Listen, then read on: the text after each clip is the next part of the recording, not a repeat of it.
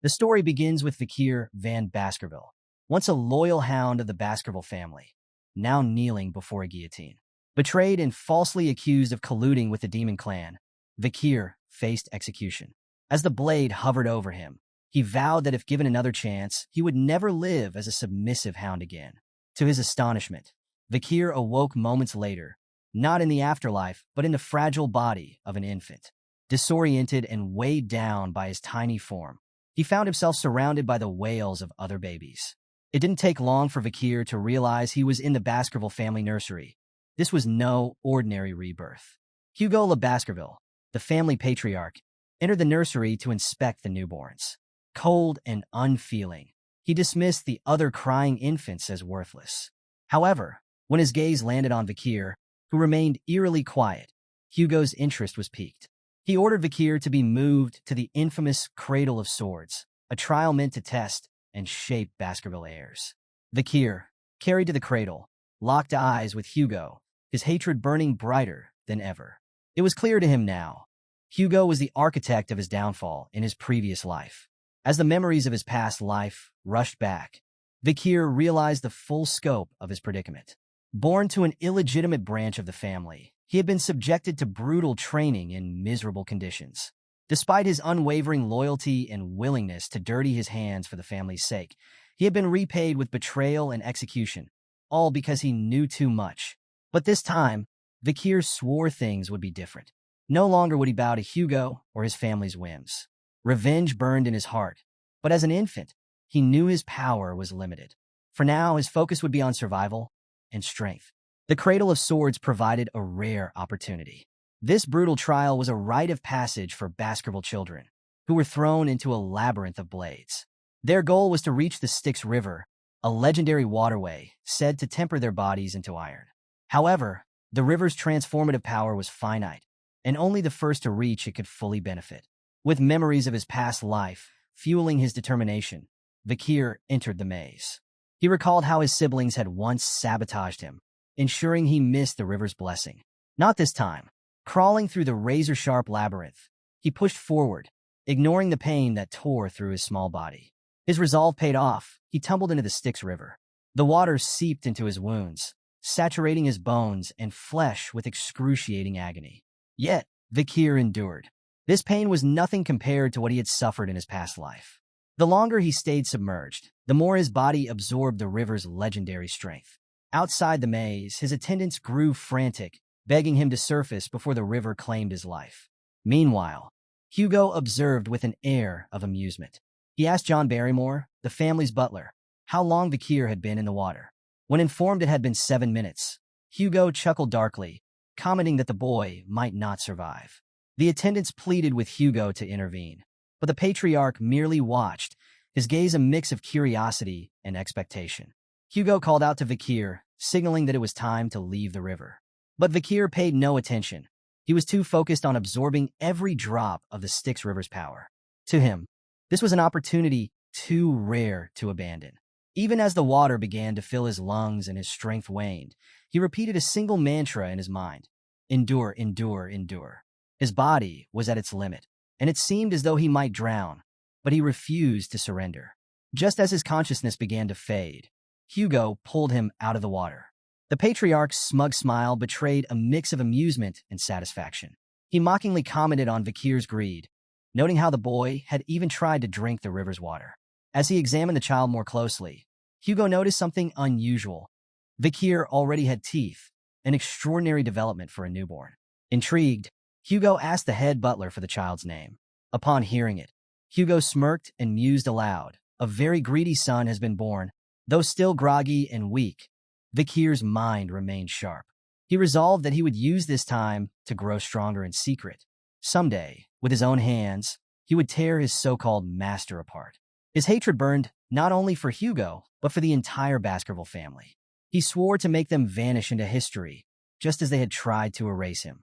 Vikir's mind drifted momentarily to the truth of his past life.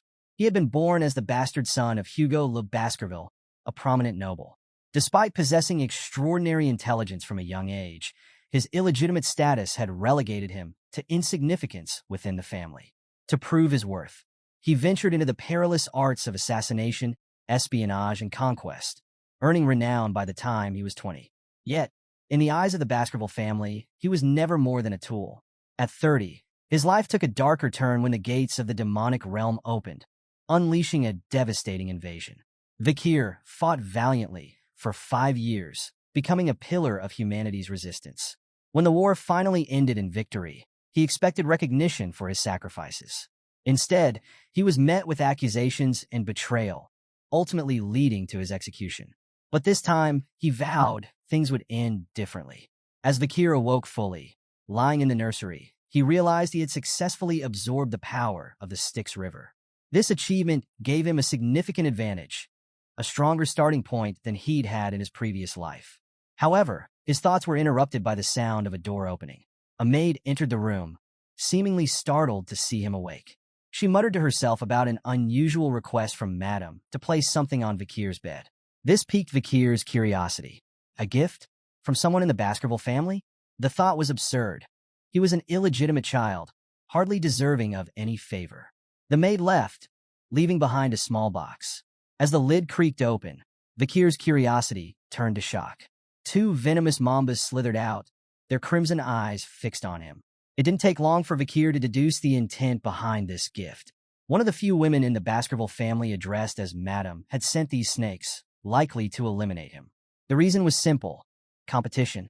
If the snake succeeded, not only would Vikir be gone, but the other infants in the nursery could also fall victim to their lethal fangs. Vikir's hatred boiled over as he caught the venomous mambas with his bare hands, their writhing forms no match for his cold determination. Filled with rage, he thought of how he would one day bring down the entire Baskerville family with his own 2 hands. By morning, the scene in the nursery shocked the Baskerville household. The young child lay peacefully asleep, the 2 mambas lifeless beside him. Panic swept through the manor, and suspicion ran high. The nannies who had been on duty that night were subjected to brutal interrogations and executed for failing their responsibilities. Despite the chaos, the reason for the Viper's appearance remained a mystery to all, except Vikir. Only he knew the truth. 8 years passed, and Vikir sat in a classroom, his mind wandering as his teacher lectured on the hierarchy of swordsmanship. The instructor explained the stages. A sword beginner could not yet imbue their blade with mana. A sword expert could infuse their blade with a small amount. At the sword graduate level, the blade emitted a liquid-like aura of mana. Finally, at the pinnacle of mastery, the sword master could form and shape solid mana freely. The students gasped in awe upon hearing that Sir Hugo, the strongest of the Baskerville family, had achieved the rank of swordmaster. Yet Vikir, lost in thought, barely noticed their astonishment. He focused instead on regaining the immense power he had held before his regression. His coming-of-age ceremony loomed on the horizon, and he knew time was of the essence. The teacher, noticing Vikir's distracted demeanor, viewed him with admiration. Vikir's strong physique, forged by his unparalleled endurance in the Styx River as a baby, had not gone unnoticed. The teacher believed the patriarch Hugo would be pleased with his progress, though Vikir's thoughts were elsewhere. He silently calculated how many years it would take before he could kill Hugo and exact his revenge. After class, Vikir was confronted by 3 boys, triplets who exuded arrogance and malice. They pushed him, mocking him cruelly. They sneered, calling him garbage van and jeering about the rumors of his legendary feats as a baby, his time in the Styx River, and his strangling of the mambas. Vikir recognized them instantly. These were Hugo's infamous trident: Highborough Le Baskerville, Middleborough Le Baskerville, and Lowborough Le Baskerville. The same triplets who had once betrayed and stabbed him during his flight from the family's false accusations in his previous life. All 3 were 9 years old, full of youthful bravado but devoid of wisdom. Their taunts continued, but Vikir's mind was calculating. He knew these boys would grow into dangerous opponents in the future, and he considered whether it might be prudent to deal with them now. The triplets' leader brandished a knife, smirking as he referenced the legend that staying in the Styx River made one's body impervious to blades. With mockery dripping from his voice, he ordered one of his brothers to grab Vikir. One of the triplets held Vikir from behind, covering his mouth. "Let's see if the rumors are true," he sneered. "If he can endure this for 3 minutes, I'll eat my hand." The others laughed in agreement, eager to test the claim. What followed left the triplets stunned. 1 minute passed, then 3. then 10. Despite their attempts to harm him, Vikir remained completely unharmed. The knife could not pierce his skin. Frustrated and bored, they released him, muttering about how the legend was real.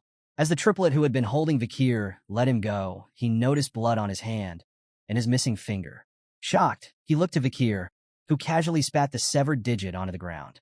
"What are you doing?" the boy stammered, his face pale. Vikir's response was calm, his smile dark. He reminded the triplet of his earlier promise. "You said you'd eat your own hand." The other two triplets, panicking, tried to de-escalate the situation. "Let's find a priest," they cried, hoping to reattach the finger. But Vikir wasn't interested. Instead, he calmly demanded they leave. The triplet, enraged and desperate, lunged at Vikir with a knife, shouting insults and emphasizing their age advantage. Vikir, calm and unmoving, allowed the blade to strike him. But to the triplet's shock, it didn't even pierce his skin. Seizing the moment, Vikir twisted the boy's wrist mercilessly, forcing him to cry out in pain. With a cold, menacing tone, Vikir reminded them that in the Baskerville family, power and talent always overshadowed something as trivial as age. An evil glint in his eye, Vikir taunted the triplets, suggesting they continue their game until its bitter conclusion. The first triplet's cries grew louder as Vikir twisted his arm further. Terrified, the other two watched, frozen in place. But their paralysis didn't last. One of the remaining triplets charged Vikir in a blind fury, only to be met with a devastating punch that sent him sprawling to the ground. The third, unable to contain his rage, lunged as well. Vikir swiftly countered with a kick to the face, knocking him down as effortlessly as the others. The room fell into an eerie silence, broken only by the pained groans of the triplets. Vikir stood over them, his gaze icy and unforgiving. He told them with chilling detachment that while their wounds could heal with treatment, they would have to endure the pain of their battered bodies for now. However, he offered them a grim reprieve. One of them could leave the room. Relief flashed across the triplets' faces, and they quickly asked which one of them could go. In response, Vikir picked up a knife, tossing it on the ground in front of them. "Decide for yourselves," he said, his voice laced with mocking amusement. As he turned to leave, he issued a final, taunting remark. "Don't take too long. At least one of you should live, right?" The triplets stared at the knife, then at each other, realization dawning that survival would come at a cost. Desperation took over, and they began to fight, each struggling to claim the blade. The sounds of their conflict, grunts, shouts, and cries, echoed through the room. From outside, Vikir listened with satisfaction, knowing he had successfully driven a wedge between the once united trident of Baskerville. Meanwhile, in the Patriarch's office, the head butler, John Barrymore, delivered troubling news to Hugo Le Baskerville. The Morgue clan had been causing disturbances at the Ruby Mines, staking a claim to the territory. Hugo, unfazed, assured John they would deal with the matter when the clan made contact. John then shifted topics, reporting on the juvenile evaluations at the Baskerville Fortress. He informed Hugo that Master Vikir had achieved the highest score in the written exams. With the practical exams scheduled to take place in 5 days, the Guardian Knights had cleared the area in preparation. Hesitating slightly, John finally broached a more delicate subject, an incident involving the young masters. Hugo's expression darkened, and he asked how many had died. John reassured him that there were no fatalities, but detailed the injuries instead. Master Highborough's teeth had been completely shattered, Master Middleborough's jaw was broken, and Master Lowborough had lost his left index finger. While the injuries had been treated, the psychological scars on the boys seemed far deeper. Surprised, Hugo remarked that the Trident of Baskerville, known for their close bond, wouldn't have fought among themselves without a significant reason. John revealed that the friction stemmed from an encounter with another young master, an 8-year-old named Vikir. Not only had Vikir inflicted the injuries, but he was also the highest scorer on the written exam. Hugo, intrigued and slightly concerned, ordered Vikir to be summoned to his office. Vikir entered Hugo's office with a calm smile, giving off an air of quiet confidence. The Patriarch greeted him, remarking on how much he had grown since their last encounter. However, Hugo wasted no time addressing the matter at hand, the incident with the triplets, who were now both physically and emotionally scarred. Hugo pointed out that while their physical injuries had healed with proper treatment, the wounds inflicted on their bond as brothers were far more severe. With a steady voice, Hugo asked Vikir if he thought his actions had been wrong. Vikir, unflinching, responded with a question of his own. What did I do wrong? This answer made Hugo narrow his eyes slightly, as he elaborated that Vikir had turned his brothers into a complete mess. Yet Vikir's crimson gaze remained unwavering. He replied confidently, asserting that strength was what mattered most. And how could the stronger party ever be in the wrong? Hugo paused before revealing that, surprisingly, the triplets had already forgiven Vikir. The news caught Vikir off guard, and he asked, "They forgave me?" At that moment, an old memory surfaced in his mind, a scene from his past life. A young woman, the last surviving member of a family destroyed by the Baskerville clan, had come to Hugo as a nun. Despite the pain inflicted on her family, she forgave him, citing her faith. Hugo's cold response to her echoed in Vikir's mind. Forgiveness is merely an excuse for the weak, who lack the strength to seek revenge. Drawing from this memory, Vikir repeated the same sentiment to Hugo now, stating that forgiveness was nothing more than a way for the powerless to cope with their inability to retaliate. Hugo's stern expression softened into approval, his eyes glowing faintly as he nodded at Vikir's philosophy. Without a hint of disapproval, Hugo turned to his head butler, John Barrymore, instructing him to allow Vikir to take whatever snacks he wanted from the food storage, so long as he could carry them himself. Grateful, Vikir made a simple request: chocolates. As he turned to leave with the butler, Hugo addressed him one last time, calling him son and urging him to perform well in the upcoming evaluation, particularly against the direct descendants of the Baskerville bloodline. Vikir acknowledged the advice with a nod, but his face betrayed his lingering hatred. As Vikir and Barrymore arrived at the storage room, the butler began explaining the premium quality of the chocolate available, noting that the Moore clan had gone to great lengths to procure it. The chocolate was highly prized, even among noble circles. However, Vikir interrupted him, his tone firm, and said he didn't want anything processed. The head butler, momentarily taken aback, sought clarification. Vikir clarified that he wanted cacao beans, specifically ones with a rich aroma. Though perplexed, Barrymore complied, having the beans brought to Vikir. As Vikir placed one in his mouth, a nearby chef explained that the beans were bloody beans, renowned for their potent aroma and extraordinary yield. Just one bean could produce up to 100 liters of chocolate. The head butler watched in bemusement as Vikir chewed the bitter bean without hesitation. Barrymore assumed Vikir had an unusual love for chocolate, thinking this unorthodox approach was a means to secure more of it in the future. The chef offered to process the beans and deliver the finished product to Vikir's room, but Vikir declined, insisting on taking the raw beans with him. His peculiar request left the staff scratching their heads, unsure of his intentions. What no one realized was that Vikir had no interest in eating the chocolate. He had a far more devious plan for the cacao beans, one that would play a pivotal role in the practical exam in just 5 days. Unbeknownst to anyone, the seeds of chaos had already been planted, and a catastrophic event loomed, one that would go down in history as a defining moment for the Baskerville clan. The Baskerville family, infamously known as the Berserker family, has earned its reputation through the brutal training and evaluations imposed on its children. From the moment they take their first steps, their lives are shaped by grueling tests designed to push their limits. One of the earliest challenges requires them to climb a steep mountain without rest, save for carefully allocated breaks. When night falls, rest is no reprieve. They must sleep alongside the corpse of a monster to steel their nerves against fear and prepare them for hostile environments. This unrelenting regimen produces warriors who are both feared and respected, but it is at the age of 8 that the true trial begins, the deadly evaluation. This rite of passage defines the Baskerville family's legacy and their iron grip on the land's respect. On the outskirts of Baskerville territory looms Le Rouge Edel Noir Mountain, a treacherous peak teeming with monsters. It is here that the young hounds, those undergoing the evaluation, gather for their test. Shadow Dog Pavlov van Baskerville, an instructor renowned for his sharp instincts and formidable presence, stood before the group of eager but wary young masters to explain the rules of the exam. The task was simple but merciless.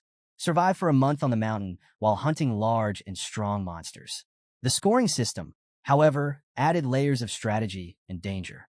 Survivors earned 10 points, with an additional 30 points if they avoided any permanent injuries. Felling another contestant earned 50 points, while defeating a monster added 70 points. Fulfilling all these conditions garnered 90 points, but no one could achieve a perfect 100. Sir Hugo's decree served as a reminder that a swordsman who becomes arrogant is destined to fall. Additional points could also be earned by stealing the badge issued to each participant, but death meant 0 points. A grim but clear ultimatum. Shadow Dog Pavlov cautioned against leaving the designated area, warning of the uncharted and dangerous terrain within the restricted parts of Le Rouge Edel Noir Mountain. While the monsters in the designated area had been subjugated to some extent, the mountain's forbidden zones held untold dangers. Shadow Dogs, acting as both examiners and covert supervisors, would be monitoring the candidates, grading their actions while attempting to minimize casualties. Though killing was not prohibited, it carried a penalty, and the instructors aimed to prevent unnecessary deaths. As the young masters awaited the bell, signaling the start of the test, whispers rippled through the group. Many cast glances at Vakir, murmuring about his past feats, his legendary endurance in the Styx River, and the rumored incidents involving the triplets. Vakir remained calm, his expression composed, while his thoughts lingered on the mountain itself. He had been to Le Rouge Edel Noir before and was no stranger to its challenges. Meanwhile, the triplets stood nearby, visibly nervous. Sweat beaded on their foreheads as they glanced uneasily at Vakir, clearly unsettled by his presence. Shadow Dog Pavlov offered a final wish for their success before the bell rang. The sound echoed through the mountain, marking the official start of the evaluation. Immediately, the young masters scattered in all directions, each seeking an advantageous position. Some acted on preconceived strategies, heading for areas they believed would give them an edge. Others opted for opportunism, following their peers with plans to claim their positions, or their badges, when the time was right. Among them, the triplets quarreled, each insisting on their own approach to dominate the exam. Their infighting slowed them down, making their movements erratic. Shadow Dog Pavlov, observing from a hidden vantage point, noted their bickering with a grim expression. Though he hoped to keep casualties low, the disarray among the young masters hinted at the chaos to come. One shadow dog, tasked with monitoring Vakir, watched him curiously. While most contestants were scrambling for safe zones within the designated area, Vakir took a different path, entirely heading straight for the restricted zone. The shadow dog was startled, both by the audacity of the decision and by the realization of who Vakir was. Rumored to be a genius since childhood, Vakir had distinguished himself time and time again. Intrigued, the shadow dog followed silently, eager to see how this exceptional young hound would fare against the mountain's uncharted dangers. Vakir approached a large tree, carefully observing his surroundings. The soft ground seemed like an ideal spot to set up camp for a while. He decided to rest, a choice that puzzled the shadow dog who had been tailing him. While the other participants were busy fighting monsters or stealing points from each other, Vakir focused on more mundane tasks, gathering wood, digging small holes, and practicing with a wooden stick. At night, he slept peacefully under the tree, completely unconcerned about the chaos unfolding elsewhere on the mountain. The shadow dog grew increasingly impatient. He began to question Vakir's strategy, wondering if the so-called genius was simply avoiding the competition rather than participating. To the shadow dog, Vakir appeared more interested in camping and preparing meals than earning points. Frustrated, the shadow dog eventually decided to abandon his post and look for more exciting candidates to observe. As soon as the shadow dog left, Vakir's expression shifted into a sly smile. He had been waiting for this moment. Without the watchful eyes of his follower, he could finally relax and focus on his real plan. Tossing a few bloody beans into the fire, Vakir mused about the old days when camping like this was routine. He chuckled softly, remarking to himself that the interfering shadow dog was finally gone, and he had completed his preparations. The real hunt could now begin. A few days later, Vakir ventured into the restricted area, a dangerous zone he recognized from his past life. He scouted the terrain, his eyes scanning for signs of his quarry. The smell of burning filled the air, a telltale sign that he was close. As he moved deeper, he noticed scorched tree roots and, finally, burning stool. The sight confirmed what he already suspected. His target was nearby. Towering before him stood a hellhound, a monstrous beast with flames spewing from its mouth and eyes. The creature was a nightmare given form, standing 3 meters tall and radiating sulfuric heat. Its flames could ignite anything, and once its victims caught fire, they would burn until completely reduced to ash. With a risk rating of B+, the hellhound was a living disaster, capable of wreaking havoc wherever it went. For a moment, Vakir's confidence wavered. In his past life, he had barely survived an encounter with one of these beasts at the age of 18. Now, as an 8-year-old, He knew facing the hellhound directly was suicide. But he wasn't here to fight the beast head-on. He had a plan. As the hellhound lunged toward him, flames flaring wildly, Vikir dodged to the side, narrowly avoiding its bite. He recalled its first critical weakness. Hellhounds could only move in straight lines. Their massive bodies and incredible speed made sudden changes in direction nearly impossible. Quickly, Vikir poured water onto the ground, creating a shallow puddle. The hellhound, charging at full speed, hesitated, forced to take a longer route to avoid the water. Vikir smirked, shouting out the hellhound's second weakness. Like all canine monsters, it was unable to cross water, even at shallow depths. This bought him precious time to reposition himself. Despite the advantage, Vikir knew he wasn't out of danger. The hellhound was relentless, its movements driven by bloodlust. As it lunged toward him again, Vikir executed the final step of his plan. He hurled a bloody beam directly into the beast's open mouth as it roared. The hellhound began to whimper, its body trembling as it collapsed to the ground, unable to move. Vikir smirked, explaining to himself that chocolate was toxic to canines. And the bloody bean, capable of producing 100 liters of chocolate from a single seed, acted like a concentrated poison for the hellhound. With the beast immobilized, Vikir drew his sword and aimed for its weak spot, the area near its kidney where no ribs offered protection. With a swift and decisive strike, he plunged his blade into the hellhound's vulnerable side, ending its life instantly. As the hellhound's energy, or karma, flowed into him, Vikir felt his body grow stronger. His sword felt lighter in his hands, and he could sense himself getting closer to reclaiming the power he'd held before his regression, all while being just an 8-year-old child. Standing over the fallen hellhound, Vikir allowed himself a moment of satisfaction. He imagined the look on Hugo's face when he returned to the clan with the head of a B+ rank monster. Cutting off the hellhound's head as proof of his kill, he felt assured that he had already secured first place in the practical exam. But his triumph was short-lived. A low growl broke the silence, and Vikir turned to see a group of hellhounds approaching, their flaming eyes fixed on him. It was clear they had come seeking revenge for their fallen comrade. Despite the odds, Vikir remained calm. He knew their weaknesses well and had enough bloody beans to turn the situation to his advantage. Gripping his sword tightly, he prepared to face them. Before the hellhounds could strike, however, they suddenly began to whimper, shrinking back in fear. This reaction immediately caught Vikir's attention. Hellhounds were infamous for their relentless aggression and never backed down, even when facing death. Something had terrified them far more than Vikir's bloodlust. Turning around, Vikir's eyes widened as he saw the source of their fear.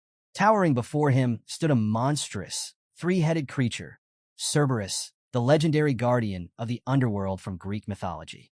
The beast was massive, at least 7 meters tall, and radiated an aura of unmatched menace. With a risk rating of A+, Cerberus was a creature of unparalleled power, far beyond the hellhounds Vikir had just faced. Vikir's mind raced. What is a Cerberus doing here? These monsters typically resided on the 7th ridge of Le Rouge Edel Noir Mountain, far from the designated area of the exam. But as he observed the creature more closely, he noticed something critical. Cerberus was bleeding. Multiple arrows were lodged in its massive body, and its movements were slower than usual. It was clear that someone or something had been hunting it, driving it to this lower ridge. Realizing the opportunity before him, Vikir quickly assessed the situation. Despite its legendary strength, an injured Cerberus was far more manageable. He decided to attack. Drawing his sword, Vikir charged forward, channeling all his expertise into the fight. His body, strengthened by the Styx River, moved with precision and agility, and his weapons, carefully chosen for this exam, proved effective even against the mighty beast. Landing several strikes on the Cerberus, Vikir's confidence grew. He relied on the swordsmanship he had honed through countless battles against the demon clans in his past life. With each hit, he pushed the massive creature closer to defeat. An injured Cerberus. This is doable, he thought, determination blazing in his eyes. As the Cerberus roared in pain and lashed out, Vikir knew the battle was far from over, but his chances of killing the A+ rank monster seemed within reach. In a single moment of carelessness, Vikir found himself at the mercy of the Cerberus. With lightning-fast precision, the beast struck. The first swipe of its claws shattered Vikir's sword, sending fragments scattering to the ground. The second blow hit him with tremendous force, hurling him through the air like a rag doll.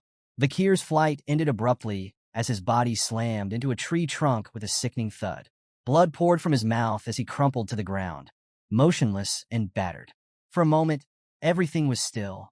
Then, Vakir's eyes fluttered open, panic rising within him as sharp pain radiated through his left arm. His first thought was that the Cerberus had torn the limb clean off, but to his relief, his arm was still attached, though badly injured. He grimaced, realizing that the magical properties of the Styx River likely saved him from complete devastation. Grateful for its protection, he reminded himself that even its blessing had limits. He wouldn't survive another direct hit. The Cerberus advanced again, its three heads snarling in unison. Vakir's survival instincts kicked in as he narrowly dodged its next strike. He knew that brute force wouldn't save him now. His years of hunting experience screamed at him to retreat, to find another way. Sometimes the best move was to live and fight another day. Swallowing his pride, Vakir turned and ran, his mind racing for a plan. As he sprinted, scanning the terrain for options, he spotted salvation, a weathered iron fence just a few yards ahead. If he could cross it, he'd be out of the restricted area and closer to the safe haven he'd prepared before this battle. Summoning every ounce of strength, he pushed himself forward, his feet pounding the ground as the Cerberus roared behind him.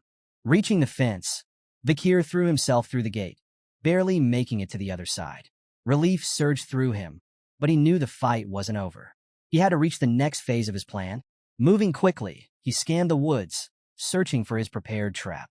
The sound of the Cerberus's pursuit drove him onward until he finally spotted it, a deep pit concealed beneath foliage. As the Cerberus lunged, its massive jaws snapping shut just behind him, Vakir dived out of the way. The beast fell into the pit, impaling itself on wooden spears hidden below. Vakir's lips curled into a smile. His preparation had paid off. Each spear had been coated with the essence of bloody beans, turning them into a deadly poison for canine monsters. The Cerberus howled in pain, its growls turning to wet gurgles as foam oozed from its mouths. But Vakir knew better than to lower his guard. The legendary beast was not defeated yet. It struggled to rise, its massive frame trembling with the effort, and began climbing out of the pit. Vakir grabbed a wooden spear, smeared with the venom of the bloody mamba snake, and hurled it with precision. The spear pierced the Cerberus's side, slowing its movements but not stopping it. The beast staggered forward, each step labored and pained. Vakir counted the steps silently, his heart pounding in his chest. 1 step, 2, 3. The Cerberus continued its approach. 4, 5, 6. As it took the 7th step, it faltered, its knees buckling. With a final, earth-shaking groan, the Cerberus collapsed, lifeless, at Vakir's feet. Vakir exhaled deeply, his body trembling with exhaustion and relief. The venomous spear, coated with the bloody mamba's poison, had worked just as the rumors said. No creature could take more than 7 steps after being struck by it. He had hidden the spear long ago, saving it for the day when he might need it most. That day had come, and it had ensured his survival. As the immense energy of the defeated Cerberus flowed into him, Vakir felt his body surge with newfound strength. Standing over the 3 lifeless heads of the legendary beast, he marveled at the power coursing through him.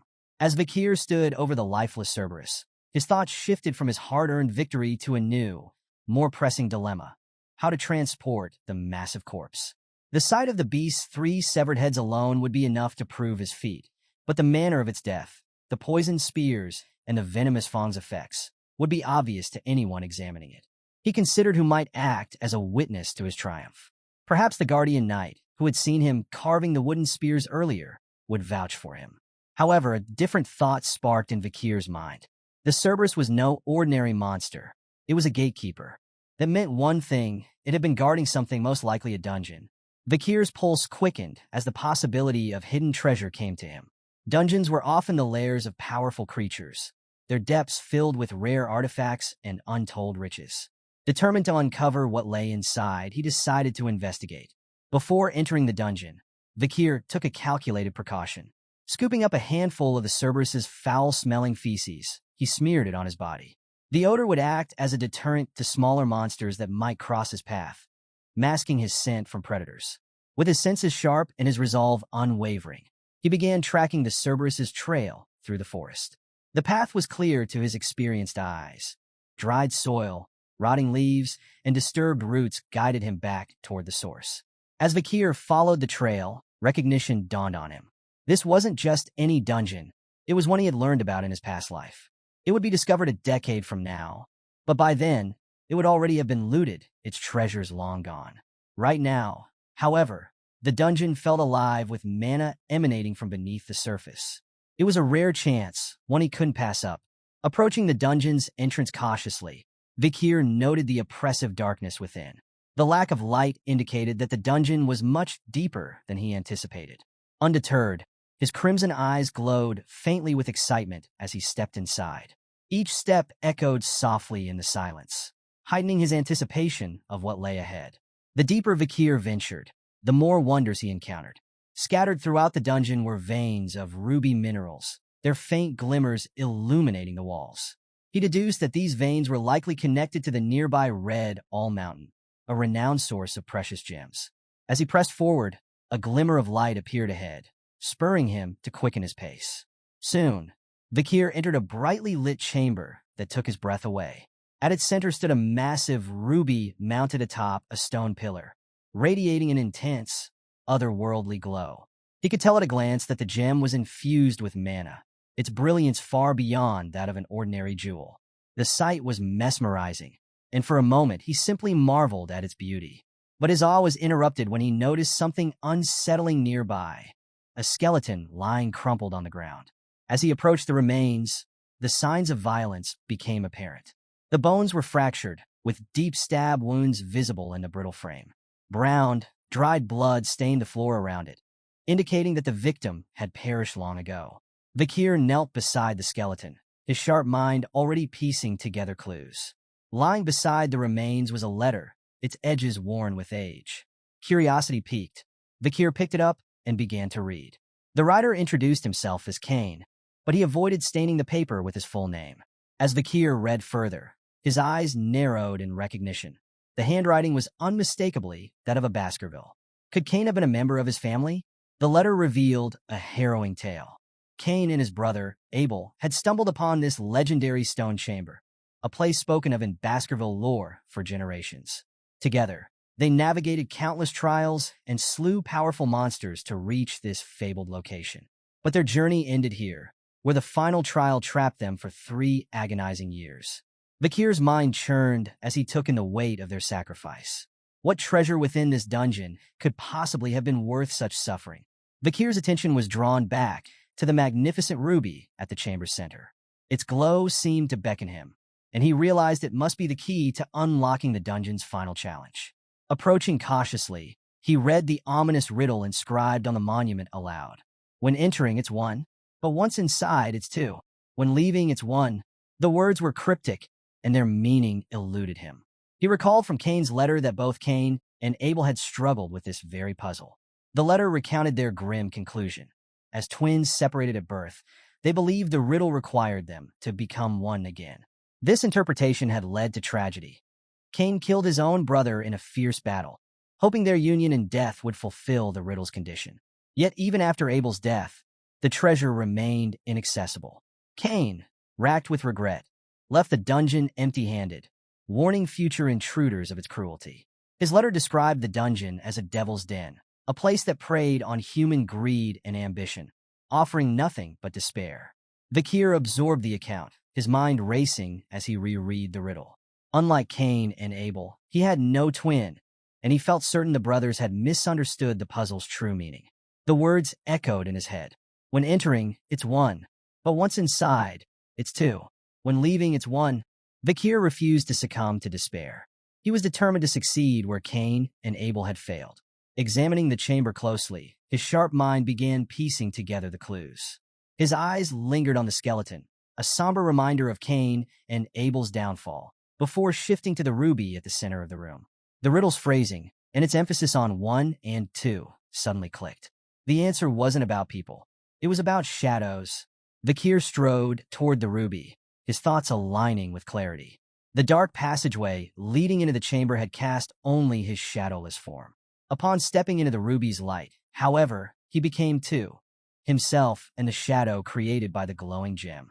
And when the light disappeared, the shadow would vanish, leaving only one again. Vakir didn't hesitate. Drawing his weapon, he struck the ruby with precision. The gem shattered into fragments, its dazzling light extinguished in an instant. A flash of brilliance illuminated the chamber as the ruby broke, revealing what the dungeon had been guarding. Vakir's breath caught as he laid eyes on the treasure hidden within. At the center of the newly revealed chamber stood a sword, exuding a sinister, otherworldly aura. It was embedded in a stone, as though waiting for its chosen wielder. The air around the weapon seemed heavy with malice, and its very presence radiated a palpable sense of dread. His gaze fell upon the inscription carved into the stone beneath the blade. "Only those with Baskerville's blood may claim me." Vakir's eyes widened in shock. This sword, brimming with demonic energy, was not just any weapon. It was the fabled Beelzebub. The name stirred long-buried memories from his childhood. He recalled an old picture book depicting the gluttonous fly, Beelzebub, a monstrous entity from ancient legends. The story spoke of Beelzebub as one of the 7 calamities, part of the devil's holy constellation. According to the tales, the 7 great families, including the Baskervilles, had risen to combat these cataclysmic entities, each family facing a fragment of their immense power. The first Baskerville patriarch had battled Beelzebub, sealing its remnants within the family's lands. Most dismissed these accounts as myths, but Vakir now knew the truth. The sword before him, imbued with Beelzebub's malevolent energy, was proof that the legends were real. The realization hit Vakir like a thunderclap. This weapon, steeped in demonic power, was both a symbol of his family's legacy and a harbinger of immense danger. Vakir's eyes remained fixed on the blade before him, recalling the blood-soaked history tied to its edge. This weapon, Beelzebub's sword, had once been wielded by the demon clans, leaving a trail of countless human deaths across battlefields. Determined to ensure it would never fall into their hands again, Vakir reached for the hilt, declaring, "This sword is mine now." As he grasped the hilt, an intense energy surged through his body, catching him off guard. With a gasp, he felt the blade respond to his touch, disappearing from sight only to reappear moments later, fused to his hand. Vakir marveled as the blade seemed to emerge directly from his palm, radiating a faint but ominous aura. Holding the blade in awe, Vakir realized this weapon was no ordinary relic. It was forged from the remains of a devil's holy constellation, and its potential filled him with anticipation. A grin spread across his face as he wondered how much stronger he could become in this life with such a weapon at his side. After thoroughly exploring the dungeon and confirming there was nothing else of value, Vakir decided to leave. But just as he approached the exit, a strange sensation overtook him. His vision blurred, his legs buckled, and he dropped to his knees, clutching his stomach in pain. At first, he thought it was his own hunger, but he soon realized the truth. It was the sword's hunger. Beelzebub's insatiable appetite was now linked to him. Stumbling out of the dungeon, Vakir felt the sword tugging at him, pulling him in a specific direction. Unable to resist its pull, he ran, following the blade's guidance. It led him back to the corpse of the hellhound he had slain earlier.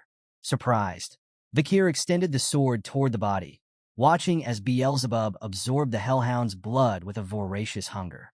As the blade feasted, Vakir's own hunger subsided. He couldn't help but wonder if the blade's insatiable appetite had been responsible for the barren trees and dried soil on the mountain. After the sword finished feeding, it let out a satisfied sound, akin to a child finishing a meal. Vakir, however, felt a pang of frustration at the blade's unpredictable nature. Despite its immense power, wielding such a weapon would require careful management. He examined the blade more closely, noting its unique slots and the abilities it had absorbed. The sword's inherent ability, gluttonous flies, allowed it to absorb the skills of its opponents, making it a formidable weapon in battle. However, the nearly infinite capacity of this ability had left many of its past victims powerless and obsolete. Vakir knew the sword was dangerous, and he resolved to limit its consumption to 3 abilities at a time, no more. Inspecting the first slot, he found the skill Hemorrhage Hellhound, B+, absorbed from the hellhound's corpse. This ability would cause the blade to continuously pump out an opponent's blood through even the smallest wounds. It was a terrifyingly effective skill, perfect for attrition-based battles. Vakir's gaze shifted toward the Cerberus's massive corpse, an idea forming in his mind. He extended Beelzebub toward the body, allowing the blade to begin its work. However, Vakir stopped it before it could devour the entire corpse, warning that the remains needed to be intact for the upcoming autopsy. Lightly tapping the sword as if chastising a pet, he muttered, "Enough."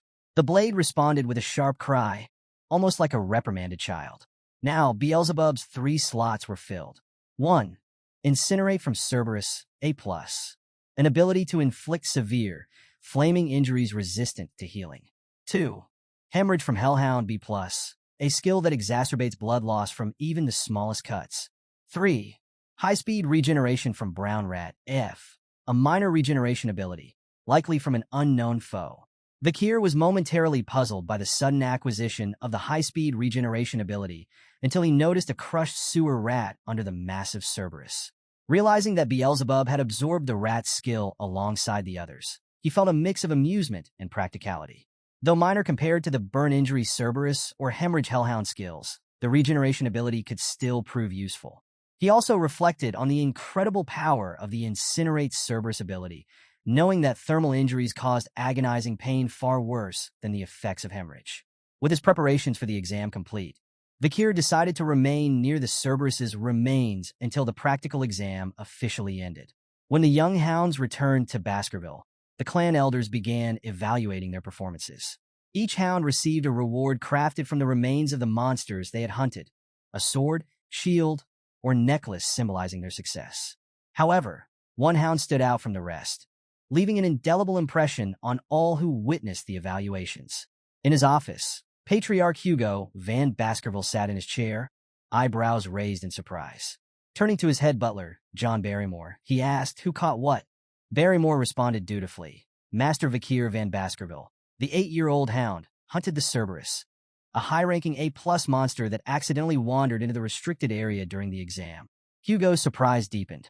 Even the family's guardian knights often avoided facing such dangerous creatures, yet Vakir had managed to bring one down.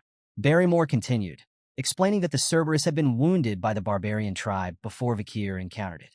The young hound had then applied poison to his wooden spear, ensuring the beast's defeat. However, the exact nature of the poison was unknown, and Vakir had provided no explanation in his hunting journal. When Hugo asked why Vakir hadn't clarified this detail, Barrymore noted that the boy had retired to his dorm, claiming he was tired. Amused, Hugo chuckled, remarking, "The little brat is already so sly. Information is power, and power has its value." Barrymore, still astonished, voiced his thoughts. "It's surprising that such talent comes from a hound named Van, rather than Lon." Hugo dismissed the implication of bloodline with a smirk. "I do not judge hounds by their lineage. I raise them for their talent and their spite. Even mutts can rise to greatness." His tone made it clear that in Baskerville, skill and ambition outweighed noble birth. Though Barrymore considered whether Hugo was worried about his second son, who was currently undergoing isolation training, he chose not to voice his speculation. Instead, he simply apologized for his earlier comment. Hugo waved it off, mentioning that he needed something to lift his spirits. Barrymore immediately offered to summon Vakir, which Hugo agreed to with a nod. When Vakir entered Hugo's office, he appeared composed and self-assured. Hugo wasted no time, questioning Vakir about his success in hunting the Cerberus.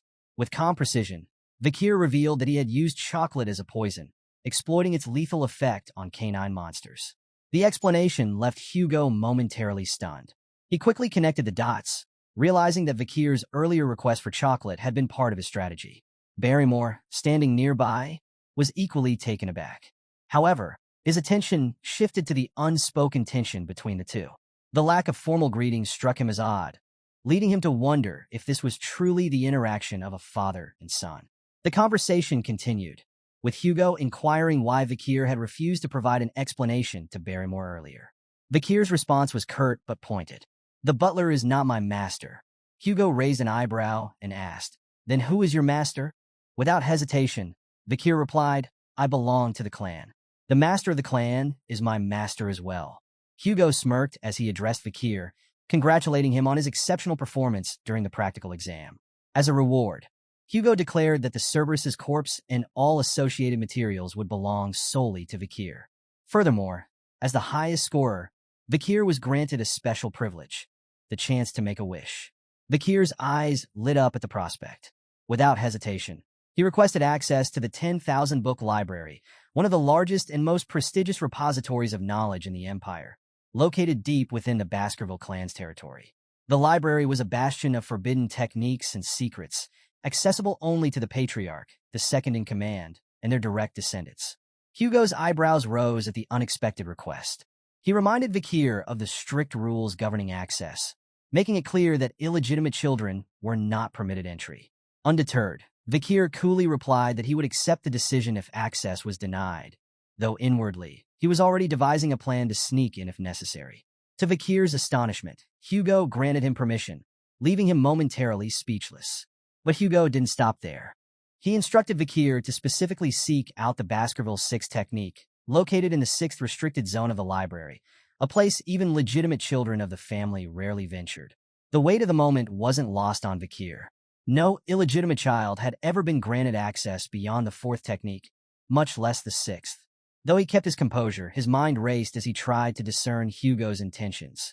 Why would he give me this opportunity? Even so, Vikir reminded himself that the 6th technique, while impressive, was still far below Hugo's own level. Before his regression, Hugo had mastered the Baskerville 7th technique and wielded the legendary power to bear 9 fangs.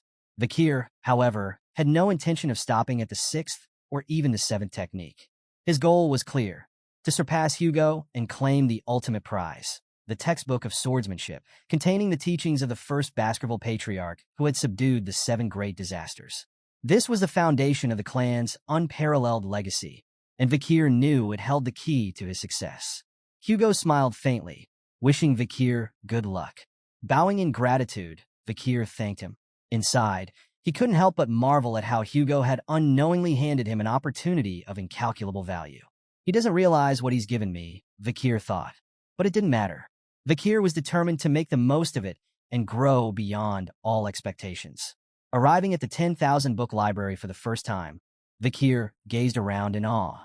Towering shelves filled with ancient tomes stretched as far as the eye could see, their spines bearing names that ignited his imagination.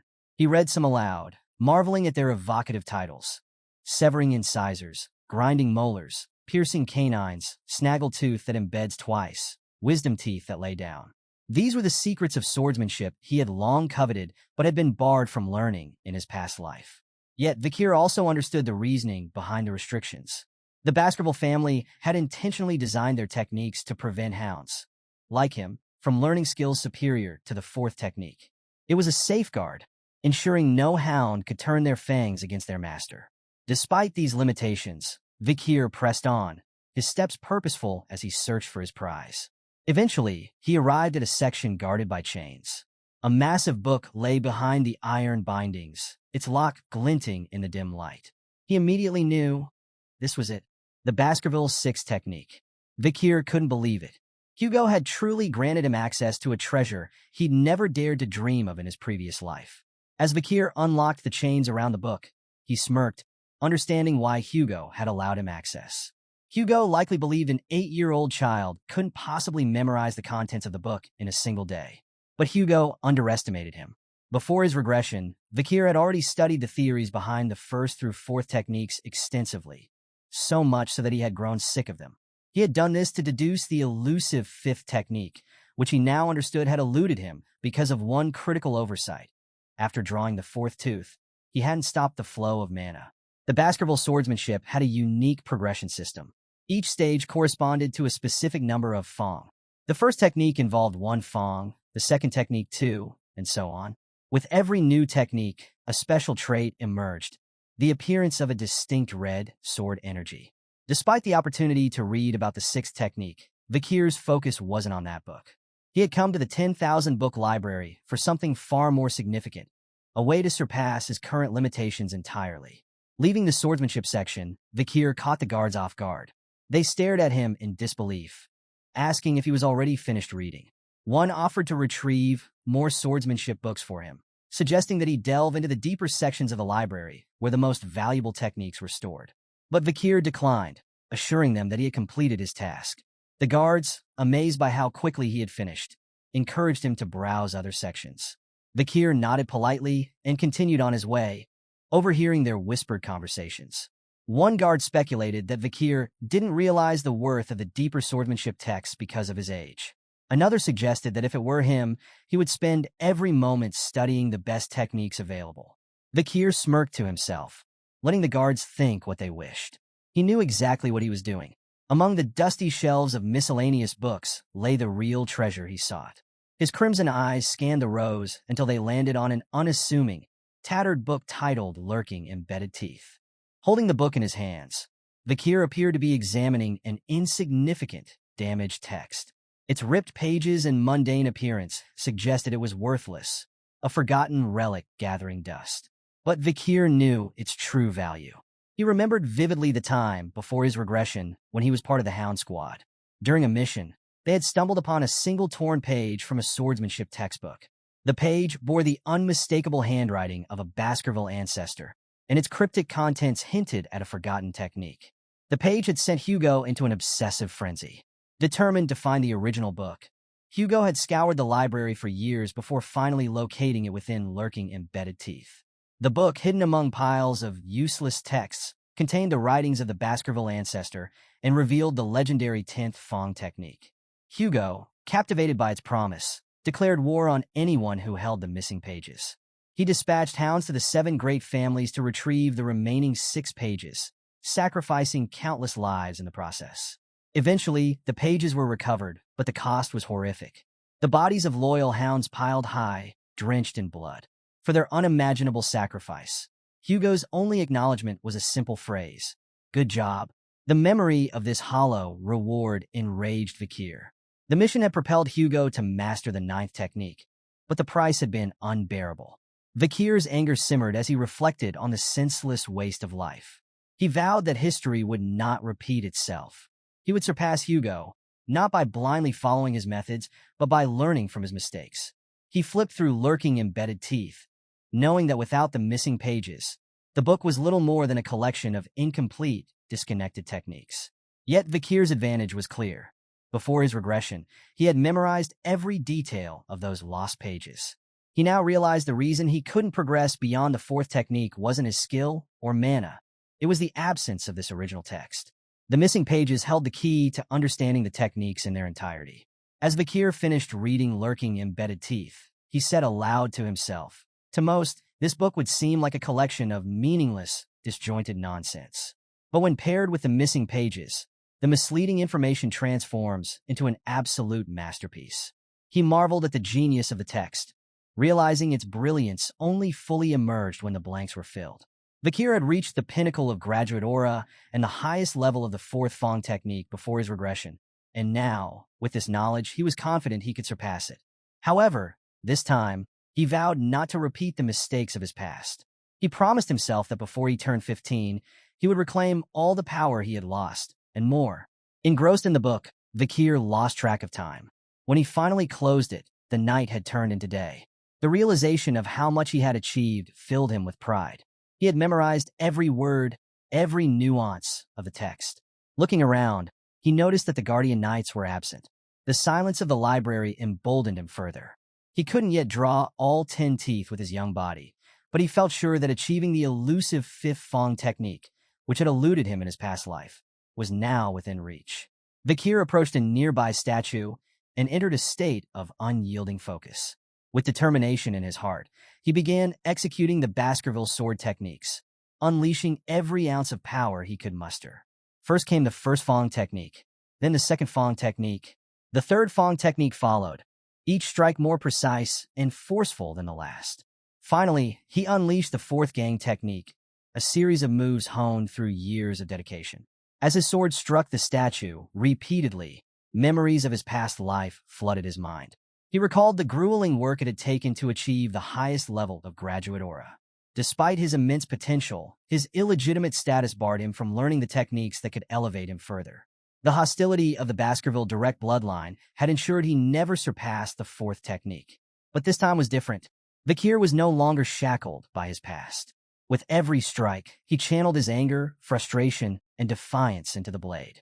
In his mind's eye, the statue became a vivid image of Hugo's face, taunting him. With a ferocious swing, he unleashed his full force, slicing through the statue with precise, calculated strikes. As the dust settled, Vakir stepped back, breathing heavily. His hands trembled with anticipation as he wondered if he had successfully performed the fifth technique. When a hot sensation surged from his heart to his neck, he knew the answer. A triumphant smile spread across his face, and he clenched his fists in exhilaration. He had done it. Vakir's emotions overwhelmed him. Tears nearly welled in his eyes as the magnitude of his success hit him. Suddenly, he noticed a sharp, tangible sign of his progress. His canine teeth had begun to grow. In the Baskerville clan, such a development symbolized a hound's readiness to draw their fangs toward their master. It was a moment of unprecedented achievement, one that had never occurred so early in the clan's history. As his body trembled with excitement, Vakir felt the strength of his mana surging within him. He marveled at the transformation of his aura. The solid state of his energy had evolved into a liquid form, denser and far more versatile. This new level of graduate aura allowed him to wield his power with unprecedented precision. In his previous life, it had taken him 30 grueling years to reach this stage. Now, at only 8 years old, he had accomplished the same feat. Vakir gazed at the flowing aura surrounding him, a testament to his newfound status. Graduates were leagues above sword experts, and the realization of his achievement filled him with both awe and confidence. But this was only the beginning. His attention turned back to lurking embedded teeth. He resolved to master its technique, a method that allowed seamless transitions between offense and defense. With its limitless potential, it was the perfect swordsmanship technique for someone with Vakir's ambition. Vakir carefully placed lurking embedded teeth near the window and took a moment to reflect on his journey so far. Since his regression, he had grown exponentially in strength and skill. He was confident that with his newfound abilities, he could take on a mid-class graduate or a swordsman and emerge victorious. However, Vakir knew he couldn't afford to reveal the full extent of his power. Not yet. He needed to give Hugo a reason to keep watching him, buying time to secure everything he needed. With a sly grin, Vakir pulled out a magnifying lens. Positioning it over the book, he allowed the sun's rays to converge, igniting the pages in a small, controlled fire. Watching the flames consume the text, he remarked that destroying the book would make it far more difficult for Hugo and the hounds to piece together the 10th Fong technique. For Vakir, however, it would pose no such problem. He had already memorized every crucial detail. Suddenly, the library guards burst into the room, alerted by the smell of burning paper. Startled to find Vakir there, they demanded an explanation.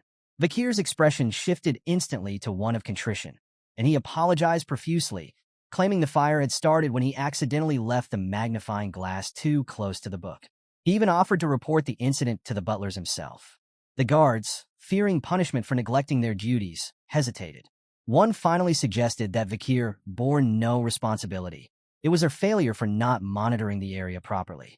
They were just relieved that the fire occurred in a section filled with useless books. Vakir subtly steered the conversation, mentioning their preoccupation with the Morgue clan and the Ruby mines, which might explain their absence. The guards nodded in agreement, promising to keep the incident a secret if Vakir did the same. As he left the library, Vakir apologized again for the trouble, thanking the guards for their understanding. Once out of sight, his face split into a mischievous grin. The guards' oblivious praise echoed behind him. They thought Vakir was thoughtful and considerate, someone deserving of respect. Vakir relished their naivety, knowing he had perfectly orchestrated the situation. Later, in Hugo's office, the patriarch leaned back in his chair and asked Vakir if he had learned anything enlightening from the library. Vakir replied cryptically, describing what he had learned as something warm, sharp, soft, and viscous. The answer caught both Hugo and the head butler off guard.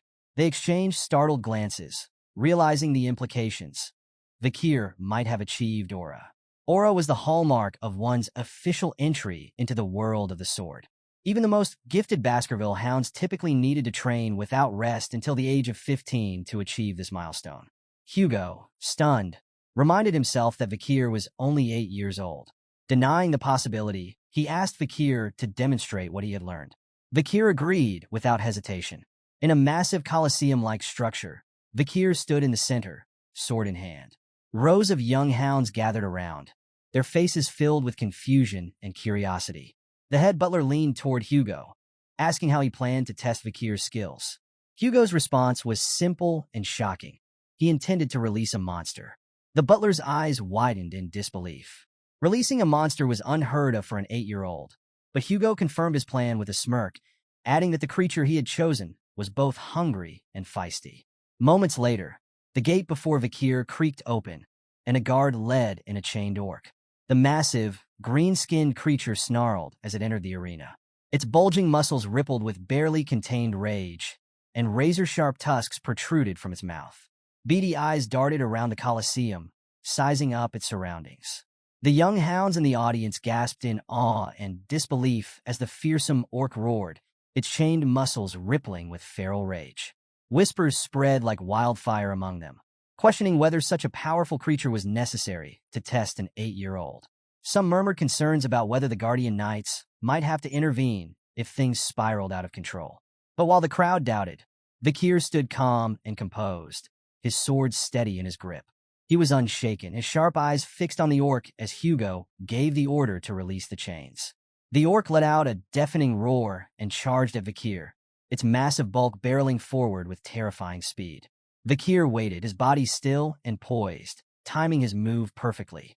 As the orc lunged, he swung his sword with blinding precision, slicing off the creature's arm in a single, fluid motion. The orc stumbled back, roaring in pain and shock, while the audience sat frozen in stunned silence. Without hesitation, Vakir followed up with another swift strike, severing the orc's leg cleanly. The monster collapsed to the ground, growling in agony. The audience couldn't believe what they had just witnessed. How could an 8-year-old hound display such skill and strength? Some muttered that it seemed impossible to achieve such precision without using mana. Meanwhile, Vakir stood composed, analyzing the situation. He noted that the orc appeared confused, as though it had never bled before. Vakir knew why. It wasn't just the severed limbs. The hemorrhage ability in his blade was preventing the orc's famed high-speed regeneration from activating. A C-class monster like the orc couldn't overcome the lingering effects of a B-class hellhound's curse. From the sidelines, Hugo watched intently, his face unreadable. Vakir met his father's gaze and recognized the look. Hugo wasn't simply evaluating the fight. He was trying to decipher what Vakir had learned in the library. Deciding to show his father what he was capable of, Vakir prepared for his final move. Hugo's eyes began to glow faintly, a sign of heightened interest. The head butler gasped, his voice trembling as he exclaimed, "That's an aura blade!" Before the orc could recover, Vakir's sword began to radiate a brilliant red light. Without hesitation, Vakir charged forward, his blade slicing cleanly through the air. With a single, devastating strike, he decapitated the orc. Its massive head tumbled to the ground as the red glow from Vakir's sword dissipated into the silence of the Colosseum. The audience erupted in astonishment. The young hounds could barely comprehend what they had witnessed. Even the head butler turned to Hugo, exclaiming, "It's the aura of a low-class sword expert. We've just witnessed the birth of a genius. There will never be another like him across all the families in the Empire." Despite the head butler's praise, Hugo's attention remained fixed on the pool of blood spreading beneath the orc's lifeless body. The creature's legendary regeneration had been completely nullified. He only won because the orc was weak, Hugo remarked, though his tone betrayed his intrigue. Before Hugo could say more, Vakir's calm voice interrupted him. With a polite but innocent smile, Vakir asked, "Is there anything stronger than this orc?" The audience collectively held their breath. An 8-year-old asking for a stronger opponent after defeating an orc? Even the young hounds who had doubted him moments earlier were now rendered speechless. Vakir had his reasons. He wanted to demonstrate his rapid progress, not just to Hugo, but to the entire clan. If he could prove himself in front of everyone, he hoped he might be acknowledged, perhaps even sent to a prestigious academy or dispatched to a remote area, away from Hugo's direct oversight. Hugo, observing his son with newfound curiosity, chuckled. "It seems the orcs I brought from afar are not enough to satisfy my son's hunger." He turned to the head butler, who stood nearby, and asked, "Do we have anything stronger? Something suitable from the creatures captured during the barbarian raid?" The head butler hesitated before replying. "There is one left, my lord." Hugo nodded, his smirk growing. "Bring it in." The Colosseum fell into a tense silence as the massive gate creaked open once more. Every pair of eyes was glued to the entrance as the ground trembled beneath heavy footsteps. The crowd gasped as a troll emerged, bound in chains. Vakir stood calmly in the arena, his gaze fixed on the towering troll before him, a creature twice his size, with rippling muscles and a fearsome presence. Seeking Hugo's approval to begin, Vikir nodded slightly when the patriarch gave the go-ahead.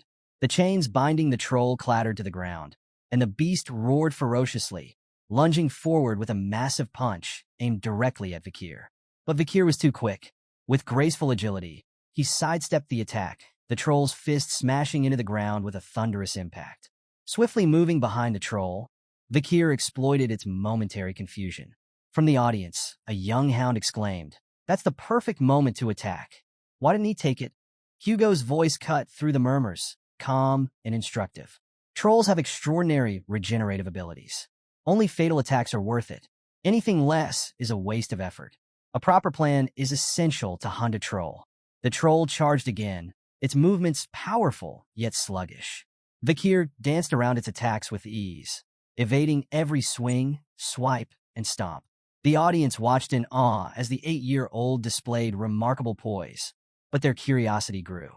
Why wasn't he fighting back? Some speculated that he was tiring the troll out, while others whispered that Vikir must be waiting for the perfect opportunity to strike. After several minutes of evasion, Vikir began to grow bored with the tedious exchange. He decided it was time to act. Fully aware that he could end the fight quickly with his true strength, Vikir deliberately chose a more calculated approach. He needed to ensure his victory seemed plausible, not overwhelming. As the troll launched another attack, Vikir seized the moment. With a precise swing, he sliced into the troll's arm, nearly severing it from its shoulder. Gasps filled the Colosseum as the audience momentarily believed the fight was over. However, their astonishment turned to unease as they watched the troll's arm begin to heal rapidly. Within moments, the severed tissue reconnected, and the limb was as good as new. Vikir frowned slightly. He had known the troll's regeneration would kick in, but the sight of it confirmed that the hemorrhage skill of Beelzebub was the only way to deal a lasting wound. However, he also knew he couldn't rely on such an obvious and revealing technique. Hugo, observing the fight with sharp eyes, called out, "Enough, Vikir. Stop before this gets out of hand." But Vikir's response was calm and resolute.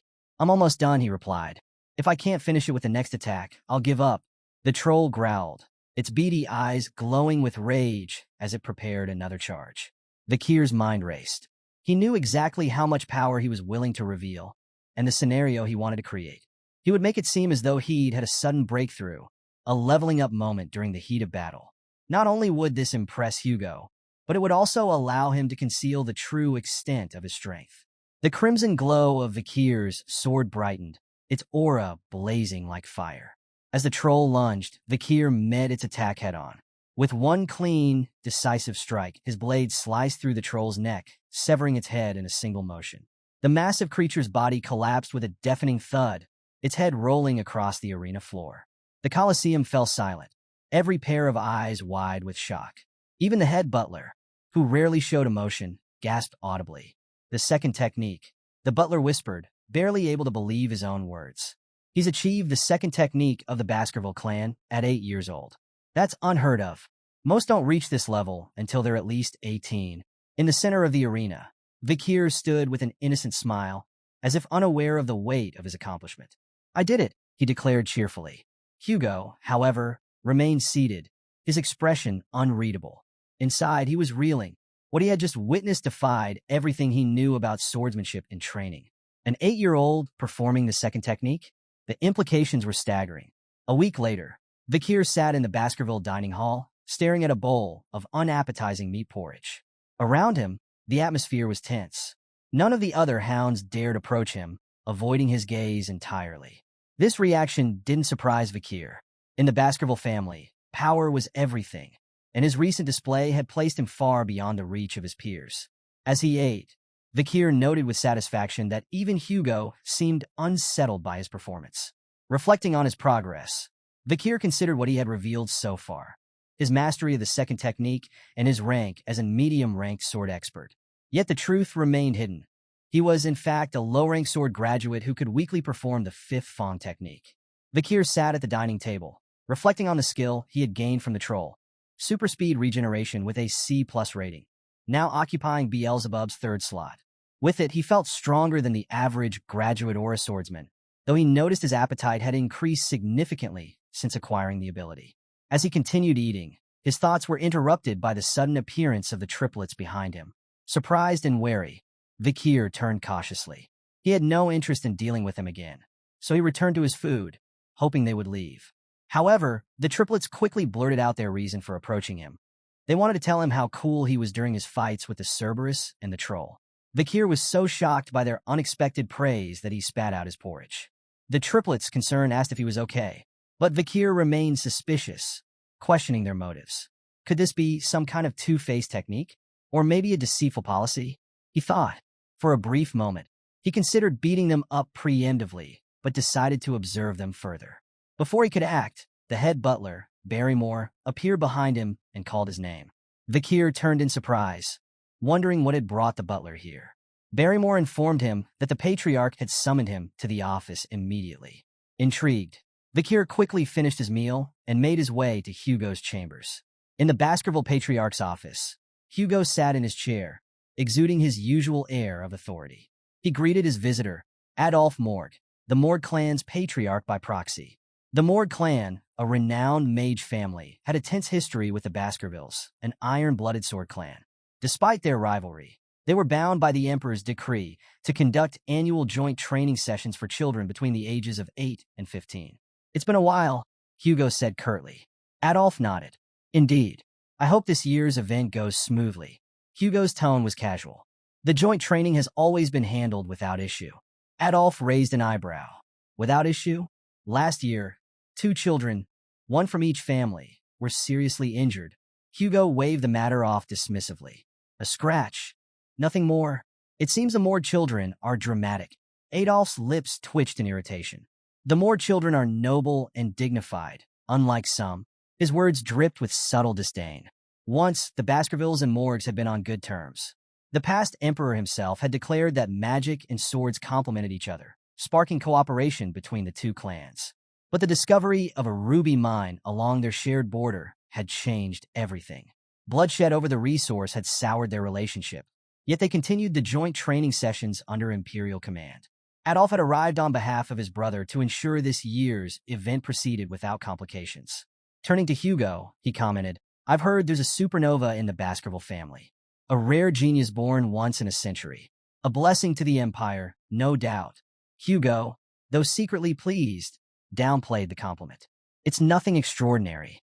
Adolphe smirked, detecting the subtle pride in Hugo's tone. "We, too, have a genius in our family," Adolphe said, gesturing toward the door. "Morgue clan head Raspine's daughter, Kimu." The door opened, and a red-haired girl with a fiery demeanor entered the room. Adolphe introduced her formally to Hugo, but before Adolphe could continue, Kimu interrupted. Fixing Hugo with an accusatory glare, she demanded, "Are you the thief who stole our ruby mine? Give it back." Hugo's face darkened, his calm demeanor giving way to a sharp glare directed at Adolphe. "Thief?" he asked coldly. "Is that what you're teaching your kin now?" Adolphe looked startled. "I never said such a thing." Kimu was unfazed. She pointed an accusatory finger at him and replied, "You did. An hour and 42 minutes ago, right before we got off the carriage, you called him an annoying chin beard who stole the ruby mine." Hugo's glare deepened as Adolphe stammered, trying to deny the claim. "Kimu, you must have misheard. I said no such thing." But Kimu stood her ground. "You definitely said it." Hugo, still struggling to maintain his composure, demanded clarification from Adolphe. However, Adolphe attempted to defuse the situation, suggesting that Kimu's accusations stemmed from a misunderstanding. But Hugo's patience wore thin. "There's no need to explain the Morgue clan's problems with children's education to me," he said, his voice laced with irritation. Kimu, undeterred, persisted. She repeated her demand, complaining that her research was impossible without the stolen rubies. Adolphe tried to rein her in, calling her name in a warning tone, but she ignored him. Hugo's patience snapped. With barely concealed anger, he remarked, "It seems the Morgues don't teach manners at all." Adolphe bristled at the comment and retorted, "And what do you plan to do? Threaten an 8-year-old girl?" His words struck a nerve, leaving Hugo momentarily speechless. The proud Baskerville patriarch couldn't stoop to such behavior without tarnishing his dignity. Before the tension could escalate further, a calm but cutting voice broke through the heated exchange. "It seems the Morgues don't teach their children not to envy what belongs to others." The speaker was Vakir, who had just entered the room with the head butler. The butler formally announced Vakir's arrival as Hugo turned to see his son, standing with a composed demeanor. Adolf, startled by Vakir's sudden appearance, quickly deduced that this boy must be the rumored Baskerville supernova. His thoughts were interrupted when he realized that Kimu, who had been sitting beside him moments ago, was no longer there. Kimu had moved swiftly, confronting Vakir directly. Her fiery disposition on full display, she demanded to know what he had just said. Adolf called her name, trying to stop her from causing a scene, but Kimu ignored him. Vakir, meanwhile, remained unruffled, studying her intently. As Vakir observed Kimu, he recalled the stories of her future self, the Mord clan's legendary iron-blooded empress. Renowned as the genius of geniuses, Kimu would one day rise to prominence, creating an era of unrivaled power for the Mord clan. She was infamous for her ferocity, having single-handedly eradicated the monsters and barbarians from Le Rouge Edel Noir Mountain, forming the infamous border of blood and ashes. Her political prowess would even allow her to manipulate the imperial family, earning her the moniker of Fire Goddess of Authority. But for now, Vakir reminded himself, Kimu was just a child, a fiery and talented one, but still far from the legend she would become. Kimu interrupted his musings, snapping, "Why does the ruby mine belong to you?" Remaining calm, Vakir countered her tantrum, calling her behavior childish. Kimu bristled at the remark and began casting a spell. Vakir prepared himself for an attack, but was surprised when, instead, Kimu conjured an intricate ice sculpture. She pointed at the sculpture and began explaining her point, her tone laced with defiance. Using the ice sculpture as a visual aid, Kimu illustrated the contested geography of the ruby mine. She pointed to a small cave on the sculpture and explained, "This is the joint security area. The mine entrance lies within Mord territory, but the vein itself runs beneath Baskerville land. That prevents you from claiming it entirely, but it also makes it impossible for us to mine freely without crossing into Baskerville territory." She emphasized that the Mords had repeatedly offered to pay rent for the use of the land, but the Baskervilles had rejected every proposal. "The ruby vein belongs to the Mord clan," Kimu declared, "but your people keep claiming we're trespassing and interfering with your operations."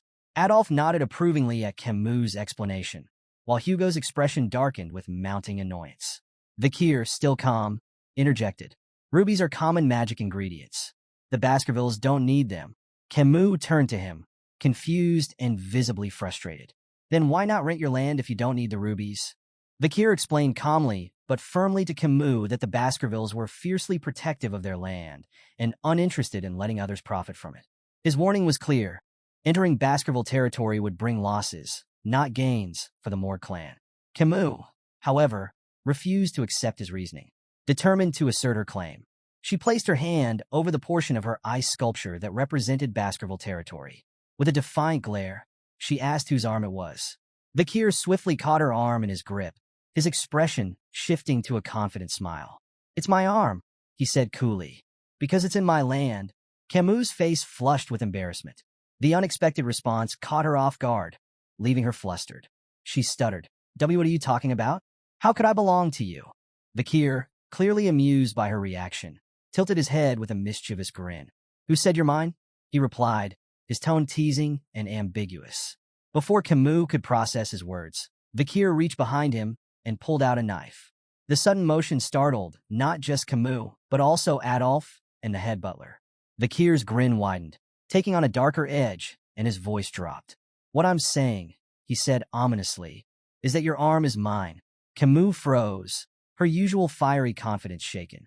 "What?" she stammered, her voice trembling. Hugo, observing the exchange from his seat, broke into a cold sweat. The tension in the room was thick, and the only sound was Kimu's faint hiccup of fear. As Vakir moved the knife closer to Kimu's hand, she screamed and called out for help. Adolf immediately appeared behind Vakir, his expression fierce. "Step away from my niece," he commanded, his voice filled with protective fury. Taking advantage of the distraction, Kimu wrenched her arm free from Vakir's grip and ran to Adolf, seeking the comfort of her uncle's protective presence. Adolf glared at Hugo, his anger barely contained. "What is going on here?" he demanded. Hugo, still sweating, turned his gaze to Vakir. "You've gone too far with your joke," he said in a reprimanding tone. Vakir chuckled and revealed the truth. The knife was just a toy, one commonly given to Baskerville children to play with from a young age. The revelation left Adolf stunned and outraged. A dangerous toy like that? For children? He fumed. This is unacceptable. Vakir bowed his head humbly and offered an apology. I'm sorry if I frightened Kimu, he said, his tone contrite. It was not my intention to make her cry. Adolf, however, was far from mollified. He accused Vakir of failing to take the situation seriously, his frustration evident. Hugo, seeking to diffuse the tension, stepped in. Adults shouldn't meddle in the affairs of children, he said, his tone light but firm. Let's focus on discussing the ruby mines and move on to the friendly duels. Though clearly reluctant, Adolf agreed to Hugo's suggestion. Kimu, still upset and wiping away her tears, glared at Vakir.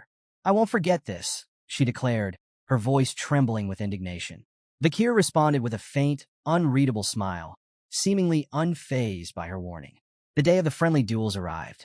Children from both the Baskerville and Mord clans, aged 8 to 15, gathered to demonstrate their skills. The younger children focused on theoretical battles or mana sensitivity displays, while the older participants engaged in live combat. This year, however, all eyes were drawn to one match. The showdown between the two clans' prodigies, Kimu Morg and Vakir Van Baskerville. Kimu stood confidently in the arena, her fiery red hair glinting in the sunlight. She turned to Vakir with a determined expression. Get ready, she said firmly. I won't hold back. Without hesitation, Kimu began casting a spell. Her intricate hand movements and the shimmering glow of mana captivated the audience. Spectators murmured in awe as the magical energy around her grew more intense. One voice broke through the crowd. Is she casting quadra spells? The murmurs turned to exclamations of astonishment. Quadra spellcasting, the ability to cast 4 spells simultaneously, was a feat that even many adult mages struggled to achieve. To see an 8-year-old performing such a complex technique left the audience in awe. She's the Mord clan's genius mage, another spectator remarked. This is exactly what we'd expect from someone like her. Kimu unleashed a flurry of attacks, casting 4 powerful spells simultaneously. Despite her effort, Vakir dodged them effortlessly, his movements fluid and precise. He shook his head slightly, a hint of criticism in his voice. Instead of showing off with flashy spells, maybe focus on mastering just one. Kimu sneered, her pride wounded. Why do you even care? You're just an idiot who doesn't understand magic. With a swift incantation, she conjured a sand wall, a thick barrier of swirling grains, to separate them. But Vakir, unimpressed, broke through it with a single kick, the wall crumbling like paper. Kimu watched in stunned silence. Is this the strength of someone who's bathed in the river Styx? She wondered, her thoughts racing. Taking advantage of her momentary distraction, Vakir moved in with lightning speed. Kimu, realizing too late that the attack was unavoidable, shut her eyes in resignation. But the expected blow never came. When she opened her eyes, she found herself propelled backward, not by a strike, but by a flick to her forehead. The flick's sheer power sent Kimu tumbling. Adolf, watching from the sidelines, stared in disbelief. A flick? That was just a flick. Kimu, wincing and holding her forehead, demanded answers. Why did you flick me? Are you going easy on me? Vakir smiled faintly, raising a hand to tap his own forehead. Maybe it's time to end this before things get out of hand. Kimu's eyes watered, but she refused to yield. With a defiant shout, she cast another sand wall spell. This time, she created 2 walls, layering them for extra protection. Try getting through this, she declared confidently.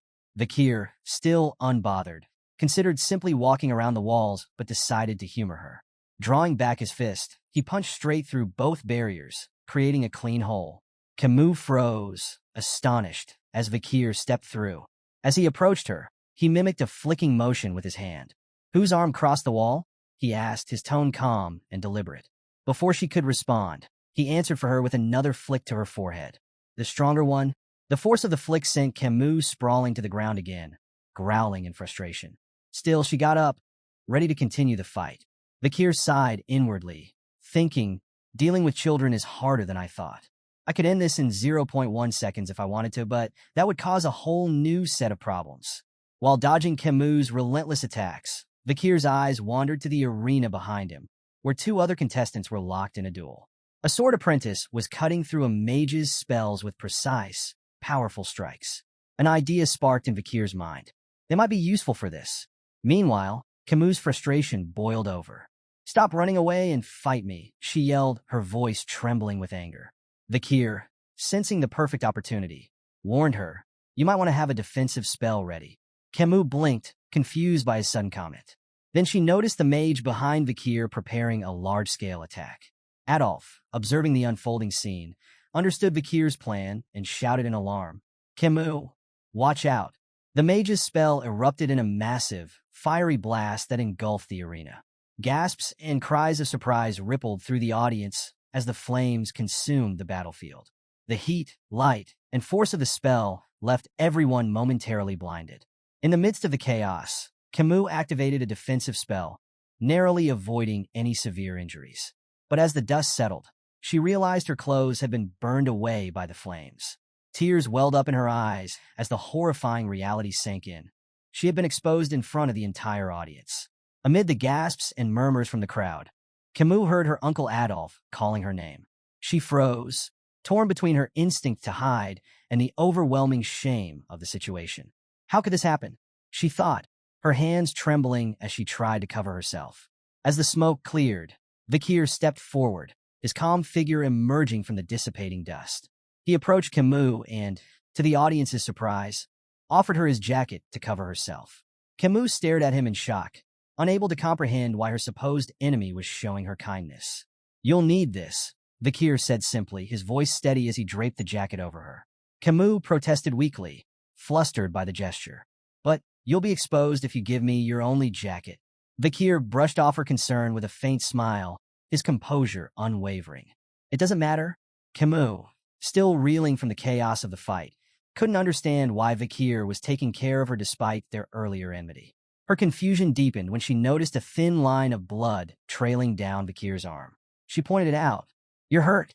Vakir glanced down, his expression momentarily surprised. He hadn't expected his body, strengthened by the river Styx, to be scratched. Examining the wound, he realized the sword of the opposing swordsman must have carried some lingering aura to pierce his defenses. As the dust fully settled, the scene became clear to the audience. Kimu sat on the ground, wrapped in Vakir's jacket, while Vakir stood shirtless, a small but noticeable wound on his arm. Adolf sighed in relief, seeing that his niece was unharmed. Meanwhile, the crowd murmured in awe, marveling at Vakir's impressive physique. Despite his young age, his toned muscles and disciplined build stood as a testament to his rigorous training. Among the spectators, admiration for Vakir was growing, but Kimu's reaction was more complicated. She continued to steal glances at him, her cheeks dusted with a light blush. Why am I feeling like this? She wondered, her earlier anger now replaced with something unfamiliar. Even as Adolf hugged her protectively, Kimu's gaze kept drifting back to Vakir. Later, Vakir walked alongside Hugo down a dimly lit hallway. Hugo broke the silence, his voice calm but probing. How was the battle with the Moor girl? Vakir replied thoughtfully. It was interesting. I learned the purpose of the event once again. Hugo nodded slightly. A battle with a mage is different from a duel between swordsmen. Why didn't you go for a decisive blow? Vakir hesitated for a moment before admitting. I wasn't sure how to handle a lady in battle. Hugo's expression hardened. Letting your guard down will only lead to injury. Take this scratch as a lesson. The unexpected concern in Hugo's tone surprised Vakir. This wasn't the Hugo he remembered, strict, cold, and brutal.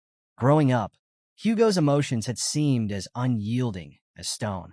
There were rumors that his harsh demeanor stemmed from the loss of his first wife and eldest daughter, but those weren't Vakir's concerns. Still, the faint trace of worry in Hugo's words left Vakir momentarily unsettled. Changing the subject, Hugo asked, what do you think we should do with the ruby mines? Vakir responded confidently, we should give control of the mines to the Morgs. Hugo's eyebrows shot up in surprise. And your reasoning? Vakir explained, the Baskervilles' main task is territorial expansion. The monsters and barbarians around the mines will become obstacles if we move into that region. By allowing the Morgs control of the mines, we can use them to minimize our losses. Their presence will draw those threats into the area, allowing us to handle everything at once. Hugo listened carefully, a slow smile spreading across his face. Interesting. Once the Morgs assign a large number of people to the mines, we'll push the monsters and barbarians into that region. The ruby veins will be soaked in their blood, and the Morgs will think twice before stepping onto our land again. Placing a hand on Vakir's head, Hugo acknowledged, "Your idea aligns with about 90% of what I had in mind." Impressive. Vakir accepted the praise silently, knowing the truth. This plan was originally Hugo's idea, a strategy he had carried out on Hugo's orders in his previous life. Yet, seeing it unfold from this perspective brought a sense of satisfaction. To conclude, Vakir suggested, "We should keep a close eye on the Morg's movements." Hugo dismissed the concern with a wave. "There's no need. I've already increased the number of hounds scouting the area." Vakir nodded, but kept his thoughts to himself. As Hugo and Vakir walked through the hall, Adolf's voice rang out, stopping them in their tracks. Turning toward the source, they saw Adolf approaching with a serious expression. "Hugo, I have something to discuss before I leave," Adolf said. Hugo nodded, gesturing toward a nearby room. Once seated, Hugo inquired, "What is it you want to talk about?" Adolf wasted no time. "I think it's time to resolve the issues surrounding the ruby mines peacefully," he began. "The fees for usage are just one suggestion. I have another idea, an engagement between the Morg and Baskerville children." As the two patriarchs discussed the potential union, Kimu sat nearby, her gaze occasionally drifting toward Vakir, her cheeks faintly flushed. Hugo, noticing this, leaned forward and asked Adolf which children he had in mind. Adolf smiled confidently. "The eldest son of the Baskerville and the eldest daughter of the Morg clan. My niece, Kimu. She's an exceptional child, both beautiful and intelligent. She lacks nothing and would make an ideal match." Hugo raised an eyebrow. "My eldest son is 25 years old this year. That's a 17-year age gap." Adolf waved the concern away. "What's a mere 17 years? It's nothing in the grand scheme of things." Before Hugo could respond, Kimu interrupted. Her voice was firm as she declared, "I will not marry anyone weaker than my mother. And I don't want a significant age gap in my partner." Adolf's face twisted in frustration as he tried to reason with her. "Kimu, if you insist on marrying someone stronger than your mother, you'll be alone for the rest of your life. That's not a realistic demand." Hugo, clearly displeased with Kimu's attitude, added, "Engagements aren't a buffet where you can pick and choose. You must consider the bigger picture." But Kimu, confident in her stance, crossed her arms. "I have no intention of playing around," she stated, her voice unwavering.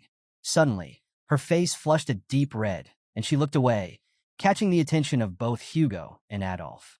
Adolf followed her gaze, his eyes narrowing as he realized where, or rather, at whom, Kimu was looking. Vakir. Shocked, Adolf cursed silently. "This can't be happening." "Not him." Adolf leaned toward Kimu and whispered harshly, "Don't even think about it. Vakir is of the Van surname, not from the Lu descent. He's a small fish in a big pond. This is absurd." Hugo, noticing the growing tension, sighed and decided to intervene. "The most important thing in an engagement is the opinion of those involved. Let's hear what Vakir has to say." All eyes turned to Vakir. Kimu looked at him expectantly, her blush deepening as she awaited his answer. The room fell silent, and Vakir met her gaze before calmly stating, "I accept." Adolf's face turned beet red upon hearing Vakir's response. Adolf opened his mouth to object, but before he could say a word, Vakir continued, "To do as I'm told." Adolf's outrage doubled. What kind of attitude is that toward the Morg's clan's daughter? Kimu, on the other hand, was completely flustered. Her face turned crimson as she tried to decipher Vakir's cryptic response. Is he shy? Is he secretly okay with this engagement? Her mind raced with possibilities. Hugo, clearly amused by the situation, interjected with a composed tone. "In the Baskerville household, names and titles hold little meaning. Greatness comes from ability, not bloodline. Even those of Van descent can rise to prominence." Adolf's expression remained skeptical. His eyes narrowed as he turned to scrutinize Vakir, standing before him. The young Baskerville returned the gaze, calm and unyielding, while internally assessing Adolf's strength as a six-circle mage and one of the strongest supporters of the Morg's clan. Breaking the silence, Adolf said coldly, "I don't think it's wise to rush this. We can't have just anyone become Kimu's husband." Vakir reflected on the peculiar customs of the clans, where engagements seemed more like polite suggestions than binding agreements. He wondered if Adolf, with his lofty standards, was dissatisfied even with the renowned genius of the Baskerville clan. Adolf, clearly unimpressed by Vakir's aloofness, placed a firm hand on the boy's shoulder, attempting to force him down. But to Adolf's surprise, Vikir didn't budge, his sturdy build defying expectations. Intrigued, Adolf asked why Vikir wasn't responding and demanded to know if he was even paying attention. Vikir's blunt reply caught everyone off guard. He hadn't been listening since Adolf first suggested it was unwise to say certain things to him. Kimu, standing nearby, was utterly shocked. Her uncle, one of the most powerful mages in the clan, had been dismissed by a child. Meanwhile, Hugo struggled to stifle his laughter, finding humor in the mounting tension. Adolf, instead of anger, responded with a dark, booming laugh.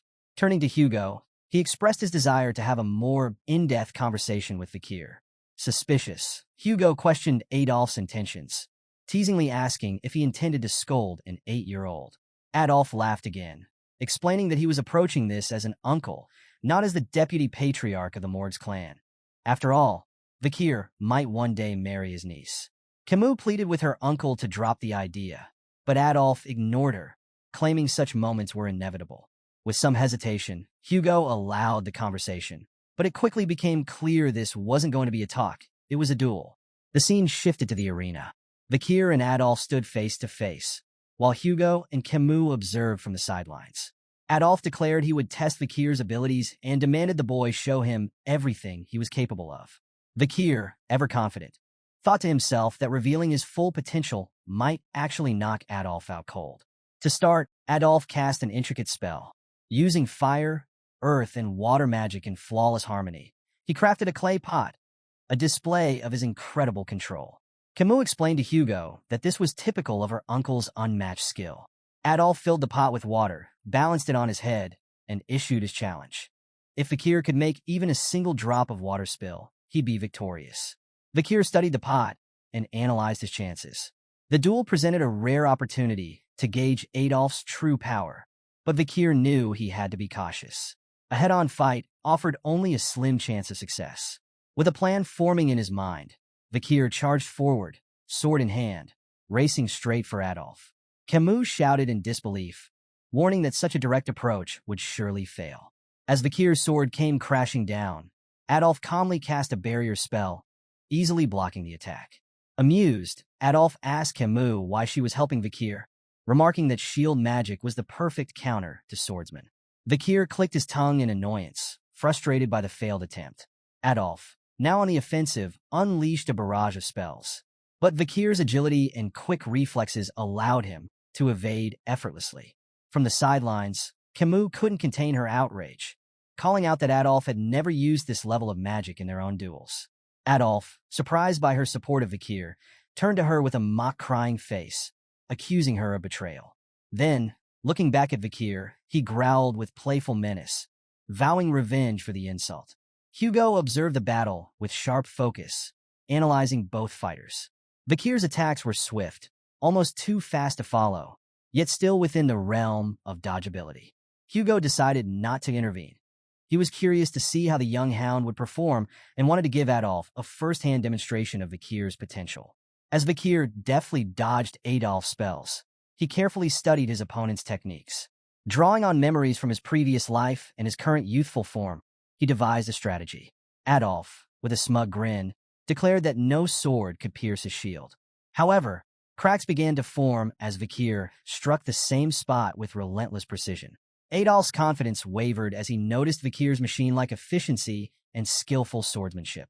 Just as the shield seemed ready to give way, Vikir's sword shattered into pieces. Adolf smirked triumphantly, taunting the boy for neglecting his weapon's durability.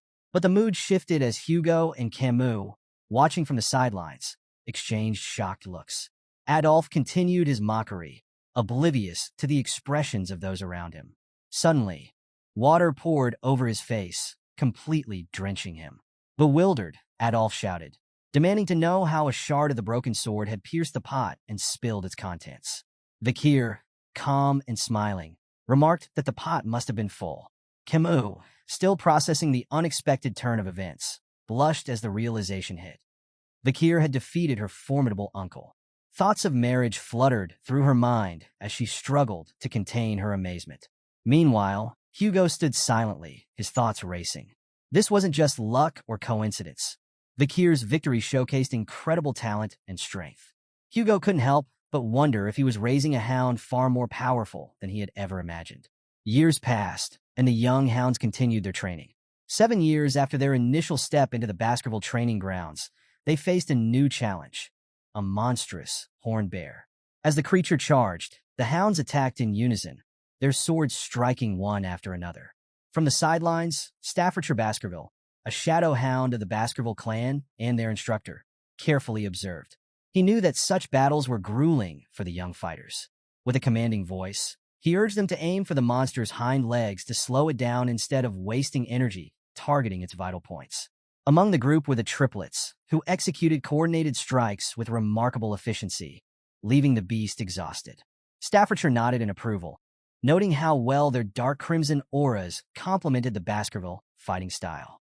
With the monster weakened, the rest of the young hounds launched their attacks, finally taking it down. Staffordshire applauded their efforts, congratulating them on becoming lower-rank sword experts and mastering the first Baskerville technique. However, his tone turned serious as he reminded them of the harsh reality awaiting outside the training grounds. This monster was caged and predictable, but the wild oxbear on life engulfing forest would be a different story entirely. Death could come quickly in the real world, and survival would require their bloodline strength and the experience they would build over time. With these words, the 7-year training came to a close. Staffordshire congratulated the hounds on their graduation, wishing them luck in their future endeavors. With their training successfully completed, the young hounds were buzzing with chatter. 2 of them struck up a conversation about their preferences for the Baskerville clan's 7 night orders, each specializing in tasks like guarding, searching, assassinating, and all-out warfare. The first hound revealed his admiration for the Wolfhound order, while the second listed his top picks, Doberman, Pitbull, and Rottweiler. Their discussion soon turned to a certain someone sitting atop the carcass of a slain oxbear, Vakir. Curious, the second hound asked who his companion was referring to. The first clarified, pointing toward Vakir, and noted how remarkable it was that he had taken down an oxbear much larger than the one they had just faced. They marveled at how Vakir had already achieved the rank of a high-level sword expert, mastering the 3rd Baskerville technique, which placed him on par with the shadow hounds. Meanwhile, Vakir sat on the fallen beast, lost in thought. Though he had made significant progress, reaching the 5th Baskerville technique and graduating as an intermediate-rank swordsman, he was frustrated. The journey had taken longer than he anticipated, and his growth felt agonizingly slow. His musings were interrupted by the arrival of the head butler, Barrymore, who addressed him as Master Vakir. Barrymore informed him that the Patriarch was looking for him, and that his assignment had been decided. With a serious expression, Vakir simply replied, "All right," entering the Patriarch's office. Vakir greeted Hugo, only to be met with a curt grunt. He immediately noticed a small cut on Hugo's nose and asked about it. Hugo explained that he'd been subjugating barbarians on life engulfing forest and had been outmatched by an archer, though he made sure to leave a matching scar on her face. After a brief silence, Hugo congratulated Vakir on his graduation. Yet his tone was foreboding as he added that things would only get tougher from here. Vakir suspected this was about his new assignment, and his thoughts wandered back to his previous life. Before his regression, he had been a junior knight of the Pitbull Order, sent to the treacherous life engulfing forest. For 21 harrowing months, he faced death relentlessly, little more than an expendable soldier thrown into battle. At the time, Baskerville children were divided into 2 categories upon turning 15, elites and expendables. The expendables were cannon fodder, sent to the front lines to die, while the elites received education in politics and administration. Over time, surviving expendables gained experience and became bodyguards for the elites, while the elites honed their skills in leadership. Vakir understood the 5th Baskerville technique was designed to help the elites catch up with the experience gained by expendables in real-life combat. Yet before his regression, his swordsmanship had stagnated at the 4th technique, and he knew Hugo would never allow an illegitimate child like him to walk the elite path. His thoughts were abruptly cut short as Hugo spoke again. This time, Hugo suggested that Vakir should try his hand at the lower house of Parliament. Perplexed, Vakir asked for clarification. Hugo explained that the lower house of Parliament handled the Baskerville clan's regional administration, assisting with legislation, law enforcement, and economic matters. They invited businesses, managed infrastructure, and oversaw everything from small community issues to large-scale governance. In essence, it was a role that balanced politics with practicality, a far cry from the blood-soaked battlefield Vikir was familiar with. Vikir was taken aback when Hugo, the patriarch of the Baskerville clan, selected him, an illegitimate child, for the elite course.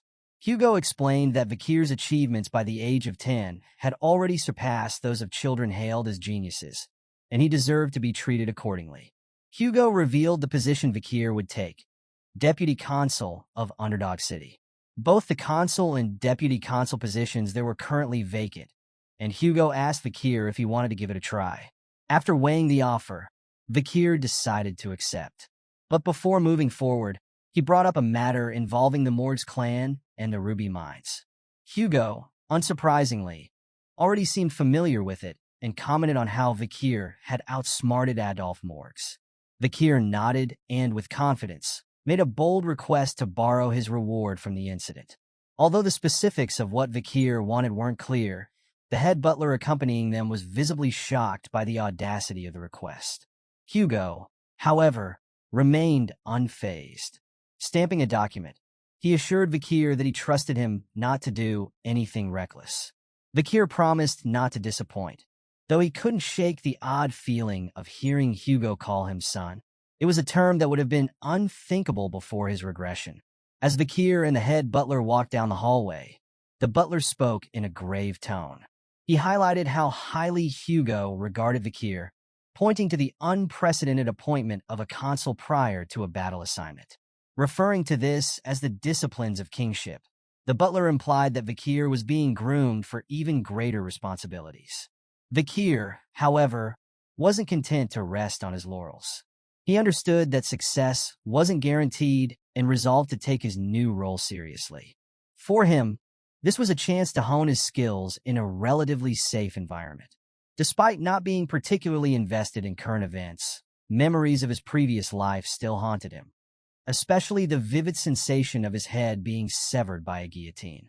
That memory fueled his resolve. Someday, he vowed, he would make Hugo La Baskerville feel the same chill of despair.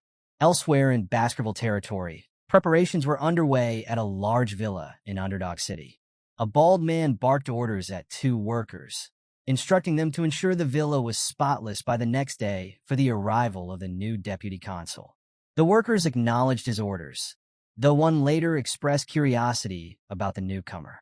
He hoped the new deputy consul had business experience. The other worker, however, revealed with some disbelief that the new appointee was only 15 years old. As they speculated, a young boy approached the villa. Not recognizing him, one worker placed a hand on his shoulder, asking whose child he was and whether an employee had brought him. The boy, looking irritated, ordered the worker to remove his hand. Pulling out a document, he revealed his identity as none other than Vikir, the newly appointed deputy consul. The workers were stunned by the verification, but also confused. Why had he arrived a day early? Unconcerned by their confusion, Vikir promptly ordered them to prepare food and drinks for a party. As he strode into the villa with purpose, the workers exchanged puzzled looks, wondering why their new deputy consul seemed intent on celebrating so soon. The party was in full swing, and the villa buzzed with energy. Tables were piled high with food and drinks, and nobles mingled, enjoying the lively atmosphere. But not everyone was celebrating. Chihuahua Baskerville, the general secretary of Underdog City, paced nervously in his office, clearly agitated. From his window, he could see the young deputy consul hosting a party right at the workplace. Chihuahua could hardly believe it. The city was already struggling with the reputation of corrupt officials. Every deputy consul before Vikir had been dismissed for accepting bribes. And now, this new appointee was drinking and partying on the job? Chihuahua was ready to burst with frustration when, to his shock, Vikir suddenly appeared behind him. "Are you the general secretary?" Vikir asked, startling Chihuahua so badly that he nearly jumped out of his skin. Turning to face the unexpected visitor, Chihuahua stammered a response, wondering how long Vikir had been standing there.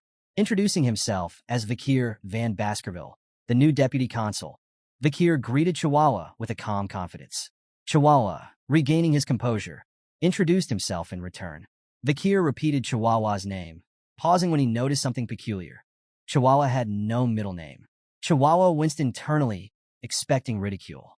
In the Baskerville hierarchy, a lack of a middle name often marks someone as an outsider, an employee, not a blood relative. Chihuahua had endured years of discrimination from Baskerville officials because of this, and he braced himself for more of the same. But instead of mocking him, Vakir placed a hand on Chihuahua's shoulder and simply said, "Nice." Caught completely off guard, Chihuahua could only respond with a confused look. Vakir continued, explaining that he had reviewed Chihuahua's personal background on the way over. He acknowledged that Chihuahua was born and raised in Underdog City, then praised his hard work and assured him that he wouldn't interfere with how he managed his responsibilities. Chihuahua, still baffled, muttered an awkward, "Okay." He couldn't help but wonder if this was some bizarre new form of harassment. After all, why would Vakir, the same person who ordered the party, be here to discuss work? But Vakir's tone shifted as he got down to business. He noted that while the personal law system seemed functional, there were glaring issues with Underdog's judicial system. The real problem wasn't just the illegal businesses. It was that the underground economy wielded more power than the law itself. Simply shutting down these businesses wouldn't solve the issue. The heads of these operations needed to be removed. As the deputy consul, Vakir explained his job was to create and enforce laws.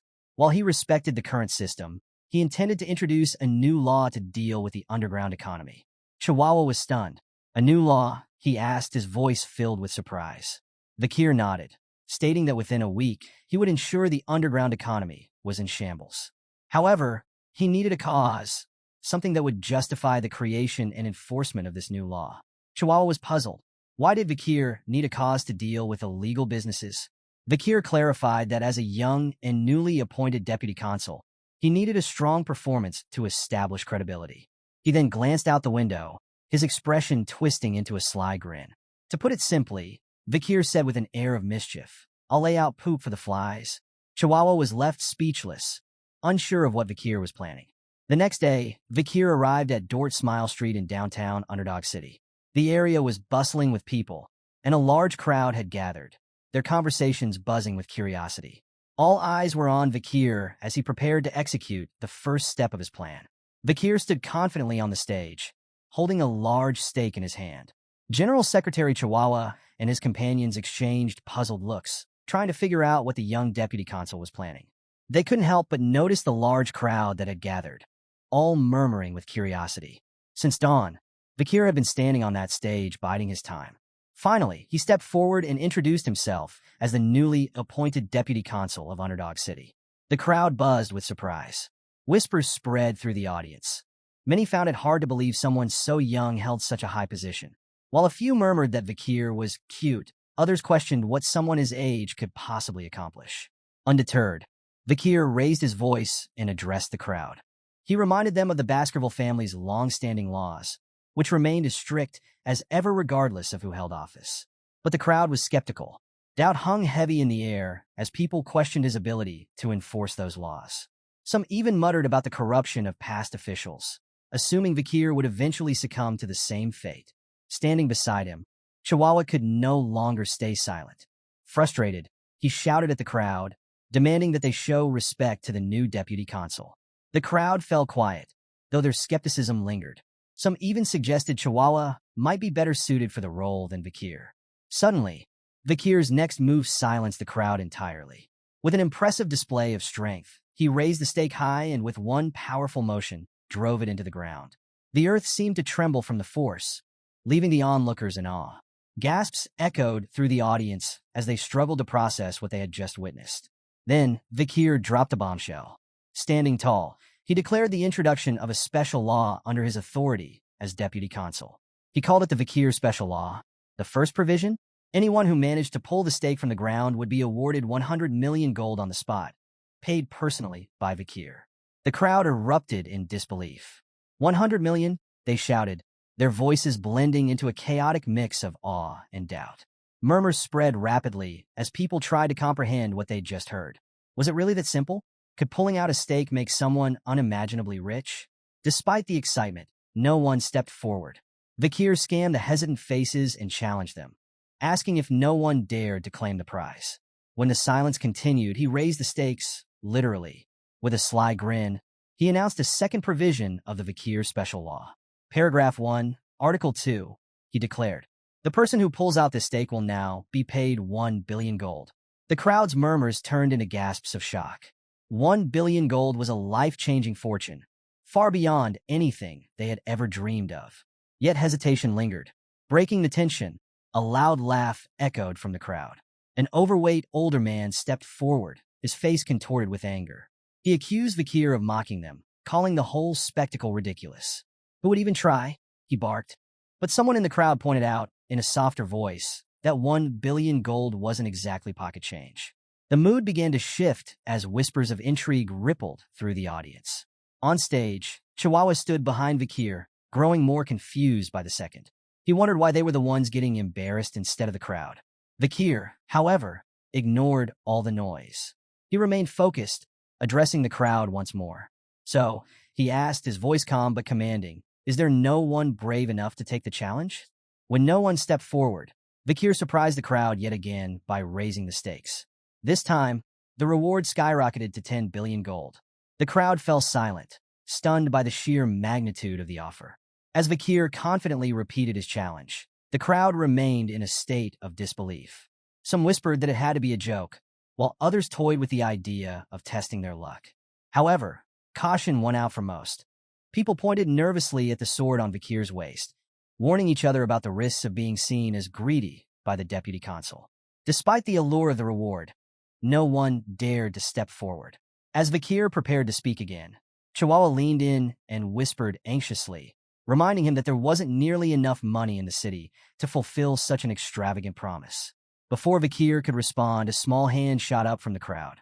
The hand belonged to a young girl holding a basket of flowers in her other hand. With a timid voice, she asked if she could try. The crowd gasped in astonishment. A frail little girl? Trying to pull the stake? An old man in the crowd recognized her.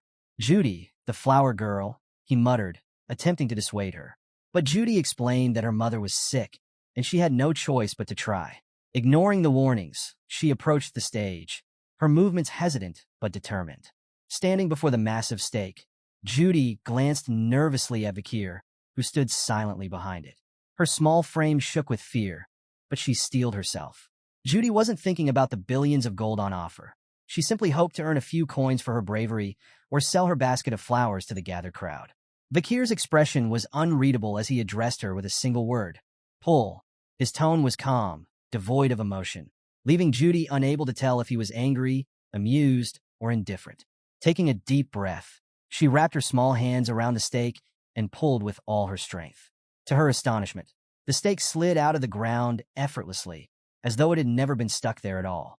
The crowd froze in stunned silence, their disbelief written across their faces. How could such a tiny girl succeed where no one else dared to try? Judy stared at the stake in her hands, unsure of what to do next. She glanced at Vakir, who was watching her intently. When he reached for his sword, her heart sank, and she shut her eyes tightly, fearing the worst.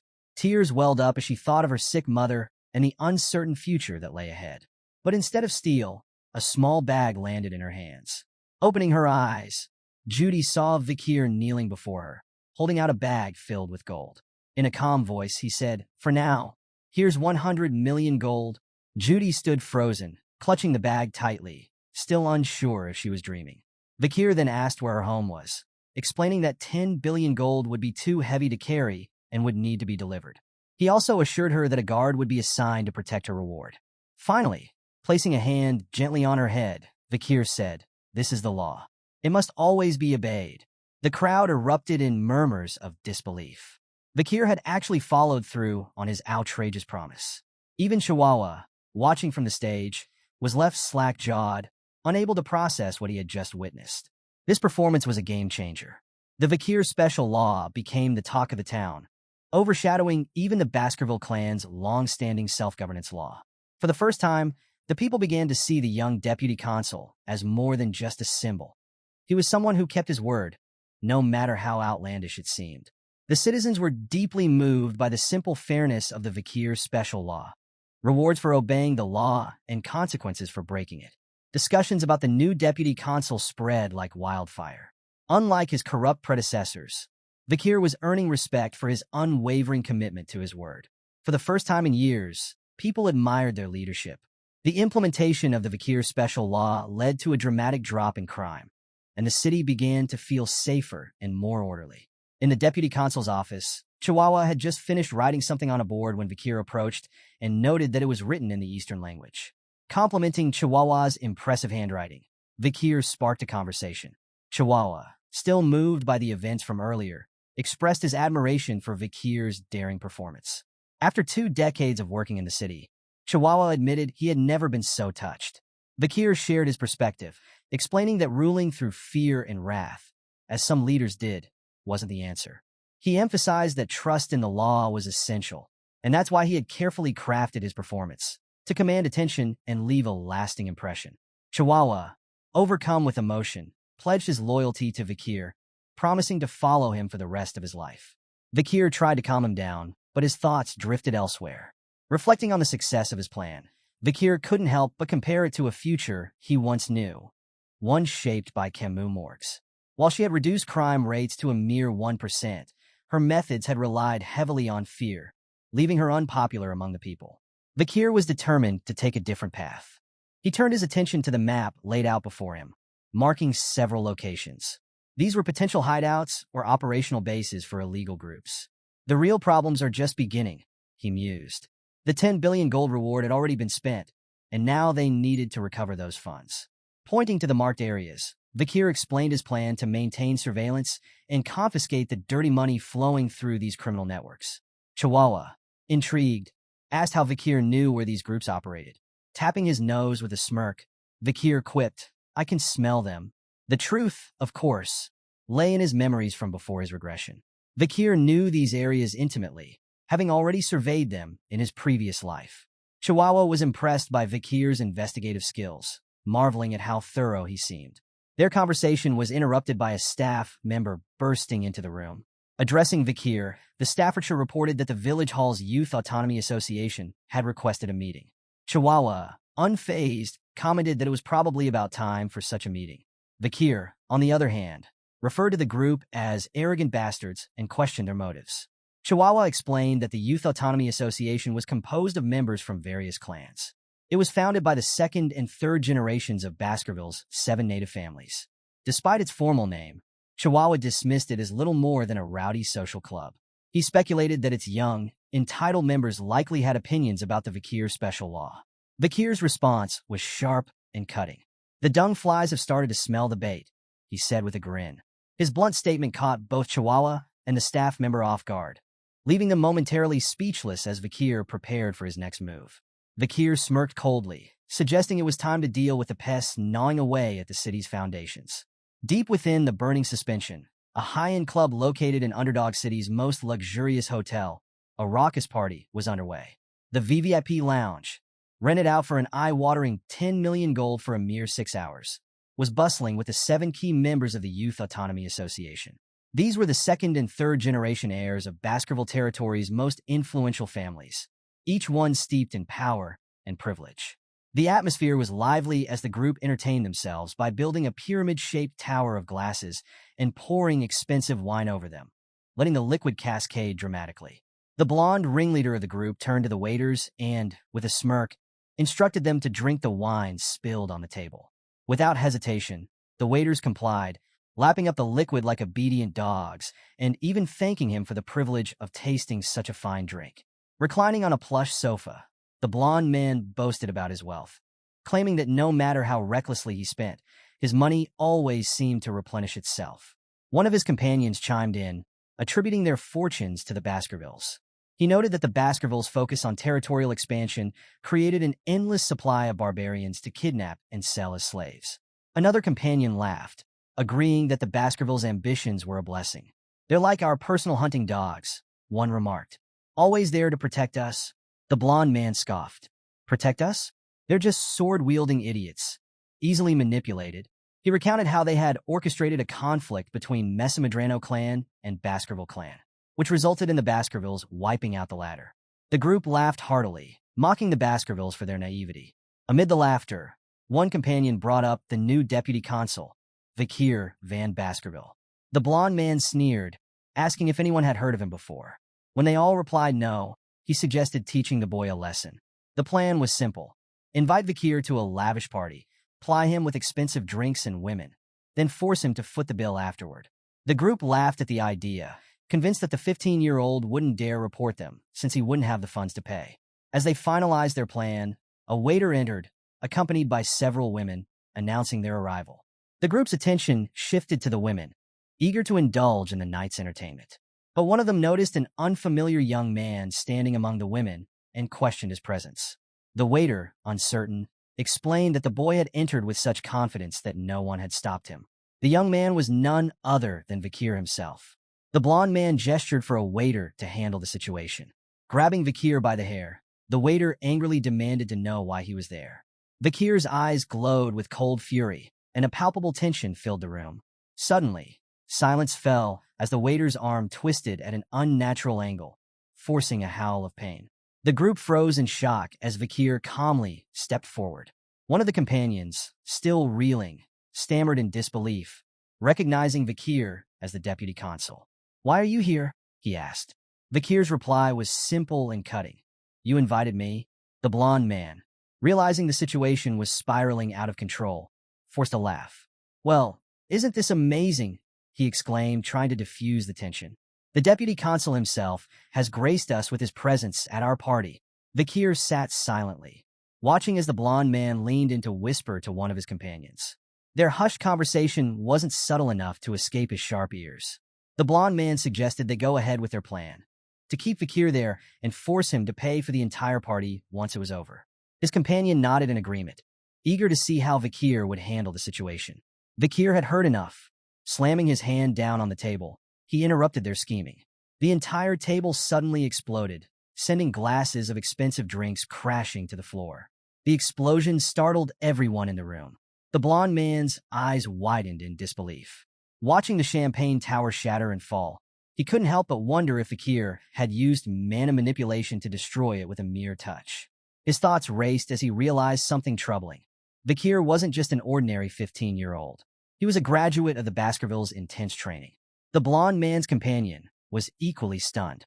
Whispering angrily, he admitted they had underestimated Vikir, thinking he was just a child. "Do something," the blond man snapped at his companion, but the latter shook his head, terrified. He knew they'd stand no chance against Vikir. Suddenly, Vikir placed a firm hand on the shoulder of one of the companions. The man froze in fear and, in a panic, blurted out that they would pay for all the drinks themselves. Vikir's gaze darkened as he questioned the man directly.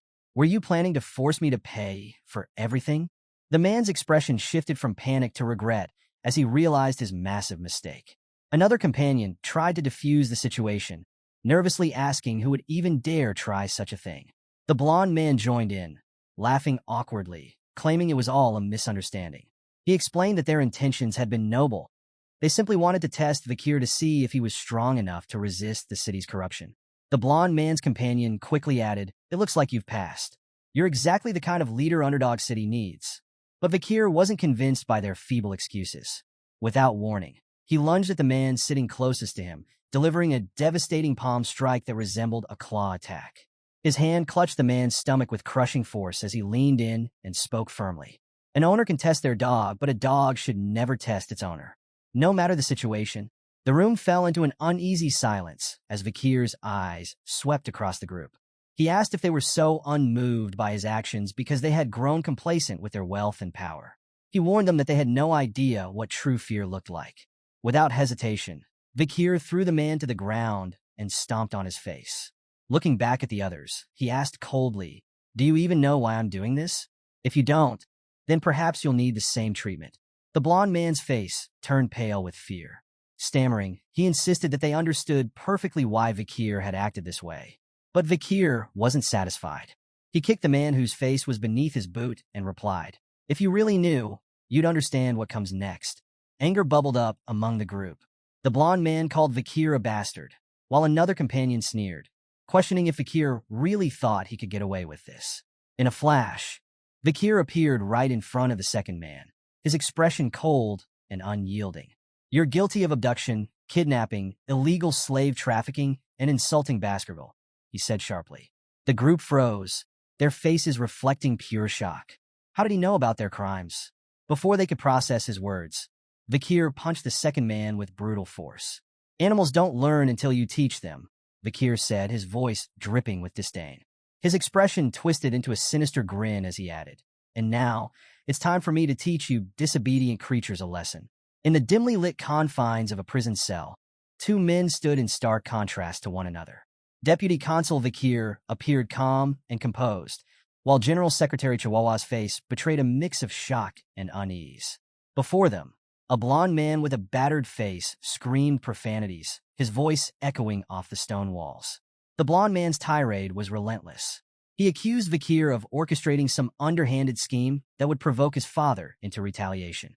With venom in his tone, he promised to kill them both the moment he was released, vowing never to forgive them for what they'd done.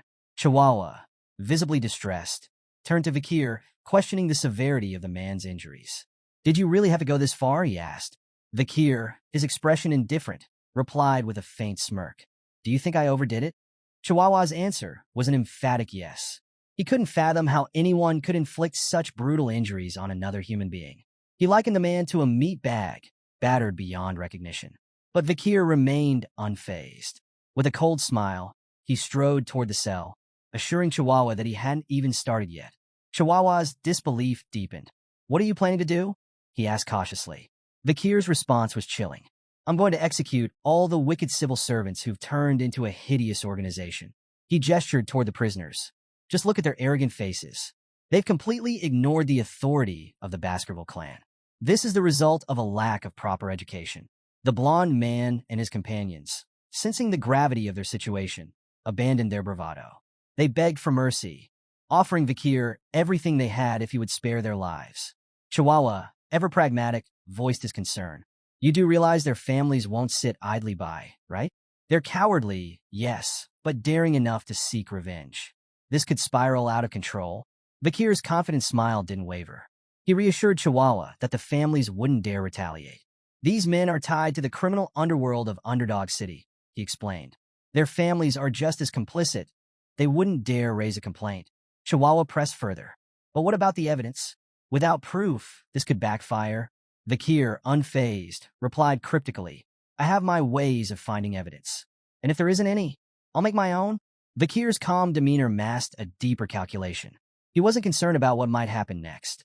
The world was on the brink of a sudden shift, and he knew he would soon be dispatched to battle.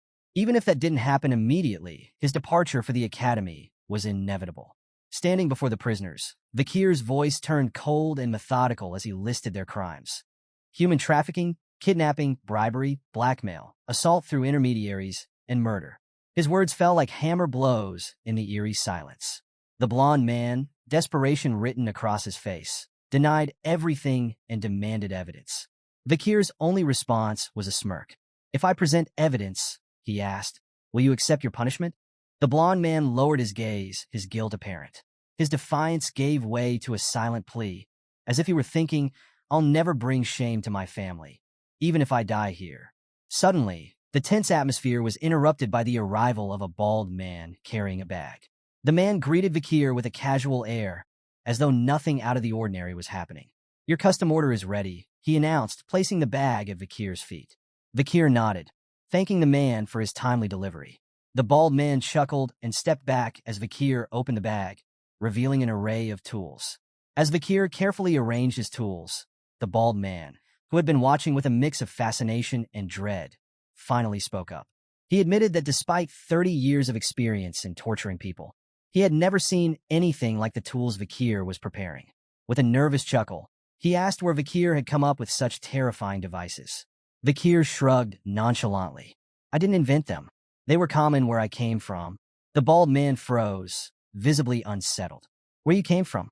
What hellhole is that?" Vakir chuckled. "Something like that," he replied, then asked, "Would you like to learn how to use them?" The bald man quickly shook his head, pale at the mere thought. "No, thanks. If I saw what you were about to do, I'd probably vomit everything I've eaten for a week."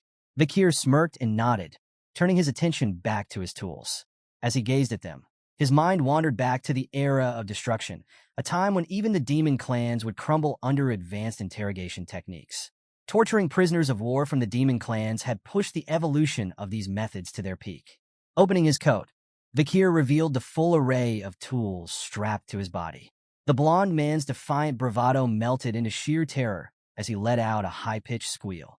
Vakir looked at the prisoners, his expression cold. "What happened to your confidence?" he asked mockingly.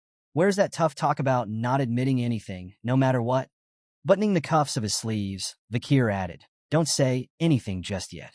I'd like to savor this. It brings back memories." The blond man couldn't hold back anymore. Tears streamed down his face as fear consumed him. Meanwhile, rumors of the arrests of the 7 wicked gangs spread rapidly through Underdog City. Anywhere 3 or more citizens gathered, the topic was unavoidable.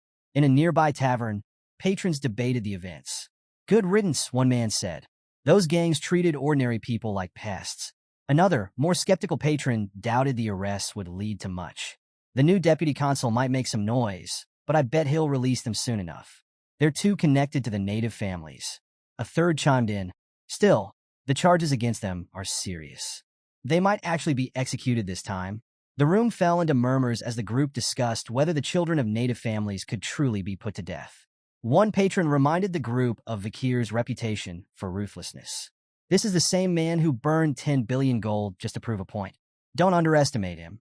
But others believed the arrests were part of a political stunt. "It's just a power play," one patron said dismissively. "The native families will apologize, and the gang members will walk free once everything's smoothed over."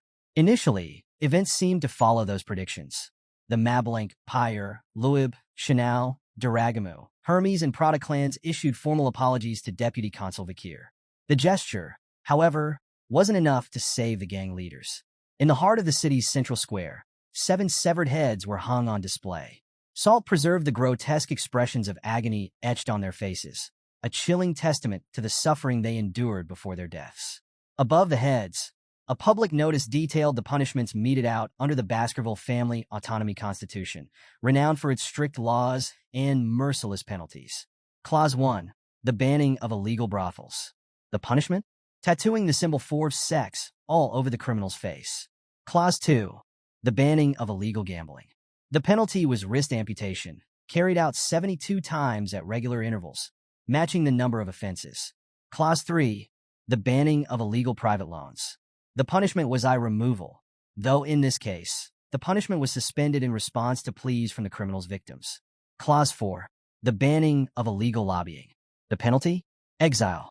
Since the criminals were already dead, their headless bodies were thrown outside the castle walls. The crowd stood frozen, staring at the grisly sight before them. The severed heads of the 7 gang leaders and the detailed punishments described in the notice left everyone in shock. In his office, Vakir addressed Chihuahua, who was still reeling from the events. "There's no need for surprise," Vakir said coldly. "These laws have always been in place. This is simply the first time the so-called native families have actually faced the consequences." Vakir believed that this unprecedented enforcement would spark a chain reaction, leading to inevitable change. He also predicted a violent fallout. "When the destruction begins," he warned, "Underdog City will become a bloodbath." Turning to Chihuahua, Vakir issued a grim directive. "Brace yourself. You'll be joining me for the next step in our strategy." Chihuahua blinked in disbelief, clearly shaken. The scene shifted. Chihuahua, now standing among a crowd of masked figures, wore an unfamiliar mask of his own. Turning slightly, he whispered nervously to the figure inside a cage behind him. None other than Vakir himself. "Are you sure this is the right strategy?" Chihuahua asked. Vakir's reply was short and direct. "Don't you trust me?" As Chihuahua stood silently, more people filed into the chaotic scene. Like him, they wore masks to conceal their identities, and their presence marked the start of an illegal slave auction. Underdog City, located on the outskirts of Baskerville territory, was notorious for its lawlessness. Among its darkest secrets was an underground slave auction. In the middle of nowhere, a massive tent had been erected, drawing luxurious carriages from across the region. The auction offered a grim array of products: kidnapped barbarians, fallen nobles, and commoners alike, all waiting to be sold to the highest bidder. Even more troubling was the fact that the Baskerville family was completely unaware of this operation. At the entrance to the tent, the auctioneer greeted attendees with theatrical enthusiasm. His demeanor changed slightly when he noticed Chihuahua's group. Recognizing their signature style, he greeted them as representatives of the Mablink clan, a regular and prestigious customer of the auction. Looking at their identification papers, the auctioneer noted that Chihuahua's group was there as sellers. He mentioned that the Mablink clan had been dissatisfied with their previous purchases, but Chihuahua reassured him, claiming they were satisfied with the quality of the auction's products. The auctioneer's attention then turned to Vikir, sitting in one of the cages. His striking black hair and crimson eyes immediately caught the man's attention. A rare product, the auctioneer mused with a greedy glint in his eyes. He promised to secure an excellent price for him. Chihuahua nodded, feigning agreement, and left the task to the auctioneer. The man bid farewell, wishing Chihuahua a pleasant time at the circus. Inside the tent, the crowd murmured in anticipation as the auctioneer took the stage. The attendees, a mixture of criminals and the wealthy elite, discussed their preferences for the slaves on offer. Some were drawn to mysterious or exotic appearances, others to beauty and tragedy. Kidnapped nobles or fallen aristocrats with heartbreaking backstories. Everyone agreed on one thing. They hoped for an exceptional lineup of products. The auctioneer began with an impressive first item, an A-rank monster known as the Mercy Lego. This fearsome, cow-like creature from the depths of hell was said to possess 19 hearts, making it nearly impossible to kill without destroying them all. The auctioneer enthusiastically listed the uses for the Mercy Lego. From its leather to its meat, bones, and intestines, nothing goes to waste, he proclaimed. He started the bidding at 100 million gold, and the price skyrocketed as the crowd eagerly raised their offers. 140 million, 200 million, and finally 250 million gold. When no further bids came, the auctioneer slammed his hammer down with dramatic flair. Sold for 250 million gold, he declared, his voice echoing through the tent. The auction continued, showcasing a variety of items, each with unique qualities and uses. The crowd eagerly placed bids, hoping to secure valuable purchases. This underground slave auction remained a dark and hidden spectacle, thriving far from the reach of the law. As the auctioneer introduced each product, a worker whispered something into his ear. His eyes widened in surprise before announcing an unexpected addition to the lineup, a rare item. From the battle tribes of the barbarians at life-engulfing forests, he declared, a fierce barbarian girl brought from the depths of the jungle. The girl was brought onto the stage, her presence commanding attention despite the chains binding her. The auctioneer played up her untamed nature, encouraging the crowd to bid on this wild slave and test their ability to tame her. He started the bidding at 5 million gold, but the room was silent. Undeterred, the auctioneer lowered the price to 3 million, then finally to just 1 million gold, but still, no one showed interest. The crowd began to lose focus, murmuring their disinterest. Frustrated, the auctioneer instructed the guards to remove the girl and bring out the guaranteed crowd-pleasers instead. As the guards moved to take her away, the girl struggled violently, attempting to break free. But her rebellion was cut short when one of the guards struck her in the stomach, rendering her unconscious. She was dragged backstage as the auctioneer quickly apologized for the disruption. To make up for that minor incident, he announced with a flourish, "We will now present the best product of the day." The atmosphere shifted as the spotlight turned to Vikir, sitting calmly in his cage. The auctioneer described him with great enthusiasm. A pure-blood boy with striking black hair and crimson eyes, needing only the barest restraints. Before the bidding could officially begin, a woman in the crowd, clearly captivated by Vikir's beauty and physique, immediately offered 600 million gold. The auctioneer, caught off guard by her eagerness, chuckled. "We haven't even announced the starting price yet." A man in the audience followed with a bid of 800 million, which infuriated the woman. "Why would a man want him?" she snapped. "It's none of your business," the man retorted. "I plan to use him as a gladiator." The bidding intensified, with offers climbing rapidly to 900 million gold. Then, without warning, a masked bidder holding plate number 99 raised the stakes to an astounding 6 billion gold. The room fell silent, all eyes turning to the masked figure. Whispers rippled through the crowd. "It's Baron Gambino from the granary," someone said. "He's been rolling in money ever since taking over the underground funds." While some admired the Baron's deep pockets, his attendant expressed concern. "That's a lot of money for a slave," she said cautiously. "You'll only profit if his body stays unscathed." The Baron, clearly irritated, lashed out at her. "I took you in when you had nothing, and now you dare question me?" His anger silenced her objections. The auctioneer slammed his hammer down. "Sold." Customer 99 wins the bid for 6 billion gold. Vakir was brought forward to stand before Baron Gambino, who examined him with greedy eyes.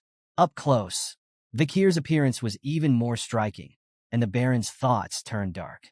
"You belong to me now," he said with a twisted grin, assuring Vakir that he wasn't a bad person. "No need to be nervous," he added, though his tone and expression suggested otherwise.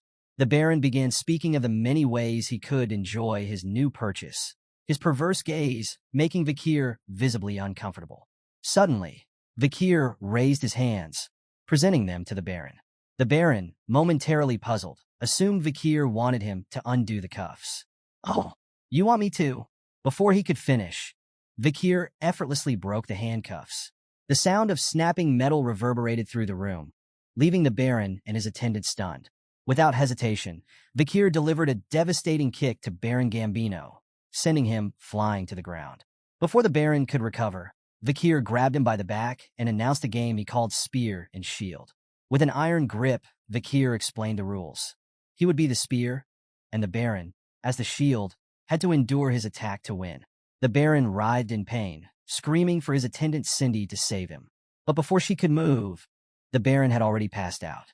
Vakir released his grip, declaring with a calm, yet chilling tone that the Baron's unconsciousness meant he had lost the game. Reaching up, Vakir removed his disguise, revealing his true identity as Vakir Van Baskerville. The revelation sent a wave of shock through the room. Cindy, the Baron's attendant, gasped and exclaimed his name, but Vakir paid her no attention. Instead, he crouched near the Baron, inspecting him closely. "Is he dead?" Vakir asked, his voice cold and indifferent. The crowd erupted into murmurs of disbelief. "If Vakir Van Baskerville is here," someone questioned aloud, "then who's the new deputy consul of Underdog City?" Others whispered anxiously, wondering why a Baskerville hound would appear at an underground auction. Among the crowd, Chihuahua watched silently, his thoughts racing. "The deputy consul has turned this situation into something massive," he mused, struggling to process the chaos unfolding before him. Vakir stood tall, surveying the room. "A circus," he remarked with a menacing smile. "A fitting name for this place." His crimson eyes gleamed with malice as he added, "Don't think for a moment that anyone here will leave in one piece." The atmosphere grew tense. Vakir, standing unarmed in the middle of the auction hall, was surrounded by guards. The crowd watched in stunned silence, unsure of what would happen next. The auctioneer, seething with rage, broke the silence with a shout. "Kill him," he ordered the guards, completely disregarding Vakir's status as a Baskerville. The guards rushed at Vakir, weapons drawn. But before they could get close, Vakir's hand flickered, and Beelzebub, his blade, materialized in an instant. With frightening precision, he cut through the advancing guards effortlessly, leaving them crumpled on the floor. A chilling red aura radiated from Vakir, and the auctioneer's confidence faltered as he realized the kind of opponent they were dealing with.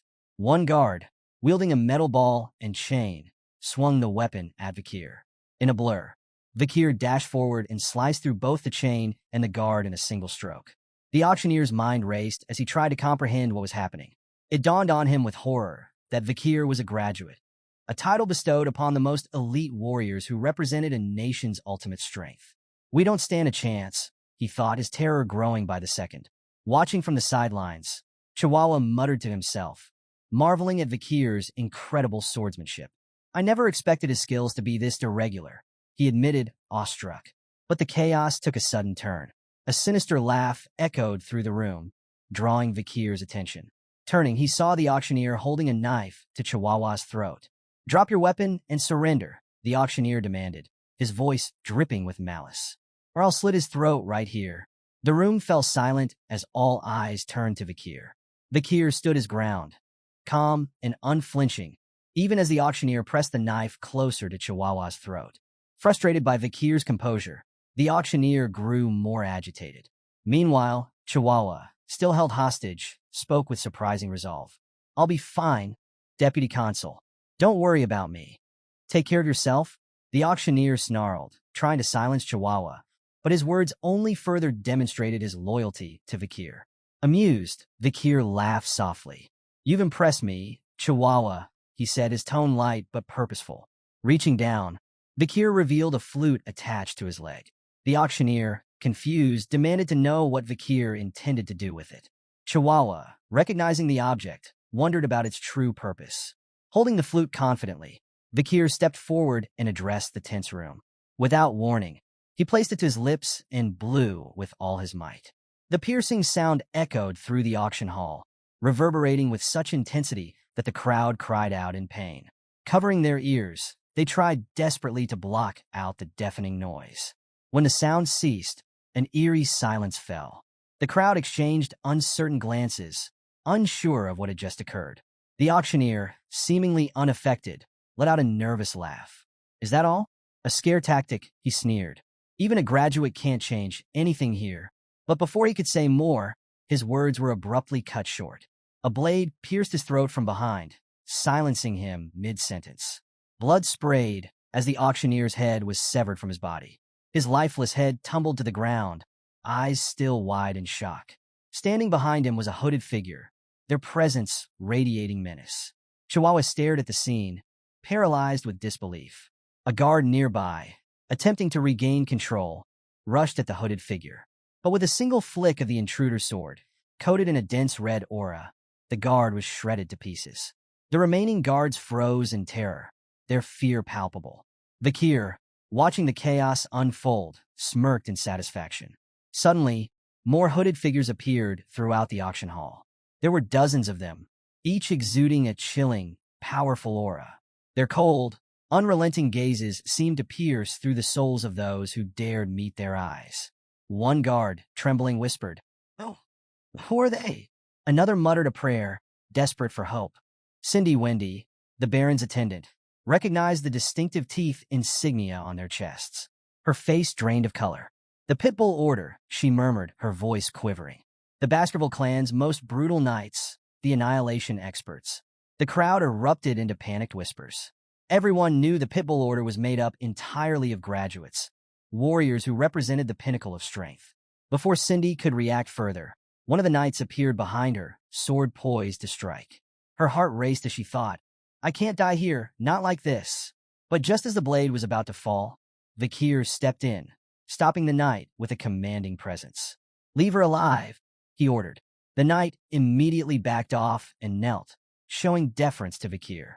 "Rip the rest of them to shreds," Vakir commanded coldly. "But don't kill those lying down obediently. If they so much as flinch, kill them without hesitation."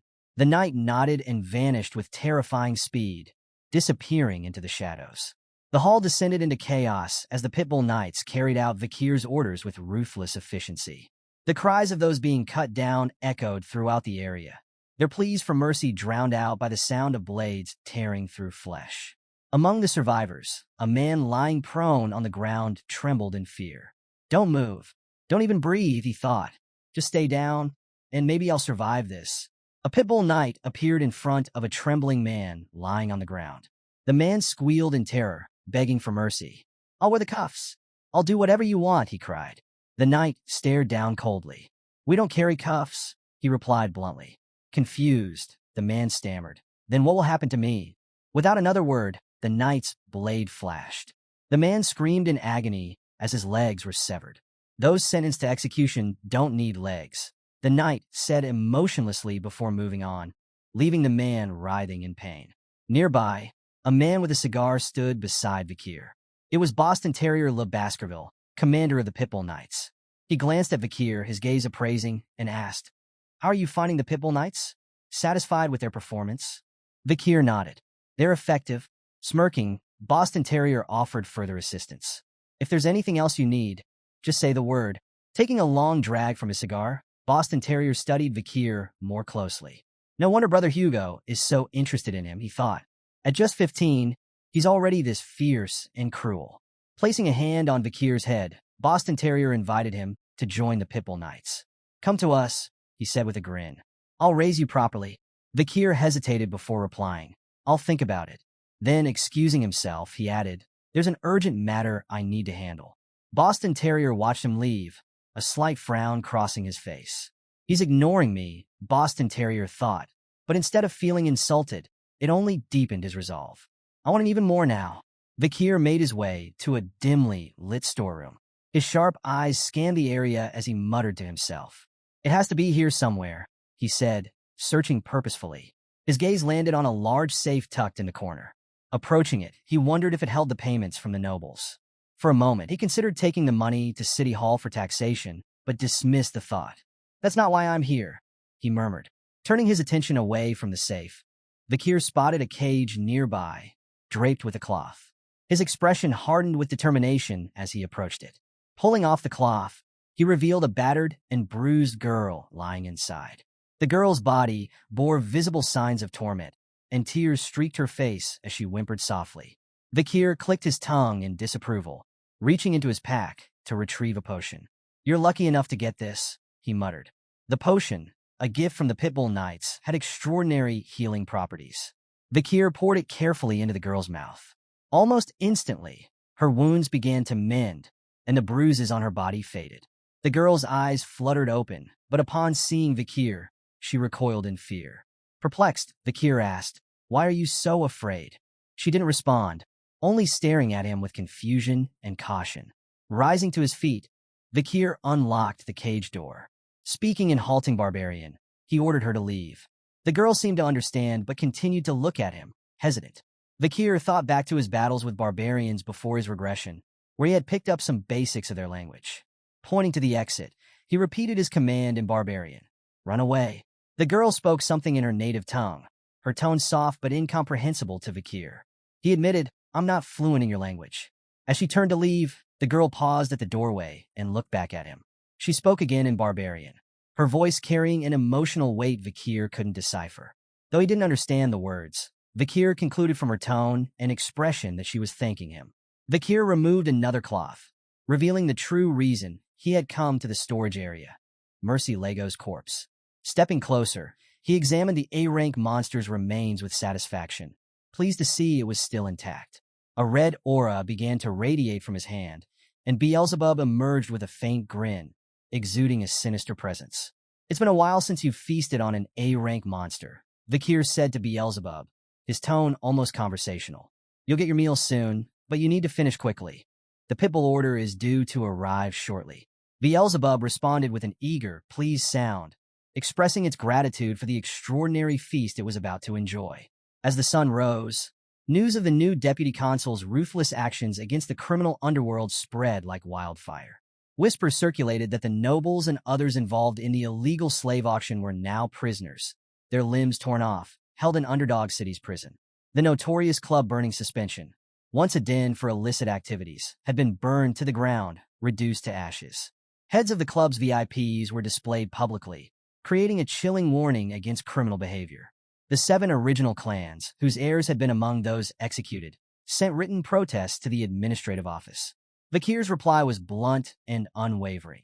The death penalty was the only fitting punishment for those involved in the imperial family's most forbidden act, illegal slave trading.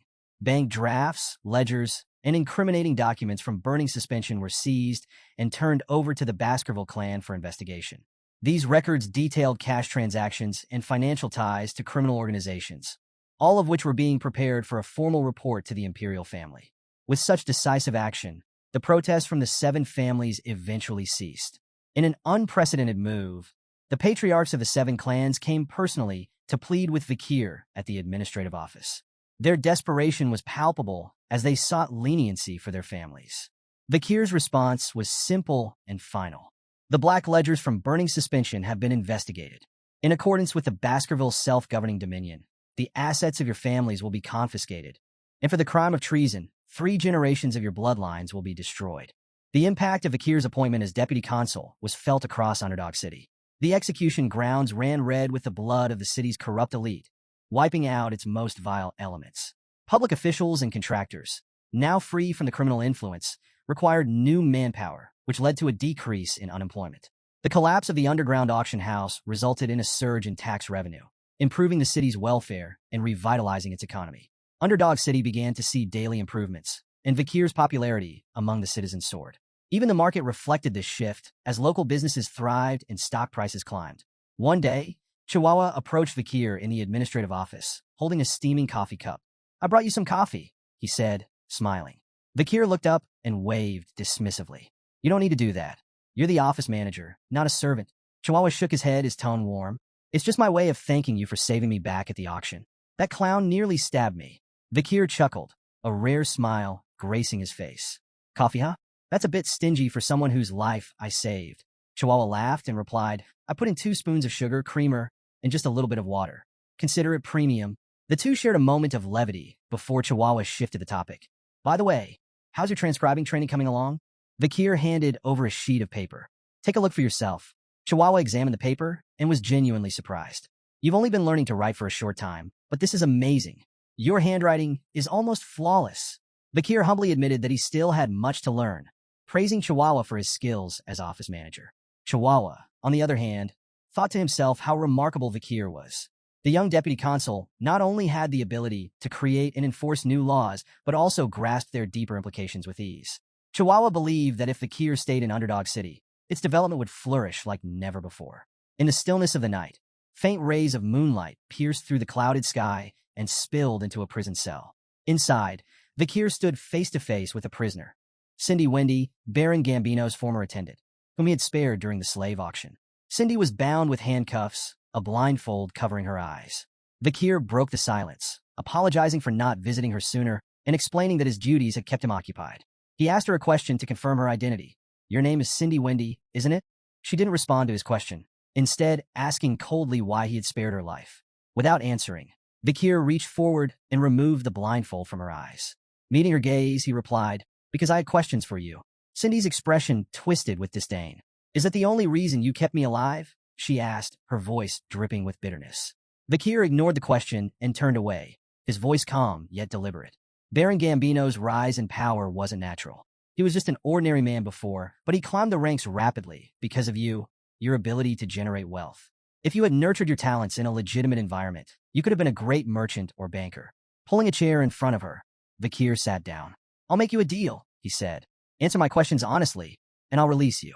If you refuse, his tone darkened, leaving the consequences unspoken. Cindy bit her lip in anger, but eventually agreed to answer as best as she could. Vakir's first question was blunt. How do you evaluate my performance as a law enforcer? Cindy responded with a mocking smile. Oh, a reputable magistrate has graced Underdog City with his presence, she said sarcastically. Unimpressed, Vakir leaned back. If you don't take me seriously, I can't promise to keep my word. With a sigh of annoyance, Cindy relented. Fine, I think you're doing well. Vakir's gaze turned cold and calculating. Suddenly, his expression shifted into a grin. Rising from his chair, he strode towards Cindy, grabbing her chin and leaning in close. His red eyes glinted as he asked in a deep, unsettling voice, why do you think I'm doing well? Cindy broke into a cold sweat under his piercing gaze. Vakir released her and walked back to his chair, gesturing for her to speak freely. Grinding her teeth, Cindy began to explain. She pointed out that as a consul, virtue was one of the most important principles to uphold. While Vakir's strict laws may eliminate street criminals and bolster his personal authority, they would also sow seeds of resentment. Over time, hatred and rage among the people would grow, causing more harm than good. Looking directly at Vakir, Cindy warned him, if you keep gaining power like this, the Baskerville clan won't tolerate you. They'll see you as a threat to the clan leader. Vakir listened carefully, his expression unreadable. He concluded from Cindy's words that his current path could lead to both the people's hatred and the Baskerville clan turning against him. What do you think I should do? He asked. Cindy met his gaze and replied, return all your authority and the glory of your achievements here to the Baskerville clan and its leader. If you keep the spotlight on yourself, it'll only bring more trouble. She paused, then added, go somewhere where your power and status won't stand out. Places like Life Engulfing Forest or the Imperial Academy. Among people your age and rank, you can hide your strength and erase your identity from the spotlight. Cindy assured Vakir that, in time, the Baskerville clan leader would bear the consequences in his stead. After hearing her advice, Vakir remained silent, his gaze distant. The stillness was abruptly shattered as Cindy felt an intense surge of bloodlust emanating from him. A shiver ran down her spine, the atmosphere heavy with unspoken menace.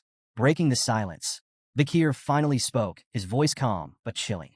I understand your suggestion, he said. It's like asking a hunting dog to bite the neck of its own master. His crimson eyes bore into Cindy with a mix of bloodlust and killing intent, waiting for her reaction. Yet, Cindy met his gaze without flinching, her expression calm. It's the only way for you to avoid the Baskerville clan's hatred, she replied evenly. Vakir's lips curled into a faint smile. I'll keep your advice in mind, he said. It's remarkable Your thoughts are almost identical to mine. To Cindy's astonishment, Vakir stepped forward and removed her handcuffs, setting her free. Cindy stared at him, bewildered. You're really letting me go? Vakir nodded. I always keep my promises. As Cindy walked past him, she paused and said, I hope you never come to regret this. Before she could leave, Vakir's voice stopped her. Do you know the Messamidinaro clan? Cindy turned back, her expression puzzled. Vakir began to narrate. There were more than just the well-known 7 clans among Underdog City's founding families, he explained. The Messamidinaro clan was the 8th, a prosperous merchant clan that rivaled the others in wealth and influence. He continued, his tone darkening. Their prosperity came to an abrupt end during a birthday celebration. The youngest son of the clan displayed his newly learned sword skills. What he showed stunned the onlookers. It was the secret Baskerville sword technique, knowledge that only members of the Baskerville family are permitted to know. The revelation reached the Baskerville clan's leader, who immediately deemed it an unforgivable breach of military secrecy. The response was swift and merciless. The hunting dogs were unleashed, and the Messamidinaro clan was wiped out. Cindy's expression grew tense, and she asked cautiously. Vakir's voice turned sharp. There was more to the story. The secret sword technique hadn't been leaked by accident. It was stolen by the 7 clans' young masters and taught to the child as a cruel trick. The Messamidinaro clan was nothing more than a scapegoat for their crime. Cindy forced a smile, her unease growing. What does the story of the 8th clan have to do with me? Vakir didn't answer directly. There was a survivor, he revealed, his tone heavy with meaning. A 1-year-old girl taken from the wreckage of her family's massacre. She was subjected to unspeakable cruelty, tortured simply because she was beautiful. What they did to her, he paused, the weight of the story too grim for even him to elaborate. Cindy clenched her fists and turned away, anger flashing across her face. I don't want to hear any more of this, she snapped, walking toward the exit. But Vakir's voice pursued her. The story doesn't end there, he said. A new deputy consul brought the truth to light and exacted justice. The 7 masters who orchestrated the Messamidinaro clan's fall were captured, tortured, and forced to admit their crimes. Vakir's expression darkened. Before they died, they expressed remorse. Their last words were, I'm sorry for committing such a heinous crime. Cindy stopped in her tracks, tears streaming down her face. Turning back to face Vakir, she choked out a question. Who? Who were they apologizing to? Vakir looked at Cindy with calm resolve and answered. They should apologize to the young girl who used the fake name Cindy Wendy, the sole survivor of the Messamidinaro clan. Cindy's tears continued to flow as she stared at him, her voice trembling. How am I supposed to believe you? She asked. You took them, tortured them. How can I trust they truly apologized? Without hesitation, Vakir picked up a torch. The easiest way for you to believe me, he said evenly, is to see it with your own eyes. He led Cindy to the prison cell where the 7 young masters had been held before their executions. Gesturing toward the floor, he urged her to take a look. Cindy's eyes widened as she took in the sight. Written in blood on the ground were the prisoners' final, desperate words of apology. We were the ones who brought devastation upon the Messamidinaro clan. Forgive us for our crimes. The message was a pitiful plea for mercy, born from terror in their last moments. Overwhelmed by the gruesome scene, Cindy clutched her stomach and vomited. Tears streamed down her face as she trembled. Vakir approached her, his voice steady. Even though they all died painful deaths, the vengeance of the Messamidinaro clan isn't over yet.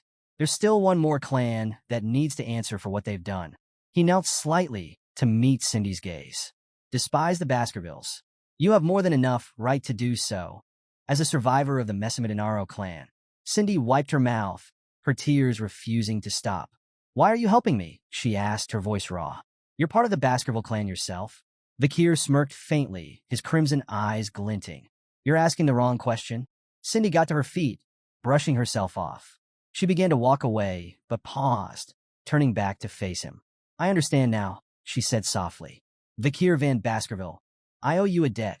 Her tone shifted, firm with resolve. No matter what you choose to do with your life, I'll make sure you never have to worry about money again. As she disappeared down the hallway, Vakir stood in silence, watching her go. After a moment, he muttered to himself, I'll hold you to that promise. The next morning, Chihuahua burst into Vakir's personal quarters, eager to wake him up for work. Deputy Consul, it's time to, he began, but the words died in his throat. The sight before him was surreal. Vakir lay peacefully sleeping amidst blood-soaked sheets, with corpses scattered across the room. Vakir stirred, rubbing his eyes. He greeted Chihuahua with a casual, "Good morning." Chihuahua's jaw dropped. "Good morning," he exclaimed. "What about the bodies all over the place?" Vakir glanced lazily around the room and shrugged. "I'm not sure. It seems I killed them in my sleep." Chihuahua stared at him, horrified. "Are you serious?" Vakir laughed lightly. "Relax. It was just a joke." As they walked down the hallway, Chihuahua hesitated before asking, "Deputy Consul, what was your childhood like?" Vakir smirked. "Didn't find my earlier joke funny?" "That's not what I meant," Chihuahua replied, exasperated. Vakir's expression turned thoughtful as he muttered aloud, "Lately, I've had some inconveniences. 2 poison arrows for poison drinks, acid snipers, arson attacks, getting run over by a cart. The list goes on." Scratching his ear, he asked, "Do you think I've attracted someone's attention?" Chihuahua stared at him incredulously. "I think you've gone insane." Vakir's focus shifted as he contemplated Beelzebub, the weapon summoned from his arm. He thought about its newest skill, Hellish Buffalo's Tough Life, which he had obtained at the last illegal auction. Though it carried a high risk rating, its effectiveness had exceeded his expectations. With Beelzebub's 3 slots filled by Burn Injury Cerberus, Hemorrhage Hellhound, and Tough Life Hellish Buffalo, Vakir's body was now significantly enhanced. The River Styx's enhancements, combined with Tough Life, had made his skin so resilient that even a graduate-class assassin had been unable to pierce it. Despite his satisfaction with the power of his skills, the continued attempts on his life had started to become more than just an annoyance for Vakir. He knew he needed to investigate and put an end to the assassination attempts. Chihuahua smiled nervously, agreeing with his decision. As the two walked, they noticed a carriage ahead. The flag emblazoned on it was unmistakable. It bore the Baskerville crest. Both of them expressed surprise at the sight. "They've sent someone from the main family," Vakir said, his tone serious.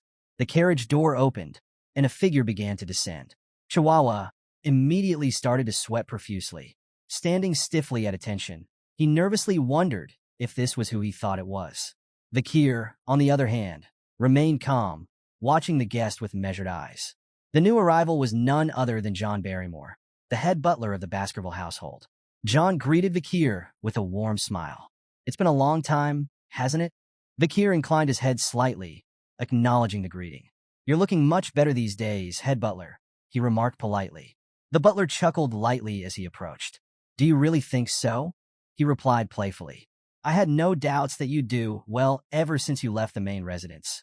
"Just luck," Vakir said modestly, though his composed demeanor betrayed little emotion. Chihuahua, standing nearby, couldn't contain his awe. The head butler, John Barrymore, wasn't just any servant. He was the best of the Barrymore family, having served the notoriously terrifying Baskerville family for 4 generations. For Chihuahua, being in his presence was like meeting a living legend.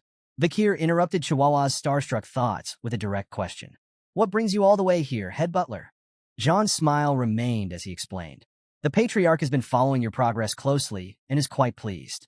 He's ordered you to return to the main residence." Vakir blinked, momentarily surprised. "Hugo is pleased?" he repeated internally, struggling to imagine such a scenario. He pictured his uncle Hugo with a smiling face, but the thought seemed almost too absurd to be real. Meanwhile, at the Baskerville residence, Hugo La Baskerville, the clan patriarch, sat at his desk, reading an article with an unusual title. "The most beloved figure among underdog citizens, Vakir." The article detailed how Vakir had become the recipient of multiple awards, including most trusted among merchants, most loved among farmers, most respected among children and scholars, most targeted by assassins. Hugo's sharp eyes flicked over the page before glancing up at Vakir. "The Baskervilles have always been known for using weapons, not brains," he remarked bluntly.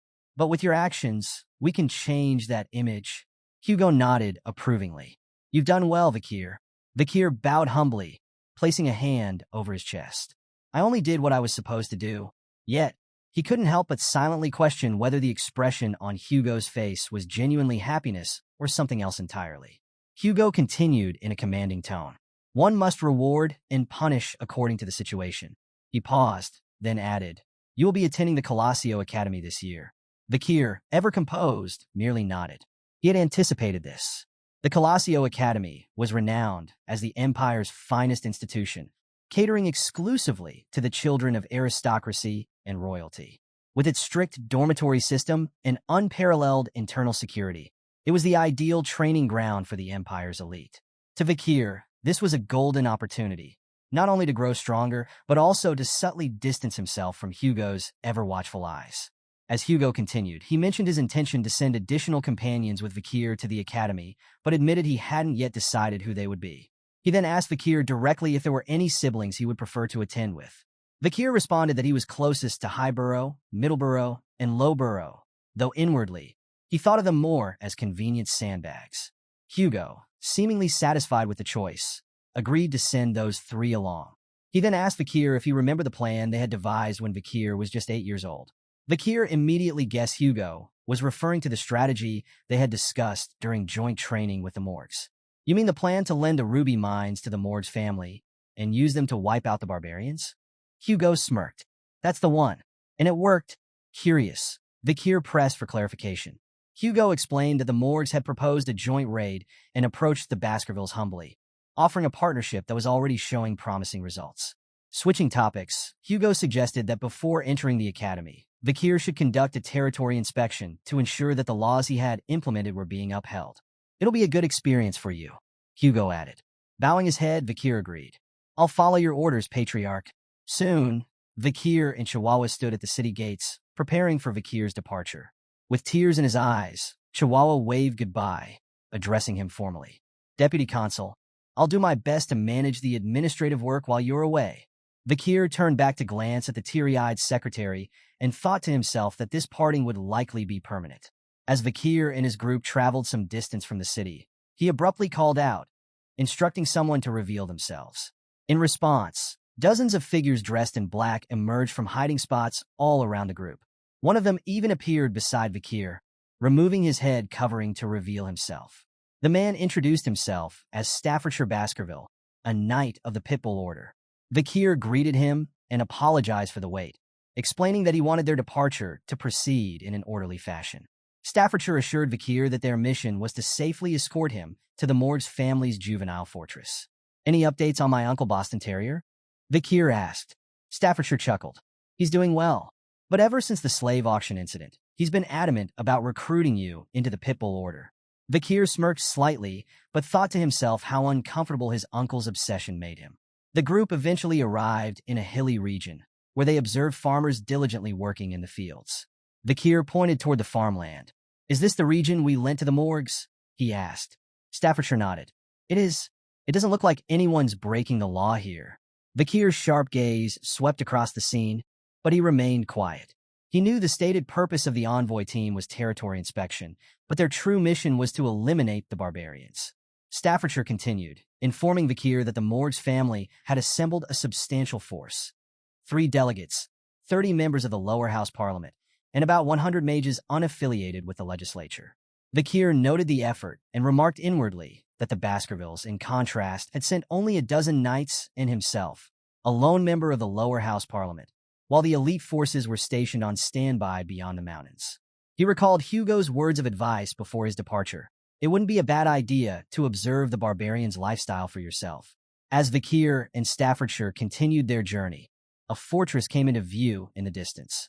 The sight around it was grim. Dead trees dotted the landscape, and skeletons hung from their branches like eerie decorations. Vakir observed the scene and remarked to Staffordshire, "A mage must have done this. It's clearly meant as a message to the barbarians from the Morgs." Staffordshire nodded, shuddering slightly. "It's a terrifying warning." But Vakir's mind wandered to Kimu Morgs, wondering how much she had changed and grown since their last meeting. As they approached the fortress gates, 3 figures appeared above them. A stern voice called out, demanding to know who they were. Vakir and Staffordshire looked up in surprise. Standing atop the gates were 3 identical girls, all wearing expressions of equal defiance. One of them spoke confidently, declaring, "No one passes without our permission." The other 2 immediately echoed her words in perfect unison. Vakir instantly recognized them as the Morgs family's infamous 3 flowers, the triplets High Sis, Middle Sis, and Low Sis. Their reputation for chaos and madness was well known, with people often saying that their combined insanity could reach the heavens. Steeling himself, Vakir introduced himself as part of the Baskerville envoy team, sent to inspect the territory and strengthen relations. His voice was firm as he demanded the gates be opened. High Sis, however, refused. I need to report to the person in charge first, she said. You'll get your response tomorrow. Vakir frowned, irritation flickering across his face. You're denying me entry into my own land? The triplet smirked. Tenant protection law, High Sis retorted smugly. Don't look down on us just because we're renters here. That law, it was made by your family. Her mocking tone made Vakir's temple throb with annoyance. He felt a familiar red aura beginning to flicker around his hand as his irritation grew. For a moment, his anger threatened to boil over, but he took a deep breath and managed to suppress it. Keeping his voice calm, Vakir responded, I've amended the law. It now allows me to evict tenants I dislike. His words were icy as he reiterated his demand. Open the gates. Now. A wave of killing intent surged from Vakir, slamming into the triplets with a force that made them falter. Fear flickered in their eyes as they hesitated, caught off guard by the bloodlust emanating from him. But the tension reached a breaking point when High Sis, unable to contain her anger, cast a spell at Vakir. I've heard about the psycho kid running Underdog City, she sneered, but we've dealt with enough lunatics to know how to handle you. The spell struck the ground near Vakir, causing his horse to rear in fright. From her vantage point, Low Sis shouted again. You'll wait right there. Don't step foot onto Morg's territory without permission. Her insults grew sharper. Stupid swordsman. You think you can handle us? I'd love to test the so-called rising star of the Baskerville family. Staffordshire instinctively drew his sword, his expression dark. This won't end with words, he said grimly. Vakir agreed, signaling his readiness to fight. But before they could act, one of their group members shouted angrily, These girls don't even know their place. Two others echoed his sentiment, their voices full of disdain. Their words are absurd. The familiarity of their voices caught Vakir's attention. He glanced toward his companions, his thoughts churning. Those voices, I've heard them before. The three sisters, unfazed by the outburst, exchanged amused glances. High Sis was the first to speak, her tone condescending. Mere underlings, she scoffed. Middle Sis chimed in, smirking. Do you think your ranks are higher than ours? Low Sis finished, her voice dripping with disdain. You don't even know your place. The three members of Vakir's group stepped forward to confront Morg's three flowers, firmly denying their accusations by repeatedly saying, Not us. Removing their hoods, they revealed their identities. It was none other than the Baskerville triplets, High Burrow, Middle Burrow, and Low Burrow. Standing confidently, they pointed at Vakir and declared in unison, He is the symbol of Baskerville. The triplets turned to Vakir with matching grins. Leave this to us, they assured him, radiating confidence. Vakir's expression twisted into one of exasperation. Great. My annoyance has just increased to the power of 2, he muttered to himself. As the scene unfolded, Vakir couldn't help but find the triplets' behavior both puzzling and irritating. Their over-the-top antics left him bewildered, though he understood their motives. High Burrow glanced back at Vakir, his tone brimming with gratitude. Thanks for recommending us to the Academy. Don't worry, we got this handled. Vakir's thoughts raced as he pieced together their intentions. It was clear that their eagerness stemmed from their connection to the Academy, though to him, they were little more than glorified sandbags. Despite their lack of intelligence, Vakir recognized that with proper training, they could become effective soldiers, mindless but obedient. With a faint smile, Vakir decided to humor them. Fine, I'll leave this to you, older brothers. The triplets practically beamed with joy at Vakir's words, clearly proud of the trust he had begrudgingly placed in them. Meanwhile, Morg's three flowers watched the exchange with disdain. High Sis sneered, ignorant fools, clinging to each other like helpless children. The Baskerville triplets, unfazed by the taunts, retaliated by flipping them off in unison. No, you're the fools, they shot back defiantly. Morg's three flowers bristled with anger at their insolence. High Sis, Middle Sis, and Low Sis vowed to discipline the Baskerville triplets for their audacity. Vakir's thoughts drifted as he recalled his memories from before his regression. He remembered the Morg triplets as formidable mages with unique attributes, water, earth, and nature. Their magic was highly compatible, and when combined, it amplified the effects of their spells exponentially. It was this synergy that earned them the title of Morg's Three Flowers.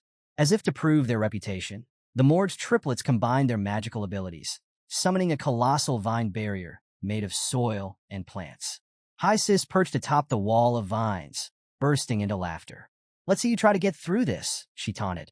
Middle Sis and Low Sis joined in, mocking their adversaries and questioning whether they could overcome the formidable obstacle. Undeterred, High Burrow drew his sword. "It's nothing," he said coolly, dismissing the plant barrier as insignificant. With practiced precision, High Burrow executed the Baskerville First technique, slicing through the massive vines effortlessly.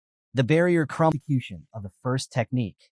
However, before High Burrow could fully recover, he sensed danger.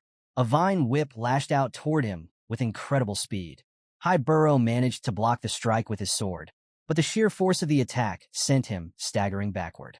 High Burrow, Middle Burrow, and Low Burrow called out in worry as they saw their brother pushed into a defensive position. Low Sis smirked from her perch. "Your pathetic swords will never reach us," she sneered, her confidence unwavering. The Baskerville triplets were visibly enraged, their expressions resembling hunting hounds ready to pounce. Their anger burned brightly as the tension between the two sides grew. Staffordshire turned to Vikir, observing his calm demeanor.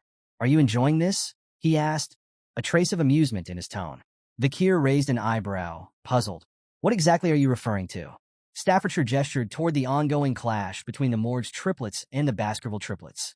The eternal debate, magic versus swordsmanship. Magic channels the surrounding mana to amplify and reproduce elemental powers, while swordsmanship focuses a warrior's own energy and mana for explosive, enduring strength. "It's fascinating, don't you think?" Vikir sighed. "If you put it that way, I'm part of this debate too." Staffordshire smirked. "True, but you've already surpassed everyone else your age." Vikir, however, was unimpressed with the fight, expressing his frustration. "They're all a waste of time.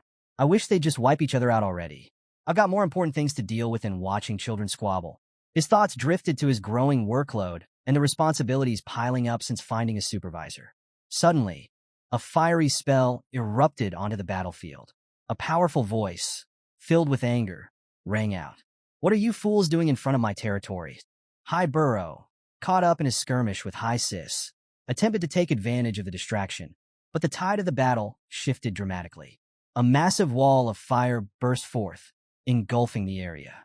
The resulting explosion left everyone stunned.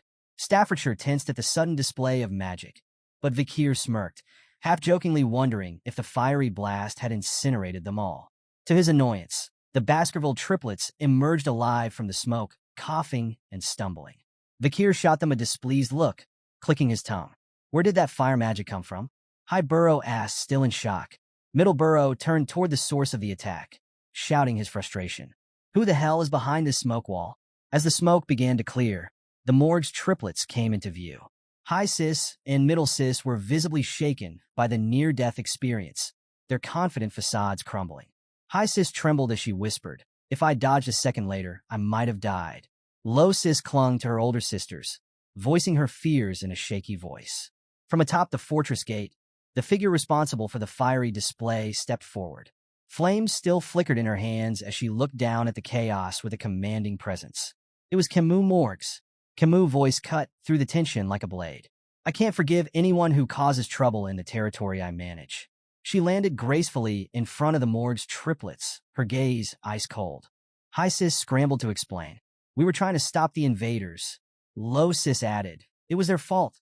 They started it." Kimu fixed them with a sharp glare, her tone even colder.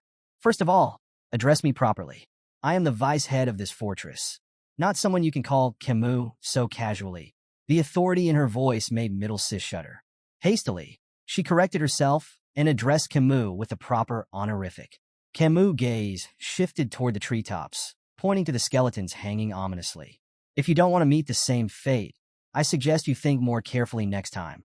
Middle Sis let out a frightened squeak, quickly apologizing on behalf of her sisters. Kimu turned her attention to Vikir, her eyes widening in surprise as recognition dawned. Approaching him, she smiled faintly. "It's been a long time," she said softly. 7 years, hasn't it?" Vikir smiled warmly at Kimu, acknowledging that it had indeed been a while. He greeted her by name, Kimu Morgs, as his eyes briefly studied her. Vikir found himself contemplating her more mature appearance, wondering if it explained her increased allure. He recalled how, in his previous life, Kimu had captured the attention of many men in high society. Scandals and rumors swirled around her as she reportedly captivated even married men. Curiously, Vikir noted the absence of such rumors in this lifetime. Shrugging off the thought, he got straight to the point. "Open the gates," he said bluntly. "Words won't work on the triplets." Kimu blinked, startled by his straightforwardness. Her expression darkened. "That's all you have to say to me after all this time?" she snapped. Vikir tilted his head slightly, his gaze curious. "What should I say instead?" he asked, his tone neutral. Kimu's frustration boiled over. Staffordshire, standing nearby, observed her growing anger and couldn't help but wonder if the next clash would be between the two superstars of their clans. Pointing a trembling finger at Vikir, her eyes glistening with angry tears, Kimu declared, "0 points.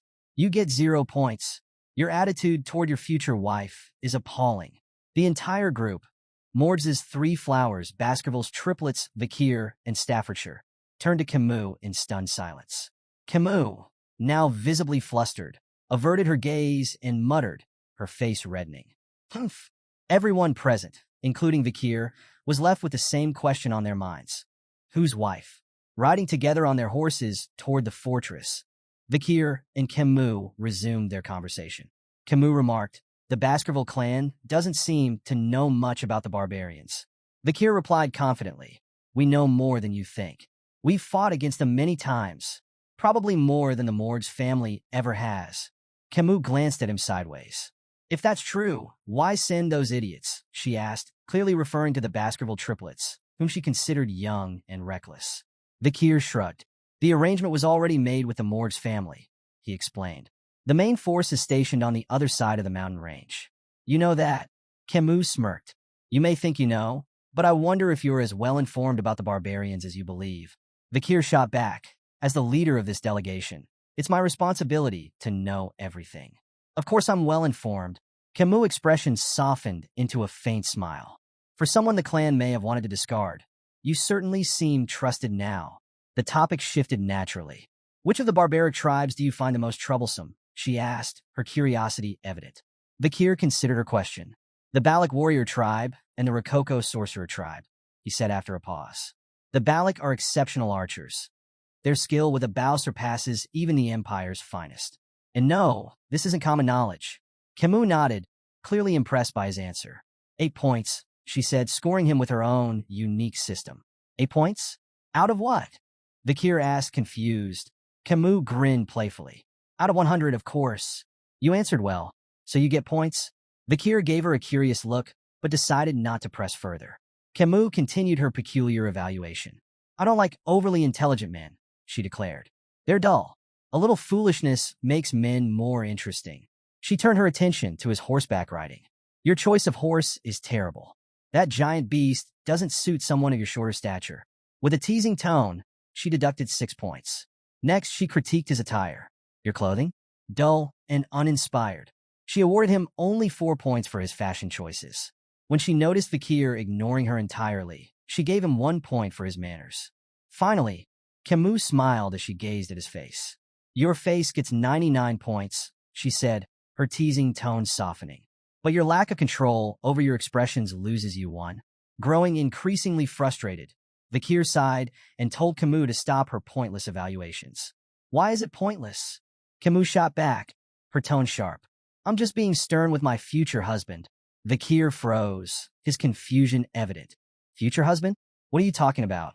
Kimu folded her arms and huffed. "You passed the test, remember? My uncle's test. That duel was to determine your abilities as my potential husband." Vikir's eyes narrowed as realization dawned. She was referring to the duel he had fought 7 years ago against Kimu's uncle to test his worthiness as a potential partner. Kimu's irritation flared as she continued, venting her frustration. "I never agreed to this. That duel ruined my path to marriage." But she sighed heavily. "A promise is a promise, so I have to follow through.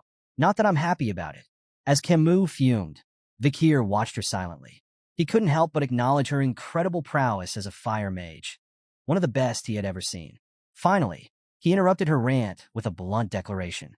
"I've forgotten all about that day, and I'll treat it as if it never happened." Kimu's face flushed bright red. Without a second thought, she grabbed her jacket and hurled it at him. "You dummy, she shouted. You can't just undo something like that. Besides, I'm a genius. I never forget anything I witness. Vakir caught the jacket and stared at it, recognizing it as the same one he had given her during their duel 7 years ago, after her clothes had burned. Kimu, still blushing furiously, turned away. Don't read too much into it, she muttered. And stop saying nonsense. Vakir examined the jacket more closely, a faint smirk on his face. Did she return it without even washing it? As they reached the outskirts of the fortress, Kimu pointed toward a wall in the distance. The barbarians ambushed the ruby mine, she explained. They've been pillaging crops and capturing indigenous slaves to sell elsewhere. She gestured toward the wall, a towering structure of earth and iron. We had our mages build that over the course of a month. Vakir studied the wall, impressed. It's incredible. That would have taken several hundred regular workers at least a year to build. Kimu nodded, her pride evident. Of course. However, Vakir noticed several large holes in the wall and frowned. Those were they caused by Balic arrows? Kimu confirmed with a grim nod. Yes, their arrows carry a strong aura. We've suffered heavy casualties, especially during night guard duty. They can pierce through walls 2 to 3 meters thick. She glanced at Vakir. Even my uncle wasn't spared. One of those arrows broke through his magic shield and hit him in the chest. He survived, but his pride didn't. Vakir's brow furrowed as he recalled a similar incident involving Hugo, the Baskerville patriarch. A Balic arrow had grazed Hugo's nose bridge, leaving him furious. Do you know who's behind these attacks? Vakir asked, his tone serious. Kimu hesitated. It's hard to say. Their faces are painted black, so it's difficult to identify them, but I think it's a woman. Their conversation was interrupted by a mage who approached hastily, addressing Kimu as the vice head of the fortress. Vice head, we've captured a reconnaissance member of the barbarians. Please come quickly. Curious and concerned, Vakir and Kimu followed the mage to a large tent. Inside, they found the captive, a disheveled barbarian restrained and surrounded by guards. Vakir's sharp eyes narrowed as he studied the captive. After a moment, he spoke with certainty. This one's from the Rococo sorcerer tribe. Kimu turned to the mage with a firm expression. Have we been able to extract any information from him? The mage shook his head. He's uncooperative. His strong sorcery makes him resistant to psychic magic. We've been unable to read his mind. Frustrated, Kimu directed her attention to the captured barbarian. Tell me about the ambush on the Moors clan's fortress. How many people did you kidnap? The barbarian remained silent, his expression unreadable. Kimu pressed on, her voice laced with anger. Among those taken was Rose, a daughter of the Morgs. She's my sixth cousin. Tell me, what have you done with her? A twisted smile spread across the barbarian's face as he muttered something in his native language. Kimu frowned and turned to the mage. What did he say? Is there anyone here who can translate? The mage replied hesitantly. There's no one available at the moment who understands his language. Suddenly, Vakir spoke up. I know a little of the Rococo language. Kimu raised an eyebrow, surprised. Is there anything you don't know? I'm not fluent, Vakir clarified. I just understand the basics. Then ask him. Kimu said, her voice steady but strained. Ask him where my cousin is. She's 12 years old, with red hair, red eyes, and white skin. Vakir nodded and posed the question in the barbarian's tongue. The barbarian's smile grew darker, and he gave a short reply, his tone mocking. Vakir's expression turned grim as he closed his eyes for a moment. Then, he looked at Kimu and relayed the devastating news. Your cousin is dead. Kimu's face twisted in anger and anguish. Her hands balled into fists as she declared, with the senator of the audience hall being treated and the senator of the temple away on inspection. The decision falls to me. She straightened her posture, her voice ringing with authority. I, Kimu Morgs, a member of the Middle House and the vice head of this fortress, declare the verdict. Immediate execution. In an instant, a sharp spike pierced the barbarian's body, and flames consumed him. As the barbarian burned, he uttered something in his language. Kimu coldly dismissed his words. After this war, your language will only be spoken in hell. The barbarian's cries faded as the fire reduced him to ashes. His companion, restrained nearby, watched in silent horror at the brutal execution. Still fuming with rage, Kimu turned abruptly and ordered Vakir to follow her. As Vakir exited the tent, he saw Kimu some distance away, her shoulders trembling as she cried aloud. He approached her slowly, recognizing that despite her formidable exterior, she was still just a 15-year-old girl. "Were you close with your cousin?" Vikir asked gently. Kimu nodded through her tears. "Very close. She was pure, so unlike the cold-hearted nature of our clan. She didn't belong in a place like this." Vikir tried to comfort her. "I believe she left this world peacefully." Kimu turned to him, her tear-streaked face filled with doubt. "Don't lie to me," she said softly. "I'm not stupid. I'm a genius." I understood a little of what he said. Her voice trembled as she asked, "Tell me the truth. What did he really say?" Vikir hesitated, unsure of how to respond. He had hoped she hadn't caught the barbarian's chilling words. "We ate her." Kimu's tears fell anew as she knelt on the ground, her voice breaking with guilt. "I couldn't protect her. I'm so sorry, Rose." Vikir stood by, watching her anguish unfold. At first, he extended a hand to comfort her, but he hesitated and ultimately pulled it back. Kimu's cries echoed in the air, raw and heartbreaking, as Vikir stood in silence, lost in thought. After some time, Kimu managed to stop crying, wiping the tears from her eyes. She took a deep breath, her composure returning. "This isn't a bad thing," she said firmly. "If someone had shown me half-hearted sympathy, I'd have killed them on the spot." Turning to Vikir, she added with steely determination, "This isn't the time to mourn. I need to regain my composure and focus on revenge." Vikir observed her resolve with a sense of admiration. Heroines really are built differently, he thought. Extending his hand, he nodded in agreement. However, before Kimu could take his hand, a loud, bell-like sound echoed across the fortress. Vikir frowned. "What's that sound?" Kimu stood up quickly, her expression serious. "It's the signal for a barbarian attack." Vikir raised an eyebrow. "Your time for revenge seems to have come sooner than expected." Outside the fortress, a group of barbarian girls sat astride white wolves, armed with bows and arrows. Their leader knocked an arrow, aimed toward the guards on the fortress walls, and released. The arrow flew with deadly precision, causing a massive explosion that left the guards scrambling in disarray. The leader commanded her companions, "Attack." The barbarian girls, accompanied by their ferocious wolves, launched into battle. The wolves leapt at their prey with terrifying speed, while the barbarians themselves slashed at the soldiers of the Mord's clan with relentless ferocity. Ropes flew through the air as they lassoed soldiers by the neck, swiftly incapacitating them. The scene was one of utter chaos when Vikir arrived, taking in the gruesome battle unfolding before him. His sharp eyes scanned the battlefield. "Did I get here too quickly?" He wondered, assessing the situation. Suddenly, a rope shot toward him, wrapping tightly around his neck before he could react. Vikir turned his gaze forward, only to see two barbarian girls skillfully holding the ends of the rope. In their native language, one of them said, "We've caught a good one. This hunt for husbands is going well." Vikir quickly realized their intention. The barbarians were capturing men to breed stronger offspring for their tribe. With a flick of his wrist, Vikir grabbed the rope and swung it powerfully, sending the two girls flying through the air. "Sorry," he said dryly, "but I'm not available. I might already be engaged." The girls slammed into the ground with a thud, drawing shocked gasps from the male barbarians nearby. "What? Who is this guy?" one of them asked in disbelief.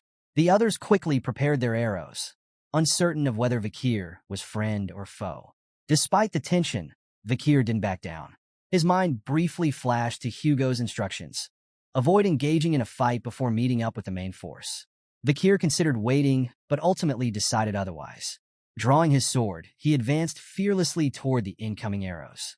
With a display of precise strikes, he cut through the barrage with ease, each swing showcasing his exceptional skill and agility. The barbarians' eyes widened in disbelief. "How is that possible?" they muttered among themselves. Their shock, however, was short-lived. A sudden wave of fire engulfed the area, forcing them to cry out in pain as the heat bore down on them. Kimu stepped forward, flames still dancing in her hands, her expression fierce. "These barbarians will burn," she declared, her voice seething with anger.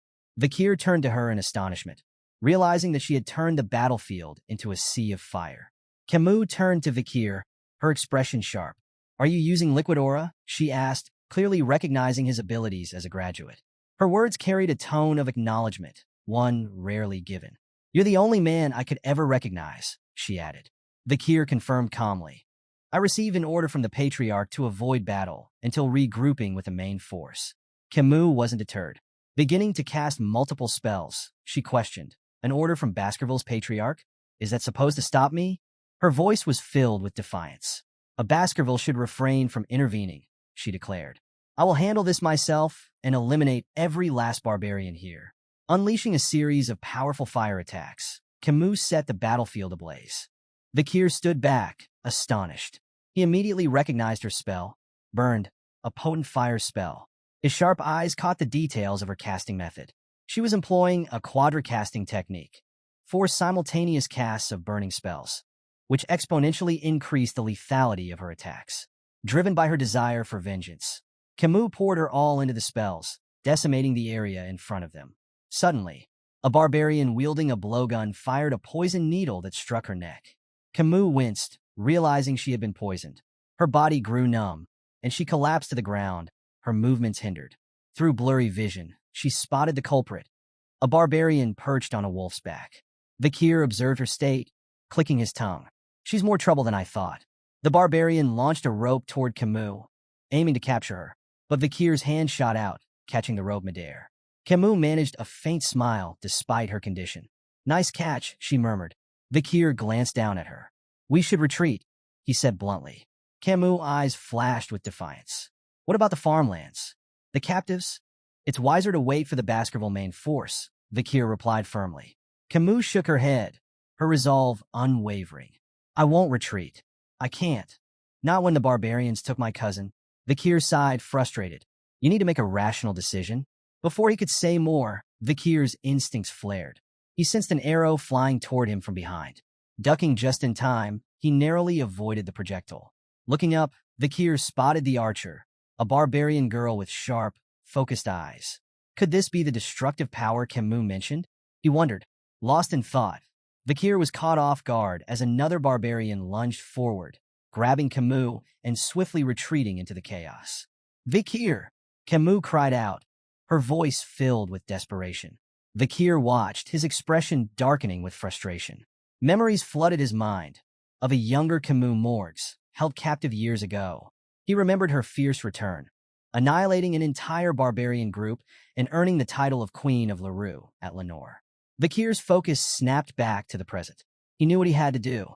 Suddenly, the barbarian girl he had spotted earlier attacked, lunging at him with remarkable agility. Her movements were swift and precise. Vikir evaded her strike, his senses sharpened. To his surprise, she wielded a bow as a melee weapon, swinging it with deadly force. The barbarian girl followed up with a chi-infused kick, sending Vikir sliding backward. As he steadied himself, Vikir assessed the situation. Her movements were far more refined than the other barbarians. She wasn't an ordinary foe. Do I need to go all out against her? He wondered. But before he could act, the barbarian girl surprised him further. Attempting to speak in his language, she said haltingly, "Yumi, we meet again." Vikir's gaze locked onto the barbarian girl, and recognition hit him like a thunderclap. She was the same girl he had freed during the slave auction. Though he had once shown her mercy, he couldn't help but silently label her a troublemaker. Meanwhile, the barbarian girl met his stare with a sly smirk, as if reveling in the dramatic reunion. Vikir's memory drifted back to that fateful auction, where he had shattered her chains and set her free.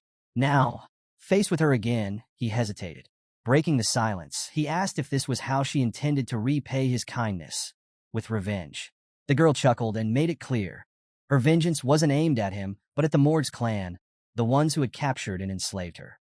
She clarified their paths were only crossing by chance. Mounting her wolf with an air of confidence, she declared her mission. She would repay the Morgs clan for the suffering they had caused, starting with Kimu, their next leader. If Vikir wished to save his girl, he would have to follow. The challenge hung in the air as Vikir weighed his options, silently considering whether to reveal the full extent of his strength. The moment was interrupted by the arrival of Adolphe Morgs, Kimu's uncle, whose sudden appearance brought tension to the already volatile scene. Adolphe wasted no time and began casting a spell, his voice dripping with disdain as he demanded the barbarians return his niece.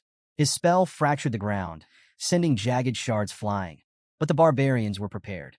With uncanny agility, they maneuvered their wolves over the unstable terrain, leaping between shattered rocks and escaping with ease. Adolphe could only watch their retreat with mounting frustration.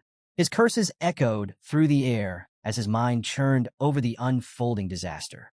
The ambush had unraveled mere minutes after the warning bell had sounded, a testament to both carelessness and inexperience on the part of his forces. As Adolf seethed, a mage approached him, bearing troubling news. The barbarians had fled to the restricted area of life engulfing forest, deep within mountain. At the mention of this perilous region, Adolf's anger turned to grim concern. The restricted area was infamous for its dangers, a place few dared to tread, especially at night. Even with his niece at stake, Adolf found himself hesitating. The risks of venturing there were staggering. Before he could waver any further, Vikir broke the silence, his voice cutting through Adolf's uncertainty. He calmly stated that they could still pursue the barbarians. Adolf turned to him, incredulous, questioning the young man's bold suggestion. Everyone knew the forest was a death trap after dark. But Vikir was undeterred. He assured Adolf that navigating such terrain was second nature to him, a skill honed since childhood. Memories of his past life flooded his mind. Years spent mastering reconnaissance and survival in countless dense forests. His confidence caught Adolf's attention. Grabbing Vikir by the shoulders, Adolf demanded to know if he was truly serious about this risky endeavor. Nearby, the Morg's clan mage voiced his doubts, warning that entering life engulfing forest was tantamount to a suicide mission. Adolf, however, dismissed the caution outright. With resolve hardening in his voice, he declared that anyone unwilling to join the pursuit was free to stand down. No judgment would be passed on those who chose safety over valor. Adolf turned his gaze toward Vikir, a reluctant acknowledgement in his eyes. Deep down, he had known from the start that this young man was extraordinary. Now, with no other options, he had no choice but to rely on Vikir's abilities. Vikir, Adolf said directly, his tone heavy with resignation. I'm entrusting you with the responsibility of saving my niece. The dense forest of life engulfing forest, situated within Baskerville territory, was infamous for its deadly environment. Bone-sucking mosquitoes, poisonous thorny vines, silent spiders, and countless other treacherous creatures made it a place no ordinary person could survive for more than an hour. It was fittingly called the life-engulfing forest. Despite its dangers, Morgs and Baskerville troops pressed forward, closely following Vikir as he navigated the perilous terrain with practiced ease. Vikir moved swiftly, leaping over obstacles and cutting through hazards like a shadow. Adolf couldn't contain his curiosity any longer. Are all Baskerville boys like this? He asked in amazement. Staffordshire Baskerville shook his head with a smirk. No, not all of them. But young Master Vikir, he's an exception. Their conversation was interrupted when two enormous, venomous bees emerged, blocking the group's path. With effortless precision, Vikir dispatched them in a single fluid motion, leaving the onlookers stunned. The Baskerville triplets, watching from behind, couldn't hide their admiration. He's so cool, they murmured in unison, their awe evident. Suddenly, Vikir stopped behind a large tree and motioned for the group to halt. He pointed ahead, where faint flickers of light shone through the thick forest canopy. They're close, Vikir said. The barbarians haven't fled far. He then shared a chilling rumor. Balak hunters scatter dry leaves around their camps to detect pursuers. From here on, every step needs to be taken with caution. Before the group could react, Adolf stepped forward and cast a spell. Silence, he intoned, targeting Vikir. Vikir shot him a questioning look, but Adolf quickly explained. This spell ensures you make no sound as you move. Adolf smiled, an air of confidence returning to him. I'll take it from here. Thank you for your help, nephew-in-law. The term caught Vikir off guard. Nephew-in-law? He thought, puzzled. What does he mean by that? Not far from their position, the barbarians had set up camp in a clearing. A fire crackled in the center, casting eerie shadows on the surrounding trees. Kimu, tied tightly to a tree trunk with ropes, shouted furiously at her captors. You're all going to burn to ash the moment I get out of here, she yelled. I'll make you regret capturing me with my special fireball. Her threats fell on deaf ears. The barbarians, likely unable to understand her language, ignored her completely. Nearby, two barbarian girls stood chatting. One of them mentioned her interest in the man they had encountered earlier, while the other lamented her failed attempts at husband hunting. Kimu watched them with growing frustration. They're not even listening to me, she thought bitterly. She pieced together their conversation. Husband hunting? Wife hunting? Is that why they've been ambushing our group this whole time? Her thoughts were interrupted by the arrival of the male barbarian who had captured her. With a smirk, he addressed Kimu in his native language. An excellent catch like you. Every male in our tribe will want you. Kimu glared at him, her fiery spirit undiminished. You perverted bastard, she shouted back. If that's what you're planning, just kill me already. The barbarian scratched his ear, feigning confusion as he remarked, I don't understand what you're saying. Yet, with a cruel grin, he grabbed Kimu's chin, forcing her to look at him. But I can tell you're talking back just by looking into your eyes, he sneered. With an unsettling expression, he raised the arrowhead in his hand and licked its tip, his intentions clear. This arrogant slave needs to be disciplined, he said menacingly. Before things could escalate further, another barbarian arrived, a familiar figure. It was the barbarian girl whom Vikir had saved during the slave auction.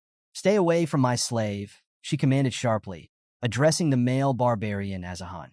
Taken aback, a Hun stammered, Commander Ian.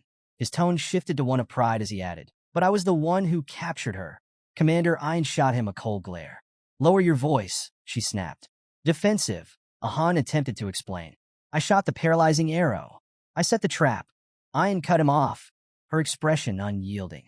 If it weren't for me stepping in, you'd be dead right now. That boy with the sword would have taken your head in an instant. Silenced by her words, a Hun hesitated before muttering. So this woman, she's your prize now? That's right, Commander Ian confirmed, her tone leaving no room for debate. Kimu observed the tense exchange with growing curiosity. Is there an internal dispute brewing among these barbarians? She wondered. Her limited understanding of the barbarian language allowed her to piece together bits of their argument. She caught the name, Ian, and deduced that the girl held a significant position, likely their commander. A Hun, still defensive, pointed at Commander Ian and exclaimed, You may be a commander, but you're still just a woman. Commander Ian's eyes burned with fury as a blue aura erupted around her. Fixing Ian with an icy glare, she retorted, And what difference does that make? If you have a problem, come at me. I'll turn you into a bloody mess. A Hun's bravado quickly melted into fear as his body broke into a cold sweat. Raising his hands in surrender, he stammered, I'm not angry. You do as you please. With that, he retreated, thoroughly cowed. Kimu, still bound, watched the scene unfold. Looks like she's won the argument, she thought, observing the respect, or fear, the other barbarians had for their commander. Commander Ian turned her attention to Kimu, her gaze appraising. Good eyes, strong physique, as expected from the future leader of the Mord's bloodline. But her tone shifted as she kicked Kimu without warning. Unfortunately, you Mord's bastards sold me into slavery, Ian said bitterly. I was lucky to escape, thanks to some kindness along the way. But you won't be so lucky. Leaning closer, Ian's voice grew more menacing. I'll tame you to the point where you'll feel it in your very bones and soul.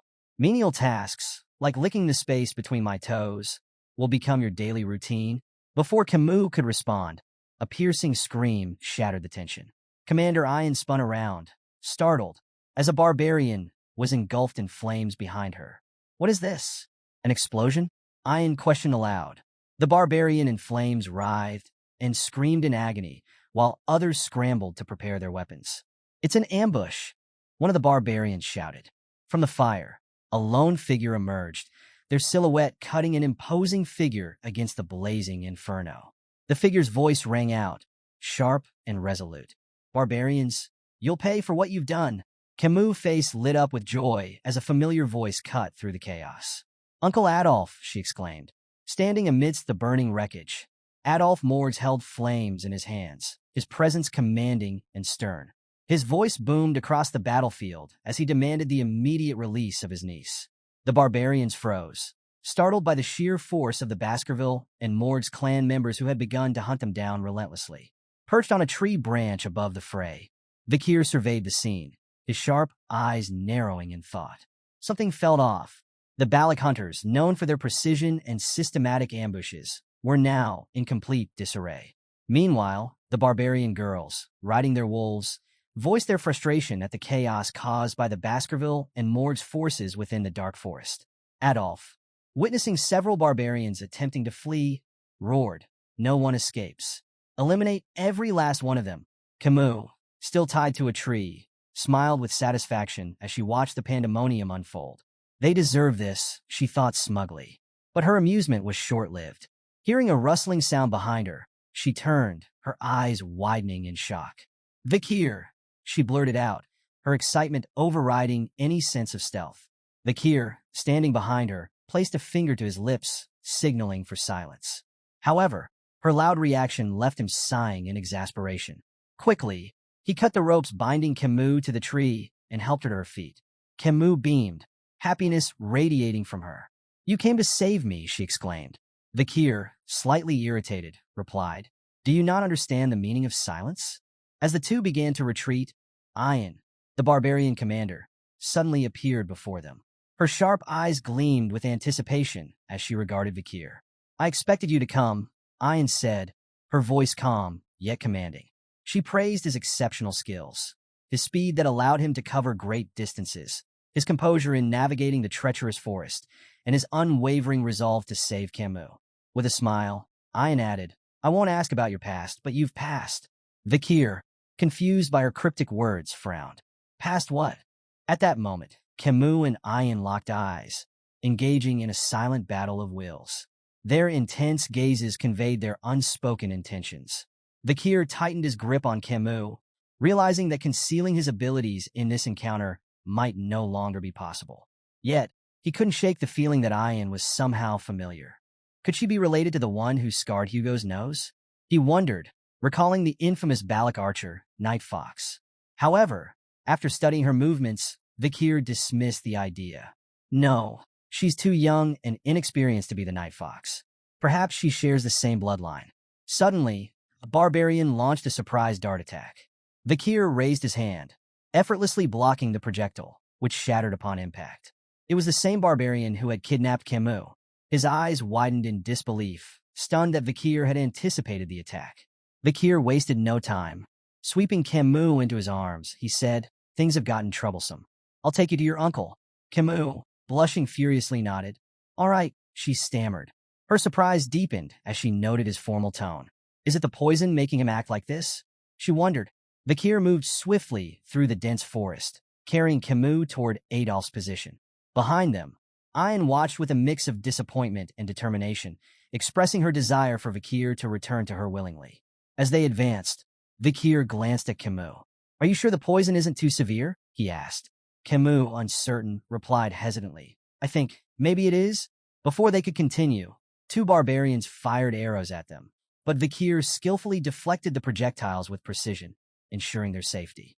Meanwhile, Ayan readied her bow, her expression cold and resolute. Taking careful aim at Kimu, she questioned aloud, "Should I eliminate the girl from Morgs?" Without hesitation, she released the arrow.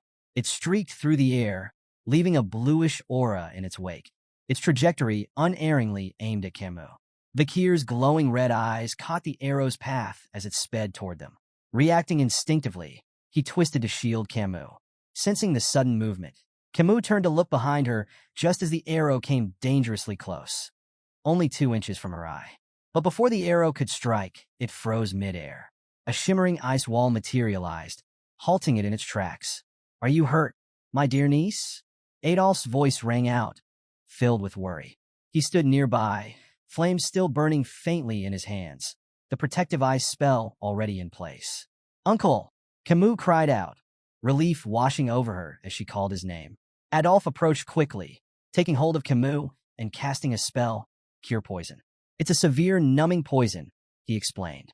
"I've managed to slow its effects, but we'll need to visit the divine Quo Vadis for complete treatment once we return." However, Kimu pushed his hand away. "Let go for a moment," she demanded, surprising Adolf. Confused but compliant, Adolf stepped back. To his shock, Kimu ran toward Vikir, leaping into his arms and embracing him tightly. "Thank you for saving me again," she said earnestly, her voice filled with gratitude. Adolf stood frozen, his eyes wide with disbelief and tears welling up.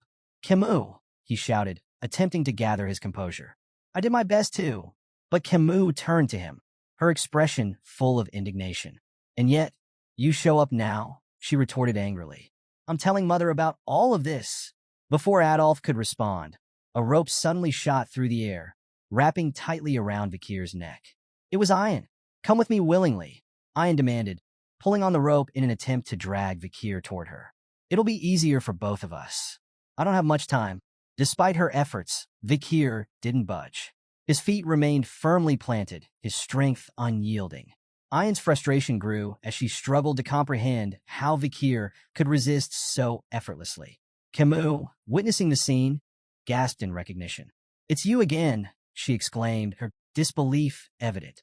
Vikir, calm and focused, broke the rope around his neck with ease, snapping it like a twig. But Ayan's words stuck with him. "No time, what does she mean by that?" He pondered, sensing a deeper urgency behind her actions. Suddenly, an overwhelming wave of killing intent swept through the forest. Birds took flight in a panic, and an oppressive sense of dread blanketed the area. Ayan's face turned pale as she looked upward, horror etched into her features. "It's noticed us," she whispered, her voice trembling. Vikir glanced at her, confused, when a sharp buzzing sensation radiated from his hand. Looking down, he saw the red lines etched on his skin glowing ominously. Beelzebub, the hidden blade within his arteries, was issuing an intense warning. Ayan's trembling voice broke the silence. "She's coming," she said, her words heavy with fear. Vikir's expression hardened as he processed her cryptic statement. "She? Who's she?" He wondered, his instincts sharpening. Ayan, now drenched in cold sweat, uttered the name in a hushed tone, Madame Eight Legs. Suddenly, a towering pillar-like structure emerged from the heart of the forest, its presence dark and ominous. The barbarians froze, their faces pale with recognition. "It's the madam. The madam is here," they cried out in terror. Kimu gazed at the colossal structure, questioning aloud, "Is that just a pillar?" Vikir's sharp gaze fixed on the mysterious form. His voice was firm as he denied the possibility. "No way," he muttered, shrouded in an eerie purple aura. The so-called pillar began to split apart, revealing 8 long, spindly appendages. Like massive tree branches, the legs descended with terrifying speed, anchoring themselves into the ground. Adolf, overcome with concern, voiced his disbelief. "How could such a monstrous thing be hidden here?" he exclaimed, his usually composed demeanor faltering. Vikir's face turned grim, his mind racing. He had never anticipated encountering such a creature in this forest. Madame Eight Legs, he realized, his heart sinking. This was no ordinary monster. It was a notorious entity ranked with an S-tier risk, capable of nationwide destruction in a single day. The massive spider stood on its 8 legs, towering over everyone as its piercing scream echoed through the forest. The sound sent shivers down every spine, rooting those present in fear. Kimu opened her mouth to speak, but Vikir quickly placed a hand over her mouth, silencing her. In a low, urgent whisper, he reminded her, "Stay quiet. Madame Eight Legs has poor sight but highly sensitive touch and hearing." Vikir's thoughts drifted back to an old native's warning he had heard before his regression, a chilling legend of the Madame of Eight Legs who haunted the depths of the forest. It had seemed like just another horror story at the time, but now it felt all too real. The Empire's Monster Dictionary, even after several revisions, documented this creature as a catastrophic threat. Its name alone struck fear into the hearts of all. Madame Eight Legs. Suddenly, the creature let out another ear-piercing scream, and from its mouth spewed a stream of greenish liquid. The corrosive substance rained down, hissing as it melted tree branches upon contact. Vikir skillfully dodged the falling poison, his movements precise and calculated. Adolf, acting quickly, conjured a protective barrier to shield himself and Kimu from the acidic onslaught. Not far away, a Hun, one of the barbarians, screamed in terror as some of the poison landed on his hair. In a panic, he grabbed a knife and cut off the affected strands, falling to his knees and panting in fear. Ayan, however, glared at him with disgust. Her voice was low and sharp as she berated him. "Stop screaming in front of Madame Eight Legs." With a cold glance at the monstrous spider, Ayan added darkly, "If you weren't the shaman's grandchild, I'd kill you myself." She then turned back to the other barbarians, her expression fierce as she barked an order. "Retreat," she commanded, her voice steady despite the chaos. Adolf, still carrying Kimu, echoed the sentiment. "Make a run for it," he instructed quietly, his tone leaving no room for argument. As the forest seemed to pulse with the overwhelming presence of Madame Eight Legs, the group knew they had no choice but to flee. Madame Eight Legs emitted playful, almost mocking noises, seemingly entertained by the chaos unfolding around her. As the fleeing groups scattered, the Balak barbarians split into smaller clusters while the Baskerville and Morg's clans retreated together in a more organized formation. Their distinct methods of escape seemed to help Madame decide whom to target. With terrifying speed, Madame Eight Legs charged toward the Baskerville and Morg's forces. Adolphe, visibly frustrated, questioned why the creature had chosen to pursue them. One of the Morg's mages, brimming with confidence, stepped forward. "Leave it to me," he declared boldly. "Fire attacks are a bug's weakness." He began casting a powerful fire spell, summoning an explosion that engulfed Madame Eight Legs in a sea of flames. For a brief moment, the mage turned to Adolphe with a triumphant grin, ready to boast about his success. But his victory was short-lived. Without warning, one of Madame's massive legs pierced through the air and impaled a mage standing beside him. Blood splattered across the confident mage's face as he froze, trembling with fear. The fire spell hadn't even scratched the monstrous creature. Adolphe, Kimu, and Vikir continued to retreat. Kimu, her voice filled with disbelief, expressed her shock at the monstrous sight before them. Meanwhile, Vikir, lost in thought, came to a sudden realization. Abruptly, he stopped running and turned to face Madame Eight Legs. His unexpected movement caught everyone off guard. Staffordshire, alarmed, shouted after him, "What are you doing?" Vikir's response was firm and unyielding. "If no one acts, we'll all be annihilated," he stated. He proposed that someone had to tie down the creature's legs to buy time. When Staffordshire volunteered, Vikir immediately cut him off. "Do you really think you have what it takes to restrain those legs?" he questioned bluntly. Vikir turned to Adolphe and emphasized that they couldn't afford to let Madame Eight Legs follow them back into the territory. "I'm the best person for this job," he declared. His hand gripped the hilt of his sword tightly as he turned to face Adolphe. "There's no time left," Vikir said, leaving the final decision in Adolphe's hands. Kimu called out to Vikir in disbelief, her voice trembling. But Vikir pressed on, urging the group to flee without him. Adolphe, clearly torn, finally made the call. "We run," he ordered, ensuring that Vikir's sacrifice wouldn't be in vain. Tears welled in Kimu's eyes as she pleaded with Vikir to return with them. But Adolphe pulled her back, forbidding her from moving. As the group retreated, Vikir stood his ground, the weight of his choice heavy on his shoulders. His grip on his sword tightened, but then he paused, letting out a slow, resigned sigh. Vikir considered the situation. He had no personal stake in the survival of the Baskerville territory, nor did he believe the Allied forces could stop Madame Eight Legs' growing power. Yet, he saw a rare opportunity for himself. If he could feign his death here, he would finally escape Hugo's watchful eye. This deception would buy him precious time to master the 10th technique, a skill that lingered, unrefined, in his mind. With that mastery, he could perfect his ability to conceal and control his power. Then, when the time was right, he would return to the clan, stronger and more prepared than ever. A radiant red aura began to envelop Vikir's hand as Beelzebub emerged from within. He knew that if he didn't use every ounce of strength and skill he possessed, this battle would be his last. With unwavering resolve, he committed to unleashing all his resources, including the vast reserve of mana bestowed upon him by the River Styx's blessing and the ethereal aura reserved for the highest-ranking Baskerville swordsmanship techniques. In his grasp was the demonic sword Beelzebub, its blade cloaked in a menacing red aura. Vikir's eyes glowed fiercely, mirroring his determination. With swift and calculated movements, Vikir dashed toward Madame Eight Legs, the monstrous spider that loomed before him. He leaped high into the air, the red glow of his aura intensifying with every passing second. Hovering momentarily above the terrifying creature, Vikir locked eyes with Madame Eight Legs as she let out a piercing, otherworldly scream. Channeling the Baskerville 5th technique, Vikir propelled himself downward with incredible speed, his blade aimed directly at the monster's head. Madame Eight Legs struggled, but found her legs inexplicably rooted to the ground, unable to move.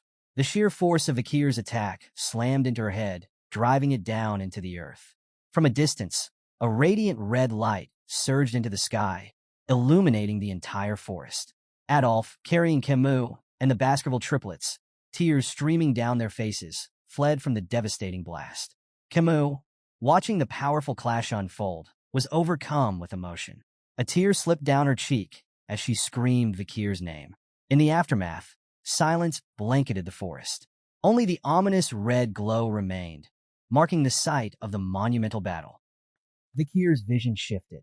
His head was on a guillotine, his cold eyes fixated on Hugo La Baskerville, who stood motionless under the moonlight. Hugo raised his hand, signaling the guillotine to fall. As the blade descended, Vikir's head rolled to the ground. The last thing he saw was the cold, indifferent gazes of those around him. Hugo turned and walked away, his back illuminated by the pale moonlight. Vikir's final thought was one of betrayal. In the end, Hugo did it. But before he could process more, his eyes snapped open. Vikir awoke in an unfamiliar room, staring up at a foreign ceiling. He lay on a mattress, his body heavily bandaged, with one eye completely covered. Scars riddled his flesh, and a rope was tightly wound around his neck. As he tried to make sense of his surroundings, confusion clouded his thoughts. Where am I? He wondered. Memories of the battle against Madame Eight Legs flooded back. How many days had passed since that fateful encounter?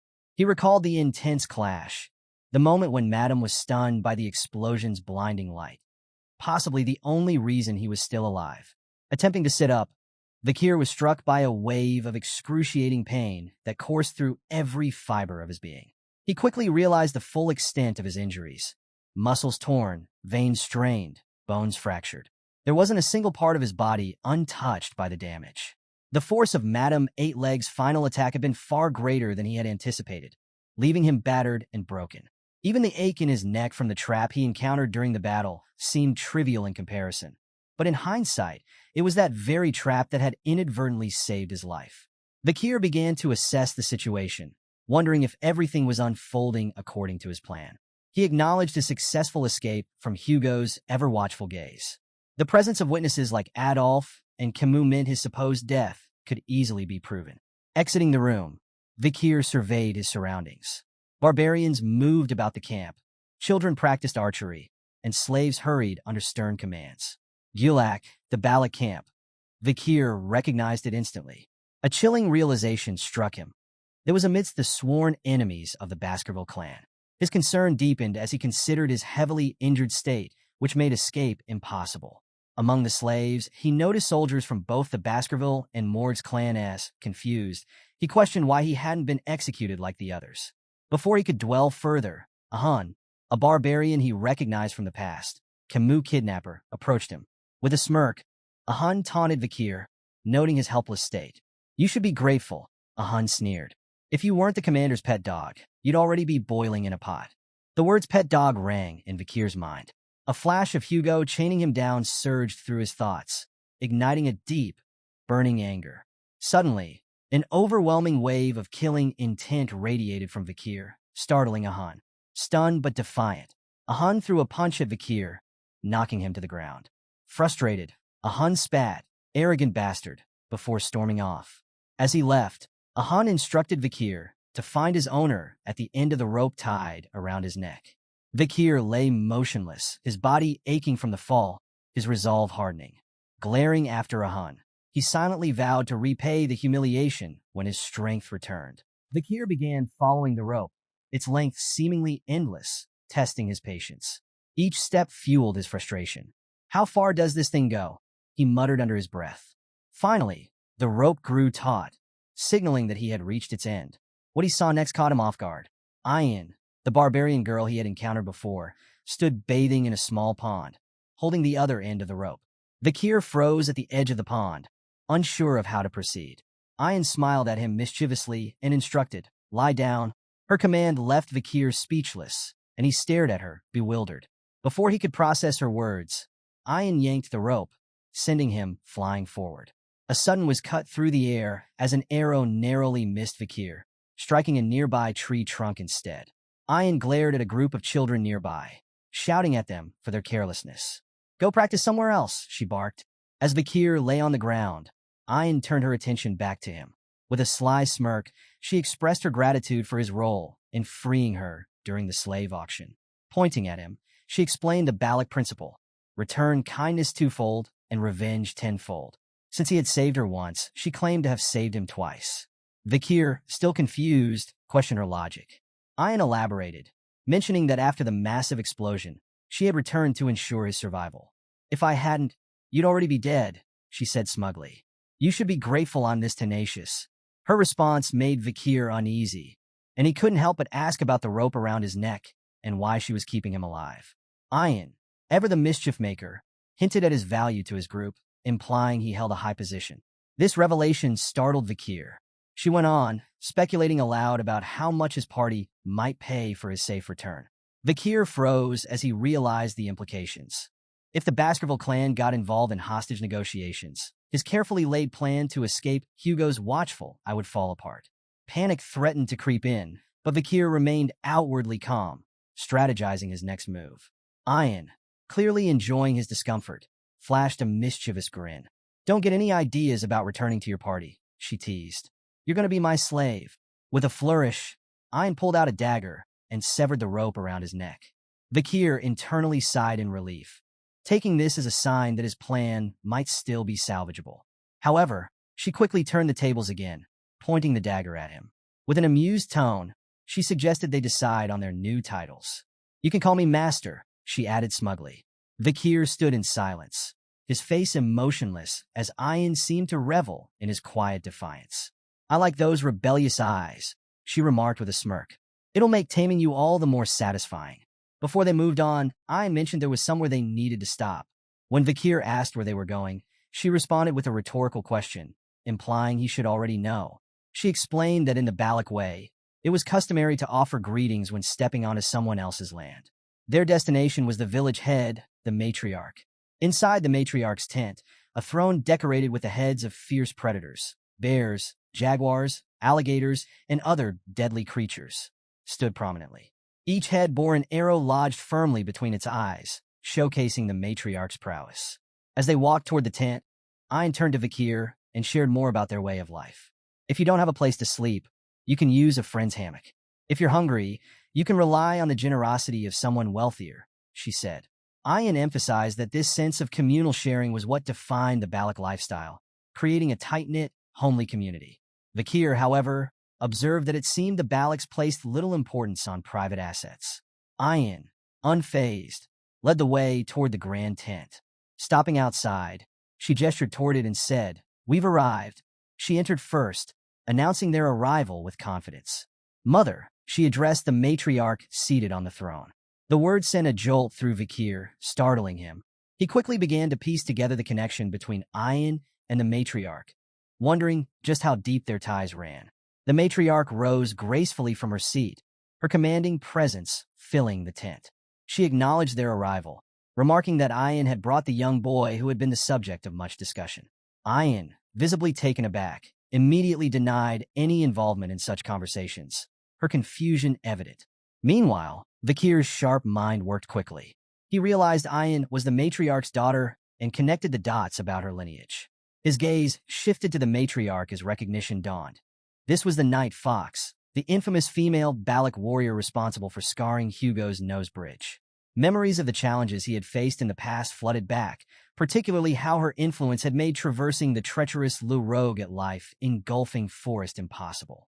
Vikir considered what might have happened had his past self confronted her. Assessing the situation pragmatically, he concluded that a direct fight or assassination attempt against her had a 0% chance of success. His only feasible option was escape, which offered a slim 20% chance of survival. These calculations weighed heavily on his mind as he stood before her, aware of the danger she represented. The matriarch turned her piercing gaze toward Vikir, remarking that his face seemed familiar. Vikir's thoughts raced, wondering if her instincts had detected his connection to Hugo.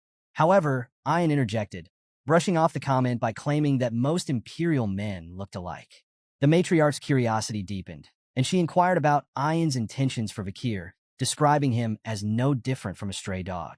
Ian, quick to respond, asserted that Vikir could prove useful with proper treatment, emphasizing his role in the attack on Madame Eightlegs. The matriarch offered a cautionary remark, warning her daughter about the consequences of acting impulsively without understanding her place. Her focus shifted back to Vikir, and she coolly stated that his physical state didn't matter as long as his seed was intact. Before she could elaborate further, Ian, clearly flustered, interrupted. Nervously, she stammered out her true intention, that she planned to use Vikir as a slave. This sudden change in her story surprised the matriarch, who raised a questioning brow at Ayan's inconsistent statements. Ayan hurriedly clarified, claiming she needed a slave to assist her during hunts. The matriarch chuckled softly, gently patting Ayan's head. "It's the owner's prerogative to decide what to do with their slave," she remarked. Ayan, her face tinged with a faint blush, cast a shy glance at Vakir.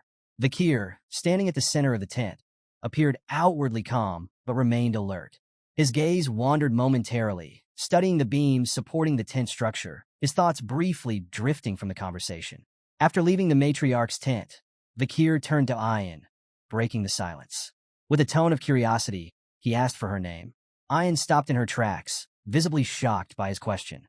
Turning to him with indignation, she berated him sharply, scolding him for daring to ask questions as a mere slave. Undeterred by Ayan's protests, Vakir calmly clarified that he had no intention of addressing her as master, hence his request for her name. His straightforward response left Ayan flustered. With a faint blush creeping on her cheeks, she reluctantly revealed her name as Ayan. Vakir introduced himself with equal composure, stating his name as Vakir, before inquiring about her instructions. Ayan, indignantly shouting again, protested against the slave addressing her by name. However, a smirk soon played on her lips as she unveiled her first order. Vakir was to build a house where he would reside from now on. Internally, Ayan relished the opportunity to assert her authority and rebalance the dynamic between them. She believed that someone like Vakir, an Imperial from the Baskerville clan, would struggle to complete such a task, reaffirming her superiority. Vakir, seemingly lost in thought, eventually responded with an unexpected smile. He stated simply that the task sounded enjoyable. Time passed, and Ayan found herself standing in shock, staring at the results of Vakir's efforts. Before her stood a perfectly constructed tent. Her expression betrayed her disbelief as she wondered how Vakir, despite his injured state, had managed to create something so flawless. She glanced at the tools she had provided, realizing how useless they seemed in the hands of someone as skilled as Vakir. Meanwhile, Vakir worked with quiet efficiency, his expression calm and focused. Reflecting on his past, he thought about how swordsmen during times of destruction were often limited by their reliance on swordsmanship alone. To survive extreme conditions, one had to master a variety of survival skills, a lesson Vakir had learned the hard way. Noticing the expertly crafted drains surrounding the tent, Ayn couldn't help but remark on their perfection. However, Vakir shifted the conversation, pointing out an observation about the matriarch's tent. He explained that its structure appeared unstable. Taken aback, Ayn questioned him further. Vakir detailed his concern. During the rainy season, the ground beneath the central pillar would likely shift, leading to potential water leakage. He offered a solution, proposing to mix lime-rich dirt with gravel from a nearby hill to create bricks. These bricks, once reinforced with oil and fired, would stabilize the structure. Impressed by his insight, Ayn gave her approval for the plan, instructing Vakir to proceed. Methodically, Vakir collected soil, poured it into a container, and prepared the necessary materials.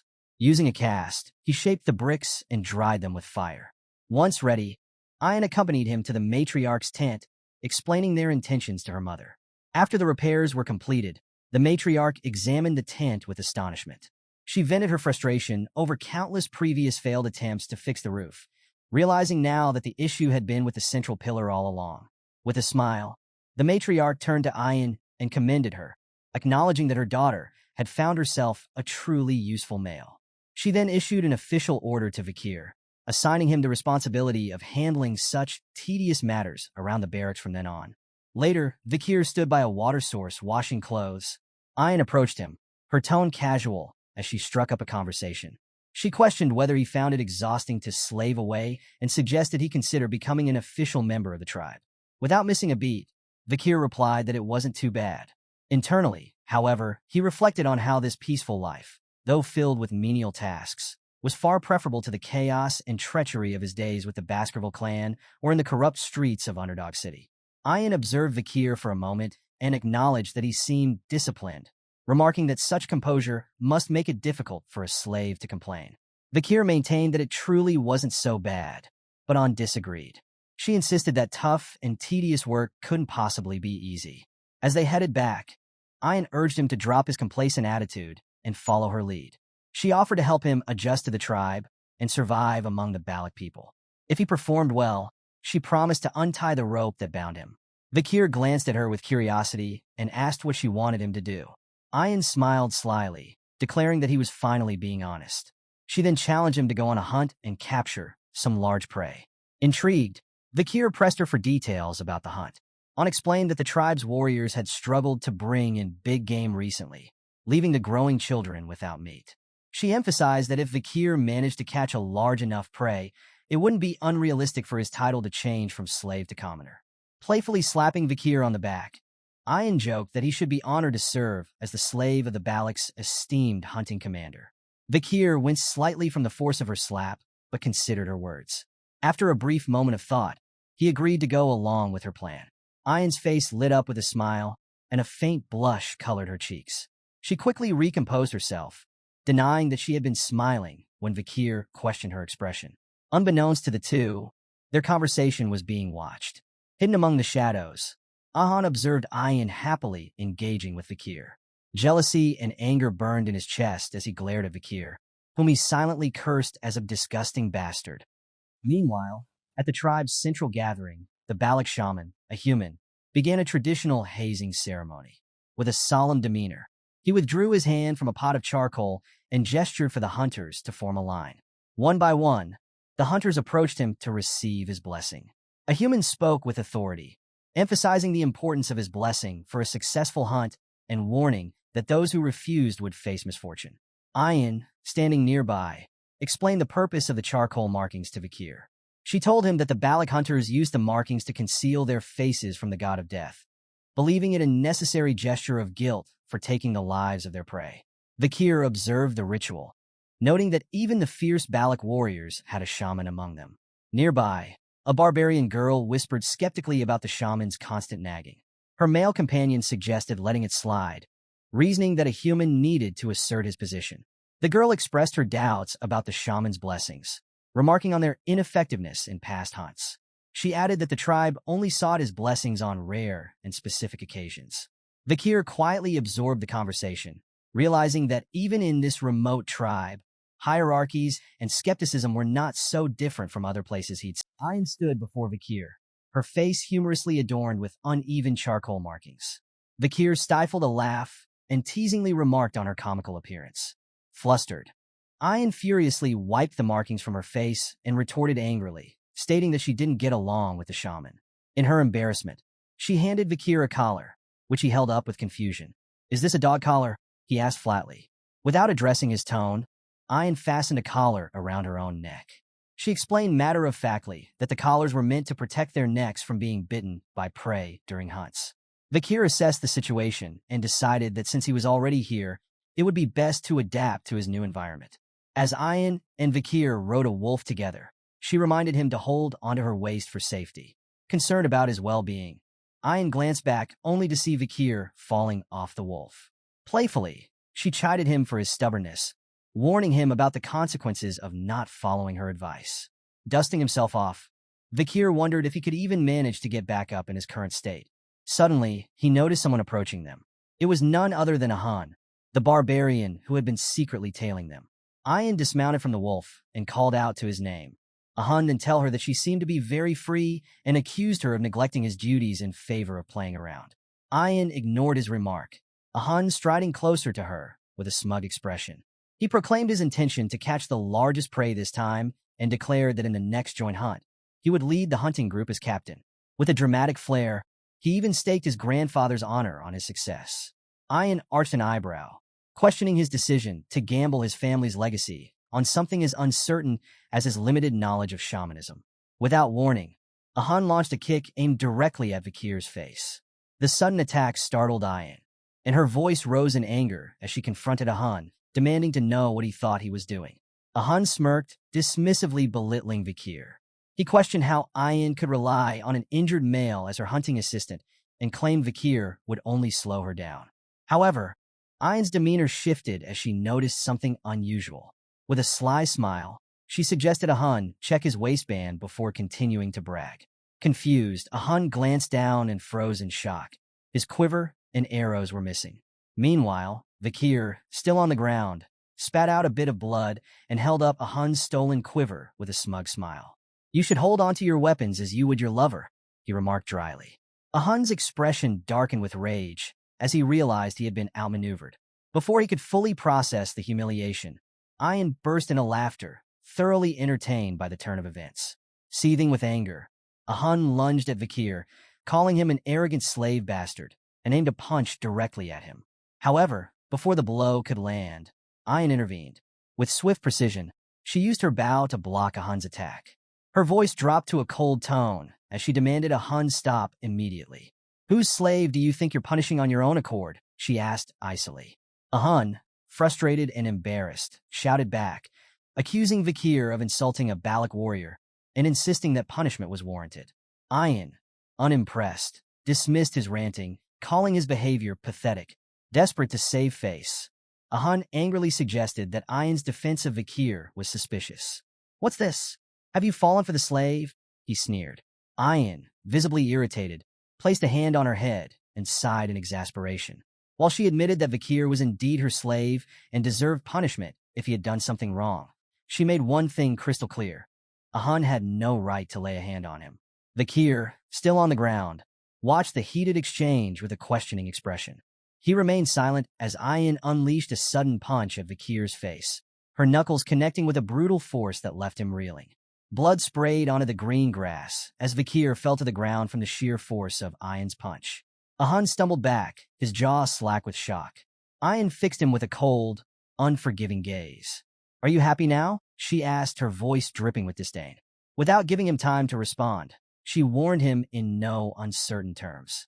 I know you're frustrated because you haven't managed to capture a maiden for yourself yet, but if you touch my slave again, I'll beat you to a pulp.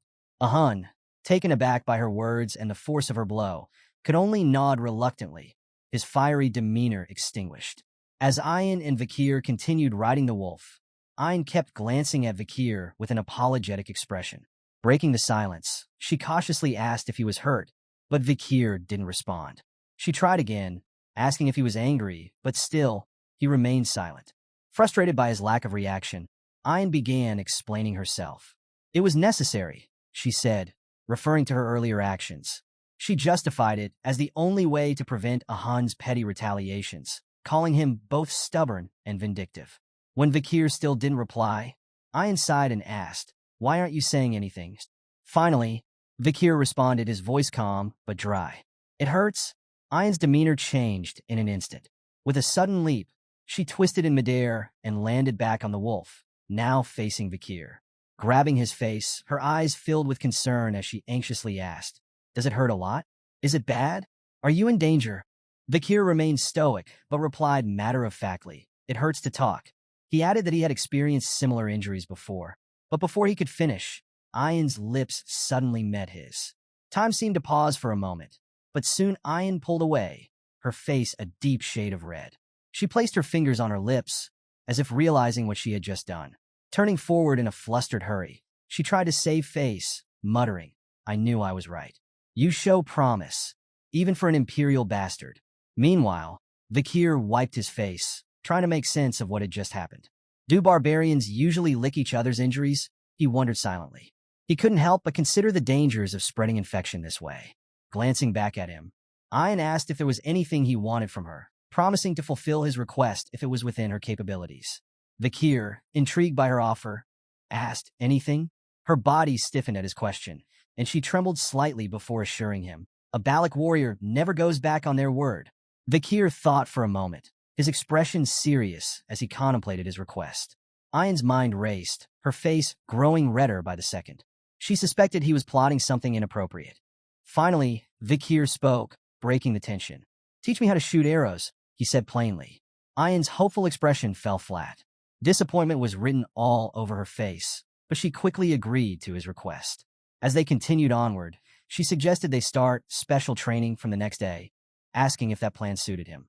Vakir nodded in agreement. The next morning, Vakir took aim at a tree trunk, firing an arrow under Ian's watchful eyes. She frowned as his arrow struck wide of the embedded target and sighed. No. Aim at the arrow already stuck in the trunk, she instructed, her tone tinged with both annoyance and amusement. Vakir raised an eyebrow, questioning her teaching position. Ian smirked and reminded him, You're the one who asked for lessons. You'll learn properly, or not at all. She emphasized the importance of mastering the bow, especially since Vikir wouldn't be able to wield a sword for a while due to his injuries. The ultimate goal was clear: capture a large prey and elevate his standing. To correct his stance, Ian pushed firmly against his back, adjusting his posture.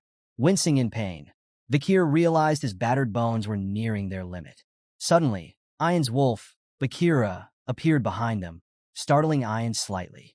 She applied even more pressure to Vikir's back, which elicited a loud crack. Vikir fell to the ground in pain. Ian, unfazed, turned her attention to Bakira and asked if it had found what they were looking for. The wolf howled in response. Smiling confidently, Ian commanded Vikir to get back on his feet. "We're moving quickly from here," she declared, her tone leaving no room for argument. Vikir and Ian arrived at a serene stream where the river met the ocean. Ian explained that this unique location was home to both oceanic water and animals, creating a vibrant mix of life. She shared a story her grandmother used to tell, a tale of salmon striving to swim up waterfalls, believing they could evolve into massive, legendary beasts. However, most salmon failed, falling onto sharp rocks below and becoming prey for ox bears. As Vikir observed the massive bear before them, he asked if it was one of these ox bears, noting that it looked far more formidable than the ones he had encountered before. Ian clarified that this was no ordinary ox bear. It was a superior specimen, born from an exceptional bloodline and a survivor of countless challenges. When Vikir questioned if their task was to capture this behemoth, Ian corrected him. She revealed that their actual target wasn't the dominant female, but the smaller male bear attempting to court her. The pair watched as several male bears approached the towering female, each trying to win her favor. One by one, she dismissed their advances with brutal force, sending them scurrying away in fear. Intrigued by this behavior, Vikir asked what kind of mate the female bear was searching for. Ian corrected him with a smirk, explaining that the female wasn't looking for strength. To Vikir's surprise, a much smaller male approached her, and instead of rejecting him, she interacted with gentle gestures. Ian explained that female ox bears often preferred weaker males, as stronger ones could become dangerously aggressive during mating, sometimes even killing their partners. This preference ensured their safety, and weaker males, while less intimidating, were far more dependable. Ian drew a parallel between the ox bears and the Balak warriors. She remarked that their tribes similarly sought young mates with excellent DNA, especially if the prospective partners were weakened from injury. Vikir realized that the female's choice wasn't about strength, but about securing the best genetic match for her cubs. As the pair of bears wandered off, Ian instructed Vikir to wait patiently. She explained that the female would soon completely exhaust the male's strength, making him an easy target. For days later, Vikir stood outside a cave, where the deep roars and moans of the bears echoed out into the forest. Reflecting on their strategy, he thought about how he had been leaving food for the ox bears, helping facilitate their courtship. Ian approached him, holding a small fruit in her hand. She explained that this fruit temporarily boosted strength, but at the cost of shortening one's lifespan. The clever female bear, she added, would likely understand the danger and avoid eating it. The male, however, would eat it without hesitation, desperate to keep up with his partner. Ian's strategy became clear to Vikir. The large, strong female bear would completely deplete the male's energy, making him the perfect target. She handed Vikir a bowl of soup, explaining that it would help him recover. As Vikir sipped the soup, he commented on how the ox bears were mating with remarkable intensity. Ian, with a teasing smirk, remarked that this was typical for male Balak, but likely unusual for imperial males like Vikir. She jokingly attributed his reserved nature to his origin from a geeky country. Then, leaning in close, Ian playfully asked if Vikir could perform with the same vigor as the bears. Vikir raised an eyebrow, clearly unamused. But before he could respond, their conversation was cut short by a loud roar echoing from the cave. Ian quickly refocused, alerting Vikir that it was time to move. She pointed out that the female bear had completed her mating and let out a deafening scream. The exhausted male bear bolted from the cave, his strength spent. Vikir and Ian observed the scene from a nearby tree as the female chased him off. Vikir, intrigued, asked why the female was so aggressive toward the male after mating. Ian explained that once the ox bear's mating was over, the female became highly territorial and a dangerous predator. Her fierce display was a warning to the male never to return to her domain. Vakir noted with some amusement that the male seemed desperate for sleep, having been drained of strength and rest over the last 4 days. Ian agreed, adding that the male would now seek a remote and safe place to recuperate. Their plan was simple: follow the male bear until it finally succumbed to exhaustion, then make their move. The pair trailed the bear deep into a cold, unforgiving environment. Vakir remarked that the bear must be utterly fatigued, but its persistence suggested otherwise. Ian explained that ox bears were highly intelligent creatures. They didn't merely rely on instinct, but also on acquired knowledge, which allowed them to make calculated decisions, like seeking this cold environment where blood-sucking insects couldn't survive. As they pressed on, Vakir began to feel the icy chill biting at his already weakened body. He tried to conceal his discomfort, but Ian noticed. She offered to share body warmth, suggesting they huddle together to keep his body from stiffening and compromising their hunt. Though reluctant at first, Vakir ultimately relented, seeing the logic in her argument. Without warning, he hugged Ian from behind. Caught off guard, her face turned bright red, and she fumbled for an explanation, insisting this was purely about her duty as a master to ensure her slave's health. Their moment of awkward warmth was interrupted when Ian's wolf, Bakira, stopped abruptly, growling while fixating on something ahead. Ian immediately noticed something amiss. The ox bear's tracks had disappeared. Before she could finish her observation, a thunderous growl erupted nearby. The massive ox bear, which had been hiding in ambush, charged at them with terrifying speed. Meanwhile, back at the Balak camp, a group of barbarians gathered around a massive boar. Their eyes gleamed with excitement as they admired the beast, recognizing that its meat could feed the entire tribe abundantly. A male barbarian stepped forward, addressing a Hun directly and praising his feat of hunting such a remarkable boar. The female barbarian chimed in, suggesting that a Hun should be made the tribe's new hunting commander, given his success. Another male joined in, agreeing with the sentiment. He noted that even the skilled Ian couldn't handle every Hun alone and remarked on her decision to take a slave on her recent hunt. A Hun, radiating confidence, dismissed Vakir as a mere burden to Ian. He confidently predicted that she would return empty-handed, not even managing to catch a single rabbit. Meanwhile, on the other side of the forest, the ferocious male ox bear launched an attack on Ian. However, Vakir reacted swiftly, pulling her back just in time to avoid the bear's crushing punch, which missed her face by mere inches. The sheer force of the attack blew strands of Ian's hair into the air. Both Vakir and Ian tumbled off the wolf they were riding, landing hard on the ground. The wolf growled fiercely at the ox bear, leaping into action to protect its companions. Concerned, Vakir quickly asked if Ian was okay. She expressed her gratitude, acknowledging that she had survived thanks to his intervention. Vakir speculated aloud, wondering if the ox bear had deliberately lured them into a trap. Ian, recognizing the bear's cunning intellect, admitted that its intelligence exceeded that of most monsters. She now understood why the female ox bear had chosen it as her mate. Realizing there was no way to avoid a direct confrontation, Ian felt a wave of conflict. She had received help from a slave, her slave, which pricked at her pride and dignity as his master. However, steeling herself, she commanded Vakir to stay behind her, declaring with determination that she would take charge of the fight and prove her worth.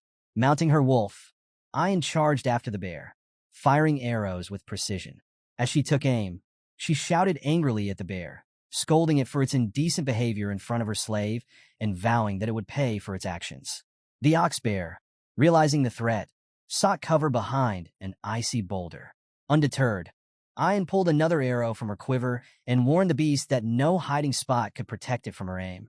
With conviction, she loosed the arrow, aiming straight at the bear. However, the arrow embedded itself in the rock, failing to reach its target. The bear, thinking it was safe, began to growl in defiance. Suddenly, a powerful blue energy beam surged from the arrow, piercing through the boulder and striking the ox bear in its stomach. The bear roared in pain, blood spewing from its wound as it staggered forward. Vakir watched in astonishment, marveling at the precision and skill behind Ian's attack.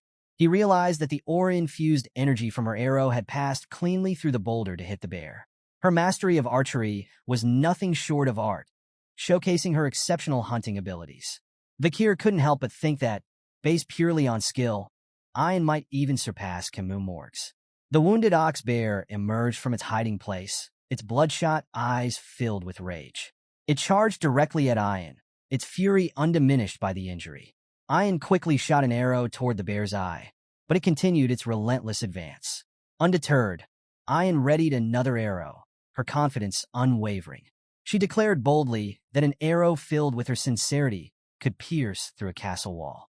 As she released the shot, the ox bear, with uncanny agility, dodged the attack entirely, leaving Ian stunned and momentarily speechless.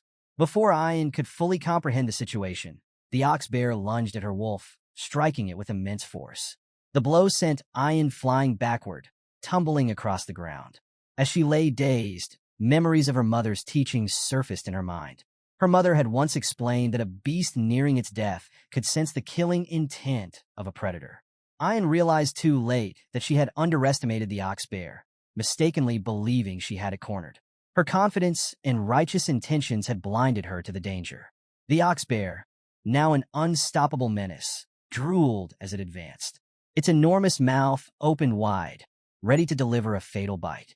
Paralyzed by fear, Ian closed her eyes and braced for the inevitable. But instead of the bear's crushing jaws, she heard a familiar voice cutting through the chaos. "Are you done showing what a master's dignity looks like?"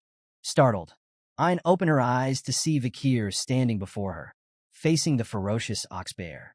With a calm yet commanding demeanor, he stepped forward, his resolve evident. "It's my turn now," Vakir declared confidently. Thrusting his glowing red hand toward the beast, Beelzebub emerged in a blaze of fiery power. Flames infused with the might of Cerberus roared forth, engulfing the ox bear's head in an inferno. The creature reared back, its agonized growls echoing as the searing heat overwhelmed it. Ian watched in awe, unable to tear her gaze from the spectacle. She marveled at the sheer power of Vakir's attack, wondering if such flames were even possible. As the ox bear's charred form collapsed lifelessly to the ground, the battle was finally over. The intense flames had burned away Vakir's bandages, revealing his healed injuries, including his previously injured eye.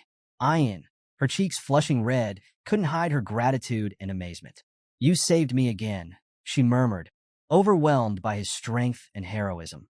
However, her joy turned to concern as she noticed Vakir's expression distort with pain. The toll of unleashing such overwhelming power became apparent. "I might have overdone it," Vakir admitted before collapsing to the ground. Shocked, Ian rushed to his side, calling out his name in panic. Her earlier awe was replaced by worry as she desperately tried to think of how to help him. Later that night, the barbarians gathered around a roaring fire, dancing in celebration of the hunt. A massive pot of stew was being prepared, and the aroma of roasted meat filled the air. The villagers eagerly distributed food, their excitement palpable. Ian and Vakir sat quietly on the side, wearing traditional hats. Ian proudly recounted the significance of their catch, explaining how the hunter who secured the largest prey earned the tribe's respect and admiration. Despite her enthusiasm, Vakir seemed indifferent, earning a scolding from Ian. "You could at least act like you care," she huffed. "The ox bear was both strong and intelligent, a worthy opponent. This makes us the stars of the pillaging ceremony." She cast a pointed glance at Vakir, contrasting their mighty catch with the sluggish and fearful boar caught by a Hun. The pride in her voice was unmistakable, and Vakir, despite his stoic exterior, couldn't help but notice the glimmer of satisfaction in her eyes. Ian turned to a Hun, who stood nearby, and urged him to support her point. Frustrated, a Hun shoved a bowl toward Vakir, referring to him dismissively as a slave. Vakir glanced at the small portion of meat in his bowl and raised an eyebrow. "Why is there so little?" he asked. A Hun, his annoyance evident, replied, "That's the tradition. The more honor you gain, the less meat you receive. Be grateful for your honor." Ian chimed in to explain the custom. "In our tribe, the one who contributes the most to the hunt gets the least amount of meat, but gains the most honor. It's about selflessness and respect," she said. Vakir, unimpressed, pondered the idea. "Less meat for more honor? Seems like a lousy deal. Isn't the meat more valuable than some useless honor?" Ian chuckled at a Hun's sour expression, clearly enjoying his frustration. Vakir, meanwhile, stared down at his hands, contemplating the 600-kilogram hammer he'd obtained from Beelzebub after defeating the ox bear. He wondered if he could increase his weight by 600 kilograms while holding his breath, a new skill he seemed to have developed. Taking a sip of his soup, Vakir reflected on his recovery. Beelzebub's absorption of the ox bear had not only granted him new powers, but also significantly healed his body. Ayin, noticing Vikir's nearly empty bowl, grabbed another filled with meat and handed it to him. Here, eat this. It's your right as a hunter, she insisted. Vikir shook his head. I've already received my share, a portion of meat, some blood, and intestines. That's enough. But Ayin pushed the bowl toward him, emphasizing its importance. You should eat more. Each part of the animal serves a purpose. If your eyes are weak, eat the eyes. If your heart is frail, eat the heart. For weak limbs, eat the legs. It's how we strengthen ourselves. Vikir stared at the bowl, particularly the long, coiled piece floating in the broth. Are you saying my insides are weak? He muttered, skeptical. Before Ayin could reply, 3 barbarian girls approached them. The first girl scolded Ayin. Commander, why are you taking care of what's already yours? The second added, your motives are so obvious. And the third chimed in, why give anything to a slave? Ignoring them, Vikir focused on his bowl. He found the meat chewy but manageable and continued eating, much to Ayin's excitement. Watching him devour the food, she smiled triumphantly. Now you'll be able to fulfill your duty, she declared. Vikir paused mid-chew, puzzled. What more does she expect from me? I already did my part during the hunt. As dawn broke, Vikir stood near a large tree trunk, its top sliced clean off. Noticing the faint melting at the edges, he recalled what Ayin had mentioned the previous night. That night, while standing by the same tree, Vikir had observed slabs of good meat placed on the trunk. He had questioned Ayin's decision to leave high-quality food there, especially given the village's food shortages. Ayin had explained that the meat was an offering to Madame Eightlegs. It's how we seek her permission to live in this dense forest, she had said. Vikir had taken a moment to process her words, realizing the deep significance the Balak villagers placed on the monstrous creature. Reflecting on his earlier actions, he now understood why the tribe treated Madame Eightlegs with such reverence and caution. As he stared at the offering site, Vikir muttered to himself, what an annoying monster. As Vikir strolled back to his hut, he noticed a long line of barbarian girls waiting outside. He paused, puzzled, wondering if there was a special ceremony or event happening that he wasn't aware of. The girls chattered excitedly among themselves, their voices filled with anticipation. One girl proudly declared she had been waiting in line since dawn, while another was thrilled to be near the front. A third boasted about staying awake all night to secure her place. Among the group, 3 girls speculated about the results of the previous day's hunt. They theorized that a village woman might be chosen as Vikir's wife, considering his remarkable strength and success in taking down an ox bear. Just then, Ayin arrived, carrying a freshly hunted deer over her shoulder. Spotting the commotion, she scolded the girls for trying to claim what she firmly considered hers. She reminded them, with an irritated tone, that she was the one who had fed Vikir the ox bear stew. You have no right to claim him, she exclaimed. The barbarian girls weren't ready to back down. They argued that Ayin should have shared the stew with them instead of keeping it all to herself. They called her stingy, much to Ayin's growing annoyance. Narrowing her eyes, she snapped, if you're so capable, set your own traps and catch something impressive yourself. The girls sighed, explaining they had tried multiple times, even venturing as far as the Empire's border, but found no one like Vikir. One of them muttered wistfully, men like him are rare. Then try hell, Ayin retorted with a glare. The girls, spooked by her rising anger, scattered like startled birds. As they ran, Ayin muttered under her breath about her concerns. These cunning girls might try to snatch Vikir while he's still recovering. She justified her earlier actions, believing that by feeding him the ox bear meat, she had every right to claim him. Suddenly, she noticed Vikir standing nearby, silently watching the entire exchange. Embarrassed, Ayin stammered, trying to change the subject. Vikir's face twisted in mild disgust as the realization of what he had eaten the previous day hit him. So that's what that stew was. Desperate to divert his thoughts, Ayin quickly mentioned that her mother had summoned a meeting with the elders the previous night. She added, you'll be called upon as the honorable hunter of the village, and you'll have the chance to make a request to my mother. When the time comes, you should ask for what I'm planning to suggest. Later, inside the matriarch's tent, the elders sat on one side while the younger prodigies gathered on the other. Vikir knelt respectfully, bowing his head as he greeted the matriarch. The matriarch, the renowned Night Fox of Aquila, acknowledged his presence with a nod. You've accomplished something great by hunting an ox bear, she said warmly. Thanks to you, we feasted well. Humbly, Vakir replied, I only did what was needed. The matriarch smiled, noting his quick recovery. You've healed well, a sign of resilience, she remarked, crediting the tribe's care. Vakir observed her closely. Despite her fearsome reputation as a genius archer who terrorized even the Empire, she exuded a dignified warmth and maternal presence. He couldn't help but compare her to Hugo, finding her equally commanding but far more approachable. Standing, the matriarch addressed the assembly. Vakir's actions have proven his worth. As of today, his status will change. He is no longer a slave, but a member of the Balak family. The announcement was met with mixed reactions. While many nodded in approval, some of the elders, including a human, the tribe's shaman and Ayan's grandfather, cleared their throats disapprovingly. Ignoring their dissent, the matriarch continued, reaffirming Vakir's new status. You are now part of our family, she declared, and as such, I will grant you a reward. Name your desire. She paused, adding with a playful smile, perhaps you'd like a beautiful maiden from the village to be your partner? I would happily give my blessing.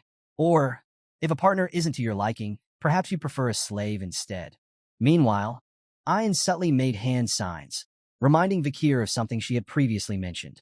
Vakir met her gaze, understanding her silent signals, and closed his eyes for a moment of thought. When he reopened them, he spoke with calm confidence, stating his single request, to bathe in the hero's spring. The room fell deathly silent. Shock rippled through everyone present, except Ayan, who wore a faint, knowing smile. The matriarch's cold gaze settled on Vakir, clearly taken aback by the audacious request. Her voice, sharp and measured, cut through the tension. Do you understand the weight of what you're asking for? Before Vakir could respond, a human's voice boomed with disdain, his tone filled with anger. You dare make such a request? He turned his attention to the matriarch, emphasizing that the hero's spring was a sacred place reserved only for the highest-ranked Balak warriors. With scorn, he dismissed Vakir's plea as arrogant and insignificant. Others chimed in. Another elder echoed a human's sentiments, emphasizing that the hero's spring was exclusively for those who had proven their unmatched strength. This outsider, a mere commoner, has no right to even speak of it. Ayan, however, stepped forward, defending Vakir with a resolute tone. She reminded everyone of his remarkable feat, capturing the ox bear during the pillaging ceremony, a task that even seasoned warriors struggled to achieve.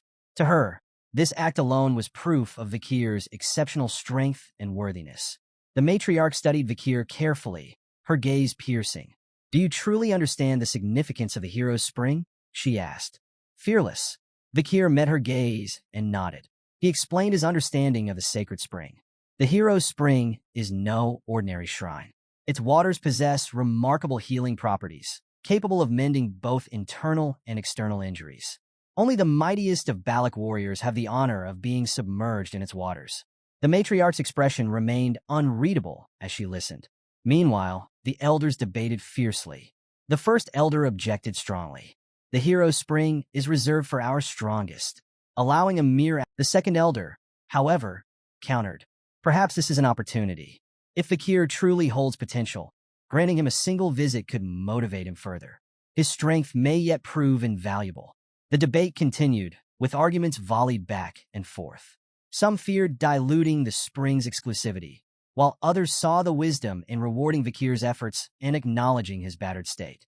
The matriarch's internal struggle was evident. She wanted to honor Vakir's request, but was constrained by the shaman's staunch opposition and the tribe's traditions. Frustration flickered in her eyes as she weighed her options. Suddenly, the sound of a bell echoed through the room, breaking the tense atmosphere. Vakir's sharp gaze darted toward the sound.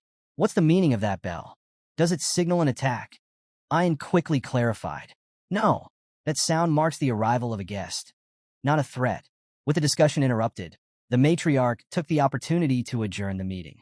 Return to your duties, she instructed firmly, before rising and leaving the tent. As the tribe dispersed, a human remained behind, his expression dark and brimming with disapproval. A soft, disdainful sound escaped his lips as he watched the matriarch's departure, his unease with the unfolding situation evident. Vakir glanced toward the commotion and asked Ayan if the group before them were the expected guests. Ayan confirmed with a nod, explaining that the newcomers were merchants who brought goods from beyond the forest, a visit the Balak tribe eagerly anticipated. However, Vakir's attention was drawn to a symbol emblazoned on one of the merchant flags. He immediately recognized it as belonging to the bourgeois family, one of the 7 powerful merchant families. Perplexed by their presence, Vakir silently pondered how they had managed to reach this remote region. The route to the Balak territory required crossing either the Baskerville or Morg's family lands, both of which were unlikely to grant safe passage to outsiders. It made him wonder if the bourgeois family had found a way to smuggle their goods through hidden paths or forbidden agreements. As the merchants began to set up their colorful stalls, their leader, a jovial man resembling the head of the family, addressed the crowd in the Balak language. With a booming and cheerful tone, he announced the opening of the 5-day market and encouraged bartering. The Balak tribe, eager to trade, buzzed with excitement. The merchants wasted no time showcasing their wares. One displayed a glass orb, claiming it could induce sweet dreams when placed near a bed. Another promoted an array of cosmetics and grains. Vakir observed the bustling market with a critical eye. While the items on offer were common across the empire, the merchants were bartering them for rare forest treasures that held much higher value. The imbalance was glaring, and Vakir silently questioned whether the bourgeois family was exploiting the Balak tribe's lack of knowledge about current market prices. Yet, not wanting to draw undue attention to himself, he decided to stay quiet and let the Balak navigate this situation on their own. Nearby, Ayan's voice rang out, sharp with frustration. "How is this fair? A diamond for corn?" she shouted, her tone full of indignation. Vakir glanced at her, feeling a faint sense of relief. At least someone in the tribe recognized the absurdity of these trades. However, his relief was short-lived. Moments later, Ayan's anger transformed into joy as she proudly secured 2 ears of corn in exchange for her diamond. She smiled triumphantly, as though she had struck a great bargain. Vakir pinched the bridge of his nose, frustration boiling within. Hopeless, he muttered to himself, watching her cheerfully celebrate her victory. Elsewhere, 3 Balak tribesmen were in heated negotiations with the merchant leader. "I'll trade this pearl clam for 2 radishes," one warrior demanded, firmly believing it was a fair deal. Another haggled over cabbage quality, eventually exchanging it for a deer antler. The persistent bargaining wore down the merchant leader, who reluctantly gave in, offering extra items to appease the warriors. The Balak members beamed with pride, oblivious to the fact that they had still been outmatched in the trade. The merchant leader, meanwhile, smirked inwardly, clearly amused by their ignorance of the true value of their goods.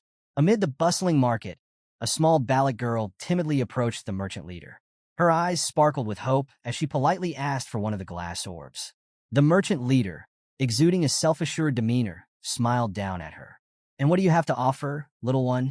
Excitedly, the girl reached into her pouch and presented a sun larva. It's rare, delicious, and full of nutrition," she said proudly, holding it up for him to see. However, the merchant leader's face twisted in disgust. With a sneer, he slapped the larva from her hand. "Disgusting," he spat, glaring at her offering as though it were an insult.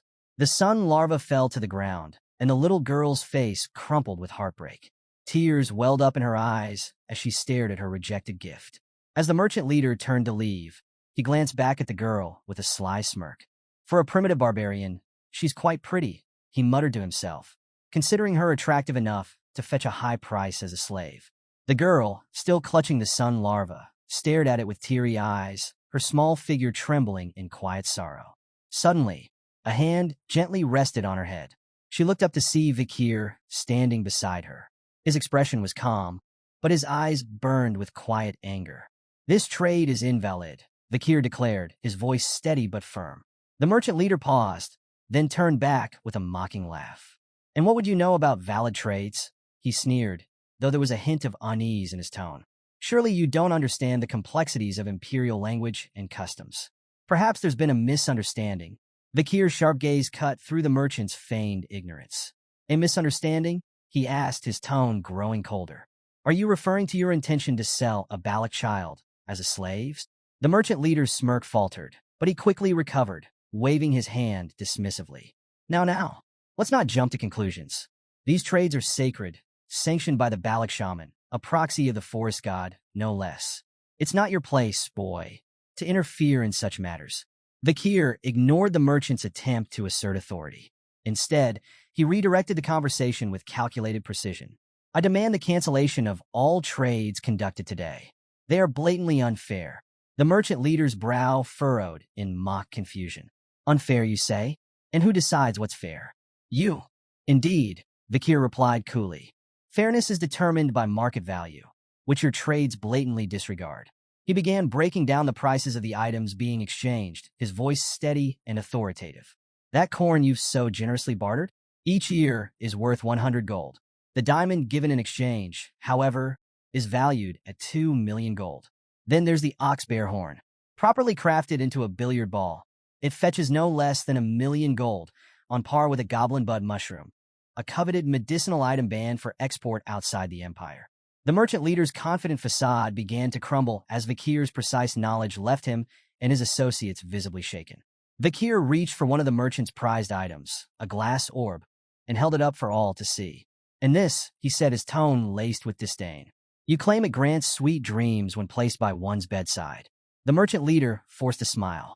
Yes, it's one of our finest products, a treasure of peaceful sleep for weary minds. But Vakir wasn't finished. He rolled the orb between his fingers. This orb is coated with tiny, near-invisible holes. These dispense a drug, banned in the Empire for its harmful effects. It may induce sweet dreams for a time, but with prolonged use, it destroys the mind. Without warning, Vakir crushed the orb in his hand. Shards fell to the ground as a fine, powdery substance was released into the air. Gasps echoed among the onlookers as the truth of Vakir's words became undeniable.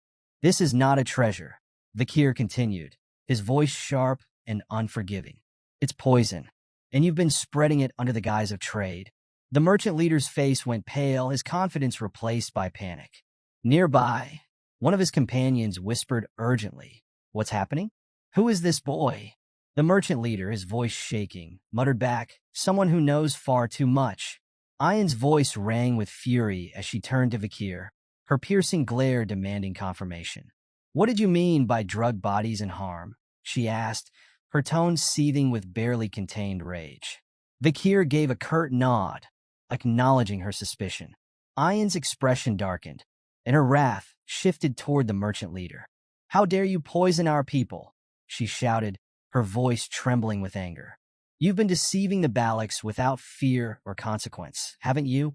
The merchant leader's face turned ghostly pale, beads of sweat trickling down his brow. His lips moved as if to deny the accusations, but before he could utter a word, a sharp whistle cut through the air. Ayan's arrow struck true, embedding itself in his shoulder. The leader howled in pain, clutching at the wound as tears welled in his eyes. You cowards preyed on us with your lies and poisons. Ayan snarled, her grip tightening on her bow. The merchant leader groaned, his face contorted in agony. You'll regret this, he spat, his voice laced with venom. The merchants scrambled, mounting their horses in frantic haste. They shouted orders to gather their wares, clutching their ill-gotten gains as they fled into the night. Vakir observed the chaotic retreat and turned to Ayan. You're letting them go? He asked, his voice calm but questioning. You know they'll regroup to recover their losses. Why not finish it here? Ayan lowered her bow, a sharp glint in her eyes. Sometimes you don't kill the beast immediately, she said coldly. You wound it, let it run, and it'll lead you back to the pack. Then you take them all down at once?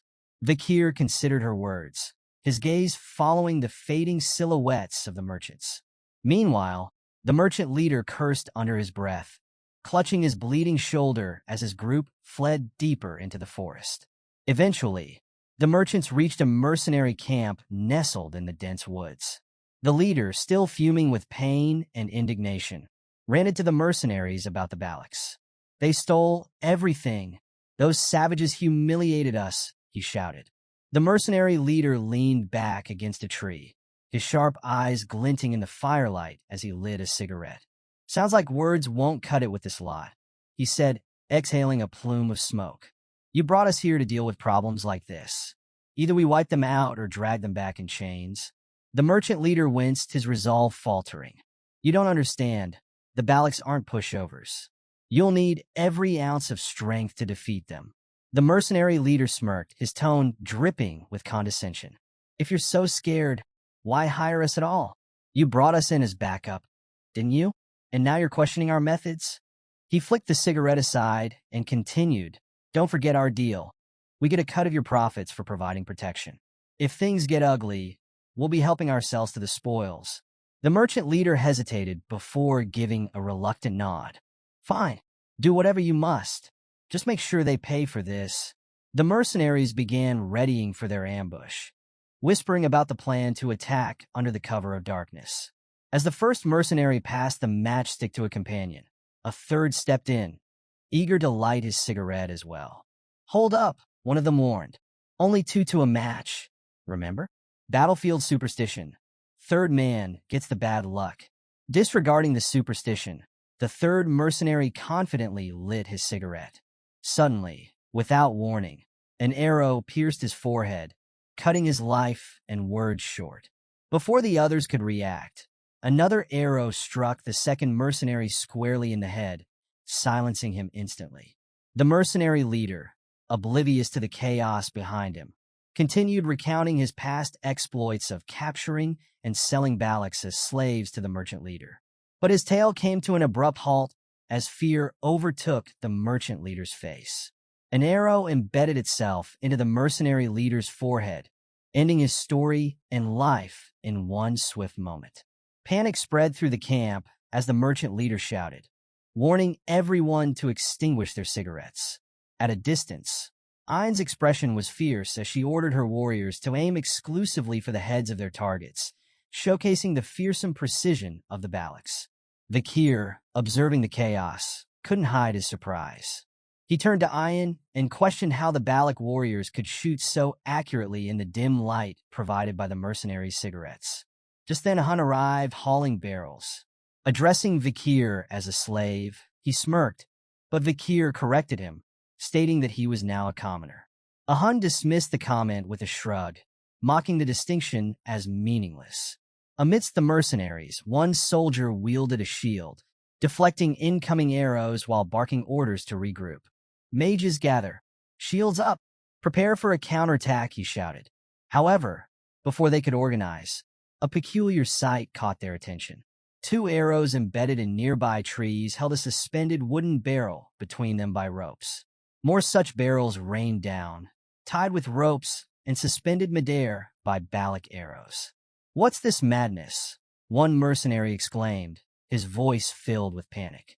He quickly realized the barrels contained alcohol, but before he could finish his thought, another volley of burning arrows ignited the oil-filled barrels. A massive explosion ripped through the mercenary camp, engulfing it in flames. Screams filled the air as mercenaries were consumed by fire. Taking cover behind a tree, the merchant leader's face twisted in shock. He marveled at the Balac's ingenuity. They're launching oil-filled barrels with ropes? Using arrows, he muttered, astonished by their resourcefulness. Rustling sounds interrupted his thoughts. Turning towards the noise, his trembling gaze fell upon a figure emerging from the shadows. Recognizing the person as one of the Balacs, the merchant leader panicked. Wait, don't kill me, he pleaded. Desperately, he produced a paper with an official seal, his voice shaking. This is an exploration permit. It's stamped by the newly appointed deputy consul of Underdog City. If you kill me, the Baskerville family will come for revenge. Vakir's red eyes gleamed as he stepped closer, his calm demeanor unnerving the merchant leader. This deputy consul, Vakir said, his tone icy, was his name by any chance? Vakir, the merchant leader stammered, nodding eagerly. Yes. Vakir, the infamous Vakir. A faint smirk played on Vakir's lips as he responded coldly. Strange. I don't recall granting any such permit. The merchant leader froze, his fear mounting as he finally recognized Vakir's face. Before he could finish, Vakir's arrow flew true, silencing him forever. Those who forged the Baskerville seal, Vakir declared, his voice steady and firm, are executed without exception. Ayn arrived urgently atop her wolf, shouting at Vakir to flee, once again addressing him as a slave. Vakir corrected her firmly, reiterating that he was no longer a slave. Meanwhile, among the mercenaries, The group defended themselves against the barrage of arrows with their shields. To their surprise, the Balacs ceased their attacks. Misinterpreting the pause as a lack of confidence, the mercenaries grew emboldened. Encouraged, they resolved to pursue the retreating Balacs, vowing vengeance. Just then, an ominous shift swept through the air. Something monstrous struck their position. Their cries of fear echoed through the forest as the mercenaries encountered a terrifying presence. Ayin, now beside Vakir, acknowledged his strategic prowess, commending him for the use of fire as a tactic. She noted how he was transforming into a remarkable Balac warrior. Vakir, with a hint of humor, replied that he felt the same way whenever he saw Ayin. His gaze shifted to the menacing aura of Madame Eight Legs. With a resigned tone, he remarked on the disastrous turn of events. Back at the village, the matriarch smiled as she granted Vakir permission to enter the hero's spring.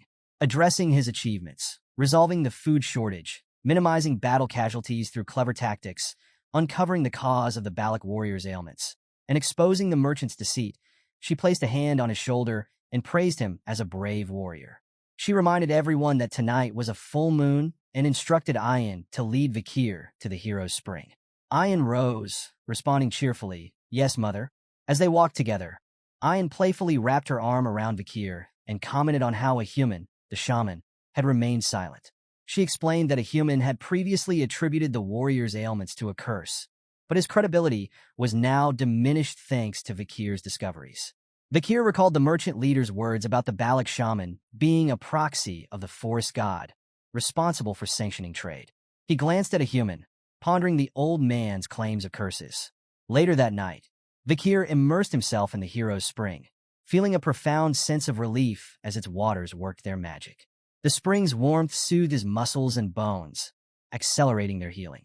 He marveled at the spring's ability to purify his mana, acknowledging its efficacy compared to the river Styx at Baskerville, free from its restrictive age limit.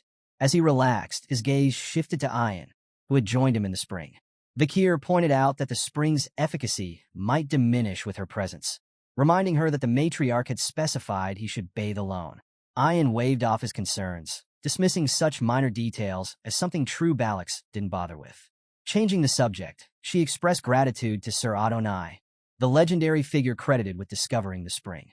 Intrigued, Vakir asked about Adonai, prompting Ayin to explain that he was the only warrior in Balac history capable of confronting Madame Eight Legs. She described him as the most formidable figure in their legends and advised Vakir to show him respect. Vakir nodded, acknowledging that if Adonai had truly faced the monster head-on, he deserved honor. Ayin, frustrated by his skepticism, exclaimed her honesty and turned away, muttering about the difficulty of communicating with outsiders. As she recalled her mother's words about Vakir, Ayin's expression softened. The matriarch had remarked on his transformation from a slave to a commoner and his growing reputation within the village. Her mother had even suggested that, with his recovery aided by the hero's spring, Vakir might become the man he was destined to be, a man who, she noted, wouldn't be a bad choice for a husband. Ayin blushed as she gazed at Vakir, her determination unwavering. "Today, I'm going to make Vakir mine," she firmly declared to herself. Out loud, she shifted the conversation, confidently speaking about her awareness of the merchant's underhanded profits. She insisted that she had been ready to take action if Vakir hadn't intervened. Her words drew a knowing smile from Vakir, which only fueled her embarrassment. Protestingly, she exclaimed, "I really know about the price difference between diamonds and corn in the Empire." Curious, Vakir decided to test her claim, asking her to explain the disparity. Ayin confidently guessed that 1 diamond could be worth 20 corns. When Vakir remained silent, she quickly revised her estimate to 30 corns. Her confidence crumbled when Vakir finally revealed the truth: the astronomical number of corns a single diamond could exchange for in the Empire. Ayin's jaw dropped in shock, her face a mix of disbelief and awe. "That's insane," she blurted, quickly covering her mouth. Attempting to save face, she dismissed her outburst and pretended she knew all along. "The Empire's logic is strange," she muttered, trying to brush it off. "What do they even do with those stones, anyway?" Vakir, unimpressed by her evasions, told her none of that mattered. He then presented her with a choice. She could address him by his name or as a slave. "I don't like ambiguity," he added firmly. Ayin considered his words seriously, standing up and moving closer to him. Her piercing gaze locked onto his as she asked softly, "You don't like ambiguities?" She then took hold of his chin, lifting his face gently to meet hers. With a playful yet intent expression, she leaned in closer. "Then I'll call you neither slave nor Vakir," she whispered, moving her face ever closer to his. "What I want to call you is—" Before she could finish, their moment was broken by the joyful arrival of children splashing into the spring. The kids, brimming with excitement, ran up to Ayan, addressing her as commander. "Vakir's brother, Vakir," they exclaimed, their grins wide as they jumped into the water. Ayan spun toward them, startled. "How did you even get here?" she asked, though the children paid her no attention. Instead, they invited her to join in their fun, their energy lighting up the tranquil spring. Vakir, meanwhile, mulled over her unfinished words. "If it's not my name or slave," he wondered, "then what does she want to call me?" Flustered, Ayan exclaimed at the kids, "Rascals. If you enter the spring, its efficacy will be halved." But Vakir seized the opportunity to tease her, reminding her of her own words. "Didn't someone say a true Balak wouldn't be stingy about such things?" The kids quickly echoed him, playfully chiming in, "Yes, stingy Ayan." One of the older children, standing with a small girl beside Vakir, added an explanation. "It was the matriarch's command for the sick children to enter the spring," they said. "It'll help them heal from the effects of the merchant's drugs." Ayan paused, stunned by the turn of events. "Mother planned this, didn't she?" she muttered, wondering if her mother had set this up to humble her. Behind Vakir, one of the children's siblings stepped forward, her expression filled with gratitude. "Thank you for helping my little sister," he said softly, while the small girl nodded shyly, adding her thanks as well. Ahan turned to Vakir, his face showing a mix of frustration and humility, and apologized for misunderstanding him all this time. Vakir gave a simple response. "Yeah." Annoyed by his lack of enthusiasm, Ayan shouted in frustration. "We're apologizing here. Is that all you have to say?" she exclaimed. Vakir, unfazed, responded calmly. Ahan's just got too much anger in him. Ayan couldn't help but smile as she looked at Vakir. Warmth spread across her face as she thought to herself that they still had plenty of time together. She then called out to him with a cheerful grin. "Congratulations on becoming an official Balak member, Vakir." A loud, solid punch landed squarely on Ahan's face, sending him sprawling to the ground with a painful grunt. As he lay there, his attacker, now a 17-year-old Vakir van Baskerville, stood tall and remarked with a hint of amusement, "You're more of a crybaby than I thought." Ahan, determined despite the blow, wiped the blood from his nose and challenged Vakir for another round. However, Vakir, calm and collected, began to walk away. "That's it for today," he said casually. Ahan accused him of running away. Vakir didn't even look back. "I'm going for a stroll," he replied simply. As soon as Vakir left, Ahan's two friends rushed over to help him up. Frustrated, Ahan groaned. "He's so annoying. That guy's a monstrous opponent, stronger than ever since he recovered." One of his friends nodded, mentioning, "I heard Vakir's marksmanship is now on par with Commander Ayan." The other friend scoffed at the idea. "On par? How could he compare to Commander Ayan? I could probably make his nose bleed with one punch." Ahan, surprising them, revealed, "His punch didn't even hit me. It stopped right in front of my face." His friend froze in disbelief. "Wait, you're saying the wind pressure from his punch made your nose bleed?" Sweat dripped from Vakir's brow as he exhaled deeply. He stood before a wall riddled with enormous holes, each one evidence of his relentless training. Finally, he muttered to himself, "I can execute the sixth technique perfectly." Pride flickered in his eyes as he assessed his progress. At just 17, he had mastered the Baskerville six-fong technique, a feat many swordsmen couldn't achieve even in their prime. However, he reminded himself there was still a long road ahead before reaching the pinnacle of the 10th technique. Beyond his swordsmanship, Vakir had also cultivated 6 mana circles, elevating him to the level of a high-rank graduate. He silently reflected on the blessings he had received. The river Styx's power coursing through him, the fearsome demonic sword Beelzebub, and the deadly marksmanship and assassination techniques honed among the Balaks. With these combined abilities, he realized he could now stand toe-to-toe with even the most elite graduates. 2 years had passed since Vakir first entered the deep forests. He stared into the distance, contemplating his next steps. "Once my preparations are complete, will it be time to leave the Balaks?" he wondered. Later, Vakir and Ayan navigated the dense forest together. Vakir's keen eyes caught sight of a trail on the ground. He crouched down, running his fingers along the faint impressions in the dirt. "These are tracks of the deep forest snake, Masasu," he said, his voice calm yet alert. "It's a large, ancient one." Ian nodded, acknowledging his observation. Vakir added, "If we manage to catch it, it'll provide enough food for the village for at least 4 days." But as he turned to her, he noticed something off. Ian seemed distracted, her eyes distant, her expression clouded. "You seem lost in thought," Vakir remarked, narrowing his gaze. "Are you thinking about something other than the hunt?" Caught off guard, Ian's face flushed, and she stammered out a denial. "Of course not," she blurted, her tone unconvincing. In an obvious attempt to change the subject, she quickly pulled out a knife. "Anyway, another hunting group wanted me to ask you about something." Vakir raised an eyebrow, suspicion flickering in his eyes. It was clear she was avoiding the topic. Ian held up the blade for him to inspect. "They found this on an imperialist who trespassed into the forest," she explained. "Do you recognize the emblem?" Taking a closer look, Vakir nodded. "I do. It's a famous emblem." His tone grew serious as he added, "It belongs to the Leviathan clan, one of the 7 imperial clans, alongside the Baskerville clan." Ian's face darkened as she absorbed the information. "At first, we thought it might have belonged to someone from the mercenary group we took down 2 years ago," she said, "but it seems that's not the case." She hesitated for a moment before continuing. "Something about this feels wrong. We've been finding traces of a red liquid in different locations around the headquarters. It's poured from glass bottles, left behind by unknown intruders who always retreat before we can catch them." Vakir's eyes sharpened at her words. Ian sighed and added, "The hunting group did manage to capture someone, but they swallowed poison before we could interrogate them. This dagger," she gestured to the knife, "is all they left behind." Ian hesitated again, her demeanor suddenly growing more serious. "Vakir," she said quietly, her gaze locking onto his, "do you want to return to your hometown?" Her question caught him completely off guard. His brows furrowed as he studied her expression. "Why are you asking me this now?" he asked, his voice calm but wary. Ian's tone shifted, tinged with frustration. "I don't like secrets or lies, Vakir," she said earnestly. "Be honest with me." Her next words made his heart skip a beat. "Another imperialist entered the deep forest recently," she revealed. "I believe they're here for you." Vakir froze, his mind racing.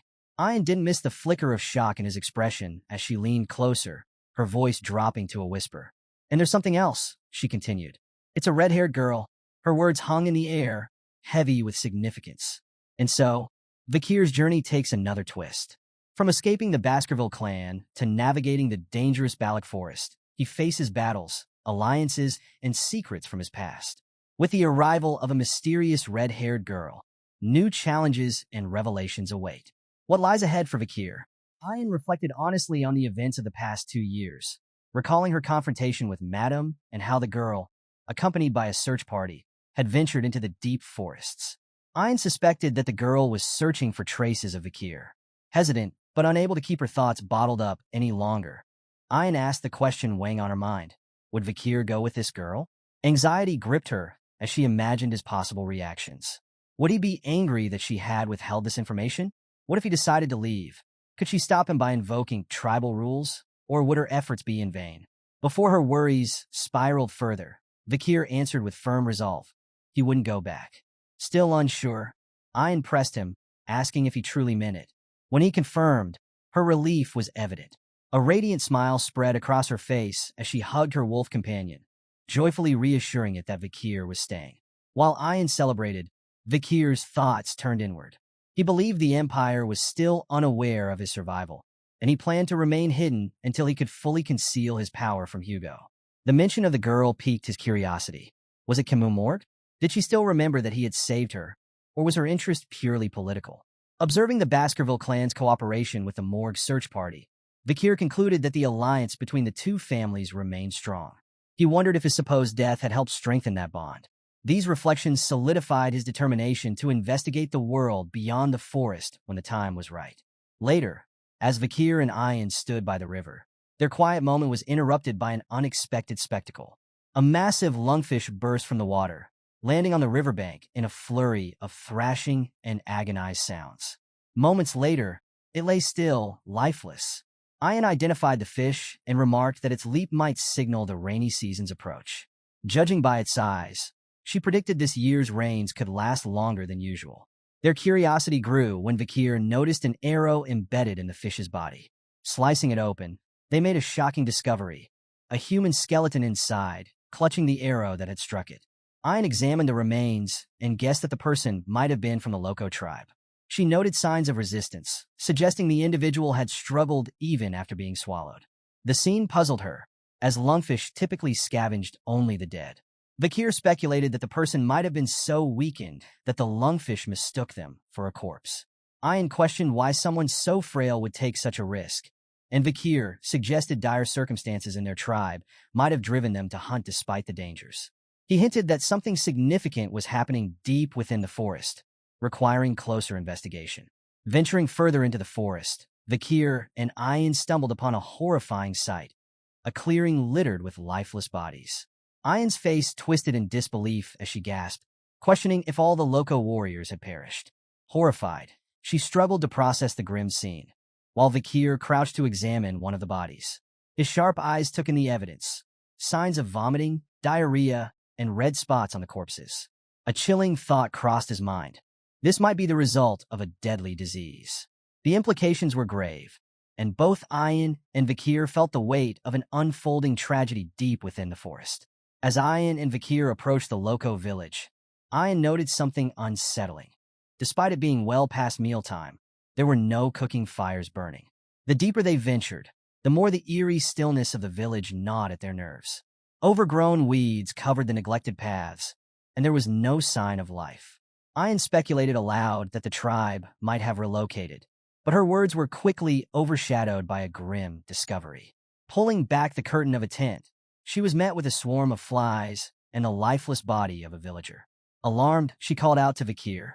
Vakir, too, had found another corpse nearby. His thoughts raced back to a time before his regression when a deadly epidemic, known as the Red Death, had swept through the deep forests. The disease was infamous for its gruesome symptoms. Red spots covered the body, accompanied by vomiting, diarrhea, and excruciating pain.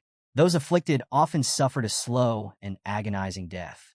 The epidemic had spread so quickly and widely that it even reached the empire, leaving devastation in its wake. Ayan, horrified, urged Vakir to leave the village immediately, calling the situation a curse. Vakir calmly corrected her, explaining that it was an infectious disease, not a curse. Still panicked, Ayan argued that the disease made things even more dangerous. Vakir reassured her that it wasn't highly contagious, which seemed to ease her fears slightly. She hesitantly asked if it was truly not a curse, and Vakir, with measured patience, told her she could leave if she was scared. However, Ayan worried aloud about what might happen if he died. Vakir dismissed her concerns with chilling indifference, stating that if he were to die, then so be it. Stunned by his cold response, Ayan exclaimed that he couldn't make such a decision so lightly. Vakir, meanwhile, concluded that the entire Loco tribe hadn't been wiped out. It appeared they had relocated, leaving behind their deceased and sick. He decided to search the barracks for supplies and advised Ayan to find a safer place to wait. Frustrated by his lack of sensitivity, Ayan turned to leave, but was suddenly paralyzed with fear. She screamed, her voice echoing through the forest and grabbing Vakir's attention. Rushing to her, he found her on the ground, trembling and pointing ahead. Tears filled her eyes as she cried out about a curse. She pointed toward a child standing nearby and urged Vakir to run away. Though terrified, she promised to follow him if he left. Yet, as she tried to move, she cried out again, clutching her leg in pain from a cramp. Ignoring her distress, Vakir approached the child. Kneeling down, he observed her closely. The child didn't seem to belong to the Loco tribe and looked no older than 5. Nearby, he noticed a small pile of rocks adorned with a flower, indicating that she had been mourning someone's death. Vakir asked gently who she was, and the girl responded with 3 haunting words: Loco slave and kitchen maid. Vakir concluded that she had been enslaved by the Loco tribe. He then asked for her name. After hesitating, she replied, Pomerian. Intrigued, Vakir noted that her name sounded imperial, raising the possibility that she was a captured imperial child. But his intrigue turned to shock as she completed her introduction. Pomerian La Baskerville. Vakir froze in disbelief. Within the Baskerville clan, middle names carried great significance. The extended lineage bore Van, while Ellie was reserved for males of the direct lineage. Females from the direct line, though rare in the male-dominated family, were given the middle name. La Pomerian's full name identified her as a direct descendant, a revelation that left Vakir reeling. Ian's voice broke his thoughts as she pointed to a pendant hanging around Pomerian's neck. The symbol etched into it unmistakably belonged to the Baskerville clan. Vakir grabbed the pendant, startling the girl, who clutched its chain nervously. Opening the pendant, Vakir's anger and confusion surged as he saw the image inside. It was Hugo. The sight of Hugo's picture in the pendant ignited a storm of emotions in Vakir. Rage and bloodlust coursed through him as he demanded answers. Trembling, Pomerian clutched the pendant, visibly frightened by Vakir's sudden outburst. Consumed by his emotions, Vakir pressed her, demanding to know who the people in her life were and why Hugo's image was inside her pendant. Ian stepped in to diffuse the tension, pointing out that Pomerian wouldn't respond to Vakir's demanding tone. She advised him to ask his questions with a smile instead. Vakir, realizing that he had let his emotions get the better of him, took a deep breath and reeled in his anger. With a gentle smile, he approached Pomerian again and asked her about the people in the photo. Ian, watching from the side, couldn't hide her surprise at seeing Vakir actually smile. Pomerian, visibly more at ease, pointed to the picture in the pendant and identified the individuals as her mother, grandmother, and grandfather. Vakir's mind raced as he tried to make sense of her words. Memories of a conversation with Butler Barrymore, the Baskerville family butler, resurfaced in his mind. Butler Barrymore had once revealed something shocking about the Baskerville patriarch, Hugo. Hugo, known for his cold and ruthless demeanor, had not always been that way.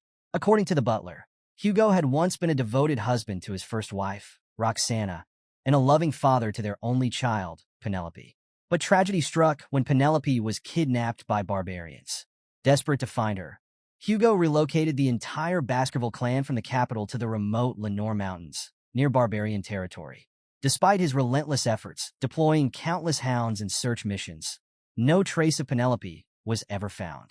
The loss drove Hugo to madness, turning him into a remorseless killer who harbored an unquenchable hatred for barbarians. At the time, Vakir had dismissed the tale as an impossible rumor. Yet now, the proof of Penelope's survival stood before him. Her daughter, Pomerian. If Vakir's suspicions were correct, Pomerian was Hugo's direct granddaughter. The revelation left him torn. Hugo, who despised barbarians and treated his children as tools, would be confronted with the existence of his half-barbarian granddaughter. Vakir couldn't help but wonder what expression Hugo would make upon learning this truth. Setting aside his thoughts for the moment, Vakir gently patted Pomerian's head and reassured her. He could see she had been mistreated by the Loco tribe. With a comforting smile, he invited her to join him. Pomerian studied him carefully before pointing out that his hair and eyes were just like her mother's. Vakir acknowledged the similarity, explaining with a playful tone that all Baskerville hounds tended to look alike. He even referred to himself as her uncle, which brought a spark of recognition to Pomerian. She then mentioned her mother's advice. If she ever encountered someone with red eyes, she should follow them. With a sudden burst of resolve, she clung to Vakir and declared her desire to go with him. In that moment, the two stragglers of the Iron-Blooded Sword clan found their paths crossing. The next day, Pomerian emerged from the tent and asked where Vakir was heading. He explained that he had a meeting to attend, one called by the clan's matriarch. Without hesitation, Pomerian ran to him, insisting she wanted to go too. Climbing into his arms, she clung to him tightly. Vakir, wondering if she was afraid to be left alone, couldn't help but feel a small warmth in her trust. While he was glad she had opened up to him, he also realized the challenges ahead. Caring for a child was more difficult than he had anticipated. As he carried her on his back, Vakir's mind turned to the future. He knew he couldn't raise Pomerian in the Balak village. He needed to find a safe place, far from Hugo's reach, but still within the boundaries of the Empire's civilization. This would be the start of a new chapter, both for himself and for the young girl now under his protection. As Vakir carried the peacefully sleeping Pomerian on his back, his resolve solidified. He needed help. He decided to seek assistance from Chihuahua and make plans to leave the forest, eventually heading to the city for safety and resources. Inside the matriarch's tent, a tense discussion was underway. The matriarch, her face lined with worry, addressed the gathered elders and shamans. She spoke gravely about the infectious disease spreading among their people, warning of the impending rainy season. If the disease persisted during the heavy rains, she emphasized, The devastation could be catastrophic. The shaman, however, dismissed the idea of a disease, insisting it was a curse brought on by angered ancestors. He proposed a large ritual to lift the supposed curse. I encountered this view, arguing firmly that it couldn't be a curse and advocating for immediate relocation to escape the spreading affliction. The elders opposed her suggestion, stressing the sacred importance of their land, where the ashes of their ancestors rested. For 2 centuries, this had been their home, and abandoning it seemed unthinkable to them. Ian's group pushed back, pointing out the harsh reality of the disease's spread, particularly among the children. They argued that prioritizing ancestral graves over the survival of future generations was reckless. The shaman supporters stood firm, claiming the ancestors' wrath was the source of the calamity, likely caused by the neglect of their graves. Meanwhile, Ian's group suggested the disease might stem from consuming tainted mushrooms or a contagious parasite. The community's emotions ran high, and the debate grew heated. All eyes eventually turned to the matriarch, waiting for her to make a decision. Yet, even she seemed torn, struggling to navigate the complexities of the crisis. In the back of the meeting, Vakir sat quietly, reflecting on the dire situation. He recalled the Red Death, a disease as devastating as the Black Death that had once ravaged the Empire. Key figures had been instrumental in combating its spread. Kimu of the Morgue clan had used a powerful firewall to contain the infection, and Dolores, a saintess from Quo Vadis, had purified the afflicted with her divine powers. However, these interventions had been limited to the Empire. The barbarians living in the Lenore Mountains had been left to fend for themselves, and most had perished. Ironically, this tragedy had benefited the Baskerville clan. With the barbarians' numbers dwindling, low-ranked monsters overran the forest, disrupting its ecosystem and increasing civilian casualties. The Baskerville clan, tasked with protecting the Empire's borders, received resources and support to combat the threat, allowing Hugo to solidify his political power. Vakir clenched his fists, determined to ensure Hugo wouldn't exploit this crisis to gain more influence. Suddenly, he raised his hand, capturing the matriarch's attention. With quiet confidence, he announced that he knew how to stop the Red Death. Later, Vakir's method was tested. A goblin, bound and suspended upside down, was submerged in water drawn from an infected source. After a few moments, they pulled the goblin out. To everyone's horror, red spots rapidly appeared on its body, a clear sign of the disease. Without hesitation, the barbarians threw the infected goblin into a fire, destroying it to prevent further spread. Ian turned to Vakir, her face a mix of shock and realization. She confirmed that every goblin exposed to the contaminated water had shown symptoms of the Red Death, validating Vakir's warnings. She then asked if the disease could truly be transmitted through water. Vakir nodded, explaining that the infected water was indeed a primary source of the contagion. However, he reassured her that boiling the water would effectively eliminate the threat, giving them a practical solution to begin containing the outbreak. Ian, observing the results of their experiment, sought clarification from Vakir about the safety of boiled water. To test further, they placed a goblin directly into boiling water. The result was immediate. The goblin didn't survive. Ian pointed out the unfortunate outcome, and Vakir, maintaining his composure, suggested they try cooled, boiled water instead. Realizing her oversight, Ian agreed to the adjustment. They proceeded to place 2 goblins in water that had been cooled after boiling. This time, there were no harmful effects. The barbarians, watching closely, concluded that boiled water was safe and effective in combating the spread of the Red Death. One barbarian, curious, asked if drinking boiled water could prevent infection.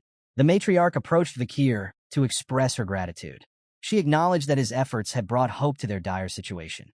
However, Vakir remained cautious, explaining that the Red Death could still spread through the respiratory system and contact with the eyes or mucous membranes. He urged the group to stay vigilant, especially during the early morning hours when the fog was thickest. Ian, glancing at the shaman, couldn't resist a jab. With a sarcastic tone, she remarked about someone once calling the Red Death a curse. The shaman, visibly annoyed, responded by questioning how they planned to avoid water entirely with the rainy season fast approaching. Vakir agreed that the rain posed a challenge, as the overflowing river and increased humidity would complicate their preventative measures. He proposed a bold solution, relocating the village. The shaman was shocked and reminded Vakir that he had already stated the elders would never allow them to leave the land where their ancestors rested. Vakir, unfazed, revealed an alternative. They wouldn't need to relocate entirely, but could adapt their current village to withstand the rainy season. As the rainy season arrived, the Lenore Mountain River swelled, flooding vast areas of the deep forest. The torrential rains transformed the landscape into swampy terrain. However, thanks to Vakir's plan, the Balak village remained unaffected. The tall trees in the territory became a natural fortress against the flooding. Barbarians worked tirelessly to construct elevated bridges and platforms. Two barbarians strained against the ropes, ensuring they were tightly secured as others stabilized fences to prevent collapse. When the work was complete, a series of interconnected bridges allowed movement between houses built atop the towering trees. One barbarian marveled at their achievement, remarking that even with such heavy rains, the village hadn't flooded. Another credited Vakir, loudly praising his wisdom and shouting their gratitude. Inwardly, Vakir acknowledged the blessing of the tall trees in Balak territory. Without them, such resilience would have been impossible. Pomerian, crawling out of a hut, voiced her desire to stay close to Vakir. Before he could respond, he noticed two barbarians waving at him in the distance. Something about their frantic gestures unsettled him. He shouted a warning, realizing the danger too late. A massive catfish suddenly leaped from the water, its gaping maw aimed at the unsuspecting barbarians. Their fearful screams echoed as they struggled to react. Before the catfish could strike, an arrow zipped through the air and struck the creature, sending it flying back into the water. The savior was Ayan, standing with her bow raised. She scolded the catfish, cursing it for its attempted attack. Her sharp aim and quick reflexes brought an end to the chaos, leaving the group momentarily stunned but safe. Vakir glanced at Ayan and asked if the massive catfish was the infamous Mashisu. Ayan explained that this particular catfish had ruled the waters in the area for decades and was known as Ka. Before she could say more, the catfish rammed into a platform, causing the barbarians standing on it to lose their footing and begin to fall. Without hesitation, Vakir sprang into action, determined to put an end to the creature's destructive habits. His hand began to glow red as he summoned Beelzebub, his weapon. Using the Baskerville clan's sixth technique, 6 lurking ambushes, Vakir unleashed a precise and devastating attack on the catfish. The impact made the creature let out a pained screech before retreating into the water. The two barbarians who had fallen managed to grab onto a nearby tree trunk and were safe. The others, who had witnessed Vakir's swift and effective response, broke into cheers. They hailed him as the hero of Balak village, acknowledging the countless times he had come to their rescue. However, the shaman, watching from a distance, clicked his tongue in irritation, clearly displeased by Vakir's growing recognition. Ayan, nearby, gave a thumbs up in approval and declared that Vakir had passed, though her expression carried a hint of trouble. Later that evening, inside Vakir's hut, the atmosphere was much lighter. Pomerian sat happily eating the meal Vakir had prepared, her face lit with delight. She wasn't alone. Ayan had joined in, also savoring the food with a blissful expression. Pomerian complimented Vakir's cooking, calling it delicious, and Ayan chimed in, praising his skills as well. Vakir, mildly surprised, remarked that he didn't recall inviting Ayan to his home. Smiling mischievously, Ayan explained that the enticing aroma of the food had drawn her in.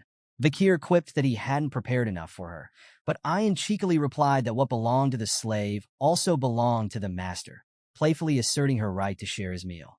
Vakir, rolling his eyes, retorted that he wasn't a slave. Ayan waved off his protests, clearly enjoying the banter. Pomerian, observing their light-hearted exchange, innocently remarked that Vakir and Ayan seemed like a married couple. Ayan blushed furiously and quickly hugged Pomerian, calling her adorable. The girl smiled and hugged her back, and Vakir, watching the scene, wondered when the two had grown so close. The warm moment was interrupted by a sudden chill that swept through the hut.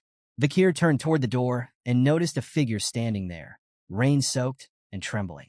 Ayan, her tone sharp with irritation, addressed the visitor, calling him a Hun. The young man stood in the rain, tears in his eyes, and explained why he had come. He believed in Vakir's ability to save the village and pleaded for his help to save his little sister. Heavy rain poured as they gathered in a dimly lit tent. Inside, a young girl lay on a makeshift bed, her frail body covered in red bruises and her breathing shallow. Vakir, Ayan, and a Hun stood around her, deeply worried. Breaking the silence, Vakir asked when her condition had started. Ahan explained that it began the previous day, after she ventured into the swamp to gather wood for construction. Ayan added that the girl, a Hyul, was kind-hearted and always eager to help others. She then asked Vakir if he knew a way to cure her. Before he could respond, an unexpected figure entered the tent, a man with a commanding presence and a disapproving grunt. It was a human, the shaman and Ahan's grandfather. With a stern glare, he chastised the Hyul for wandering into the swamp and ignoring his warnings. His frustration boiled over as he blamed her condition on their supposed neglect of ancestral rituals. He then turned his ire toward Ahan and Vakir, calling Vakir an imperial spy bastard and slapping Ahan across the face for defending them. A human berated Ahan as useless and compared him unfavorably to his parents. The shaman doubled down on his belief that a Hyul's affliction was a divine curse that could only be resolved by performing an ancestral rite. He warned against tarnishing Balak's reputation by siding with outsiders like Vakir. As he left, he mentioned that the matriarch would likely grant permission for the ritual. Ahan stood silently, tears streaming down his face, while Ayan expressed her frustration at the shaman's actions. The atmosphere in the tent was heavy with tension until Vakir finally spoke. Breaking the silence, he revealed that if they truly sought a cure, he knew of a method. Vakir turned to Ahan, his voice steady but urgent, and gave clear instructions. He told him to sanitize all the furniture a Hyul had used with boiling water and to burn charcoal in the bonfire to repel bugs and bats. The goal was to create a clean, sterile environment to give her the best chance of fighting the disease. He then looked directly at Ahan and asked if he could handle the task. Ahan, wiping away his tears, nodded with determination and set off to carry out the orders. Ayan, her worry evident, approached Vakir. She asked if he truly believed he could save Hul. Vakir affirmed his intent, but emphasized that he would need her help. Ayan, resolute, asked what she could do. Meeting her gaze, Vakir revealed his plan. He needed to leave the deep forest and acquire medicine to treat the infection. He requested her guidance to navigate their way out. Ayan was visibly shocked. She voiced her concerns, reminding him that even though he had been accepted as a member of the Balak, there were strict conditions for leaving their land. She doubted that the principal matriarch, her mother, would permit such an action. Vakir acknowledged that the matriarch might indeed give up on Hul, but he proposed a discreet solution. If those present kept his departure a secret, he could leave and return before anyone realized he was gone. Locking eyes with Ayan, he asked if she would allow him to go. Caught off guard, Ayan hesitated. She struggled to respond, but the words wouldn't come. The rain continued to pour, flooding the forest and washing over everything in its path. Vakir pressed on, leaping over makeshift planks floating in the rising water. Suddenly, he stopped and glanced back. Ayan was following him. With a determined tone, Vakir questioned her. Why are you following me? You agreed to let me go. Ayan, undeterred, suggested they go together. Vakir voiced his concern that she might hinder his progress, but Ayan persisted, asking at least to know his destination. He refused to answer. Frustrated, she then asked why he was taking Pomerian with him. This question silenced him. Ayan lowered her gaze, confessing what she had kept buried. She had noticed Vakir's unique abilities, like the sword emerging from his arm and his knowledge of the Red Death, but she had never dared to ask about them. Reflecting on their time together, she realized she had always felt drawn to him. She admitted that her silence stemmed from fear. Fear that if she pressed for answers, Vakir would vanish from her life. Avoiding his gaze, she whispered one question, her voice trembling. You'll come back, right? Closing her eyes, she braced herself for the possibility of an answer she didn't want to hear. Instead, Vakir's calm voice reassured her. I will come back. Opening her eyes, she saw he had already disappeared into the night. Softly, she muttered, You'd better keep your promise. In the deputy consul's office of Underdog City, General Secretary Chihuahua sat at his desk, buried under endless piles of paperwork. His frustration grew as he muttered about how the numbers never seemed to decrease, no matter how much work he finished. Walking to the window, he allowed himself a moment of nostalgia, reminiscing about the days when the deputy consul was still alive. Back then, the work had been exhausting, but somehow it had felt fulfilling. The memory of his late superior brought a twinge of sadness to his face as he murmured how much he missed him. Suddenly, a face appeared outside the window, hanging upside down. It was Vakir. Calmly, he asked, Did you call for me? Startled, Chihuahua stumbled back, his mind struggling to process the surreal sight. Beads of sweat formed on his forehead as panic set in, but he managed to stay silent. Vakir gracefully landed at the window and stepped inside with a faint smile. "How have you been, General Secretary Chihuahua?" he asked, sipping tea as if nothing was amiss. Chihuahua, still reeling, began to stammer. His mind raced with questions. Had Vakir encountered a monstrous entity in the deep forest? Had he suffered severe injuries? Or had he been in the company of barbarians? Yet, as Vakir sat there calmly, his composed demeanor only deepened Chihuahua's confusion. Vakir calmly confirmed the details, maintaining his composure as the conversation shifted. Chihuahua, still processing the situation, hesitated before asking with a mix of disbelief and relief if Vakir was truly alive and not some ghost. Vakir chuckled, teasing him for being so shocked for so long. He reassured Chihuahua, commenting that he was still the same Secretary General. Chihuahua, however, couldn't hold back his emotions any longer. Tears welled up in his eyes as he expressed immense relief that Vakir had survived. But his attention soon shifted to Pomerian, the child who bore an uncanny resemblance to Vakir. With a puzzled tone, he wondered aloud if she might be Vakir's daughter with a barbarian. Vakir, anticipating the misunderstanding, clarified that their similarities stemmed from their shared bloodline, but firmly denied Chihuahua's assumptions. With his emotions settling, Chihuahua wiped his tears and focused on the task at hand, his curiosity about the situation now heightened. Recognizing the need to ensure Pomerian's safety, Vakir entrusted her care to Chihuahua during his absence. He emphasized the importance of providing her with a basic education. Chihuahua accepted the responsibility eagerly, remarking that it had been a while since he'd received a direct order from Vakir. He assured him that the task would be handled with utmost care. However, Vakir expressed concern about Chihuahua managing Underdog City's affairs alone. He suggested seeking assistance from Cindy Wendy, Messam, or Mag Juno if necessary. Chihuahua recalled Cindy Wendy, a criminal Vakir had released 2 years ago in a plea deal, but admitted he had no idea how to locate her. He asked for guidance. Vakir reminded him of the time he'd given 10 billion to a flower girl named Judy. He explained that since no one else had been supporting her, she would likely still be accessible, and Cindy Wendy might have stayed with her. If Cindy refused to cooperate, Vakir instructed Chihuahua to tell her he was alive, confident that her sense of debt to him would secure her help. Chihuahua smiled, acknowledging the plan, and promised to carry out the mission. Before parting, he asked Vakir when he would return. Vakir gave a faint smile, replying that he would come back once his mission was complete. As he gazed out the window, he reflected on a promise he still needed to fulfill. He considered how quickly the Red Death could be cured with a single drop of holy water from a particular clan. Meanwhile, Pomerian woke up, her childish curiosity leading her to tug at Chihuahua's beard, much to his surprise. Vakir, standing near the window, solidified his resolve. His next destination was the religious and holy city of the Quo Vadis clan. At the city gate, 2 guards stood watch, their spears crossed as a precaution. Suddenly, a carriage approached. The guards moved to inspect the vehicle, addressing the driver, Sir Joseph, manager of the oil shop on the first floor. They asked about the contents of the carriage, prompting Joseph to produce a document stating it carried oil, as permitted. One of the guards approached the barrels, requesting an inspection. Frustrated by the formalities despite his frequent visits, Joseph argued that such checks were unnecessary. But the guard, following orders from higher-ups, ignored his complaints and began selecting a barrel to open. As the guard inspected, Joseph grew visibly anxious, silently hoping they wouldn't choose a particular barrel. The guard chose to inspect the very barrel Joseph had hoped he wouldn't. Joseph's anxiety was palpable as the guard opened it. Inside, however, there was nothing but oil. Declaring everything in order, the guard returned to his post and allowed Joseph to pass. As Joseph entered the city, the guards welcomed him to Saint Mecca.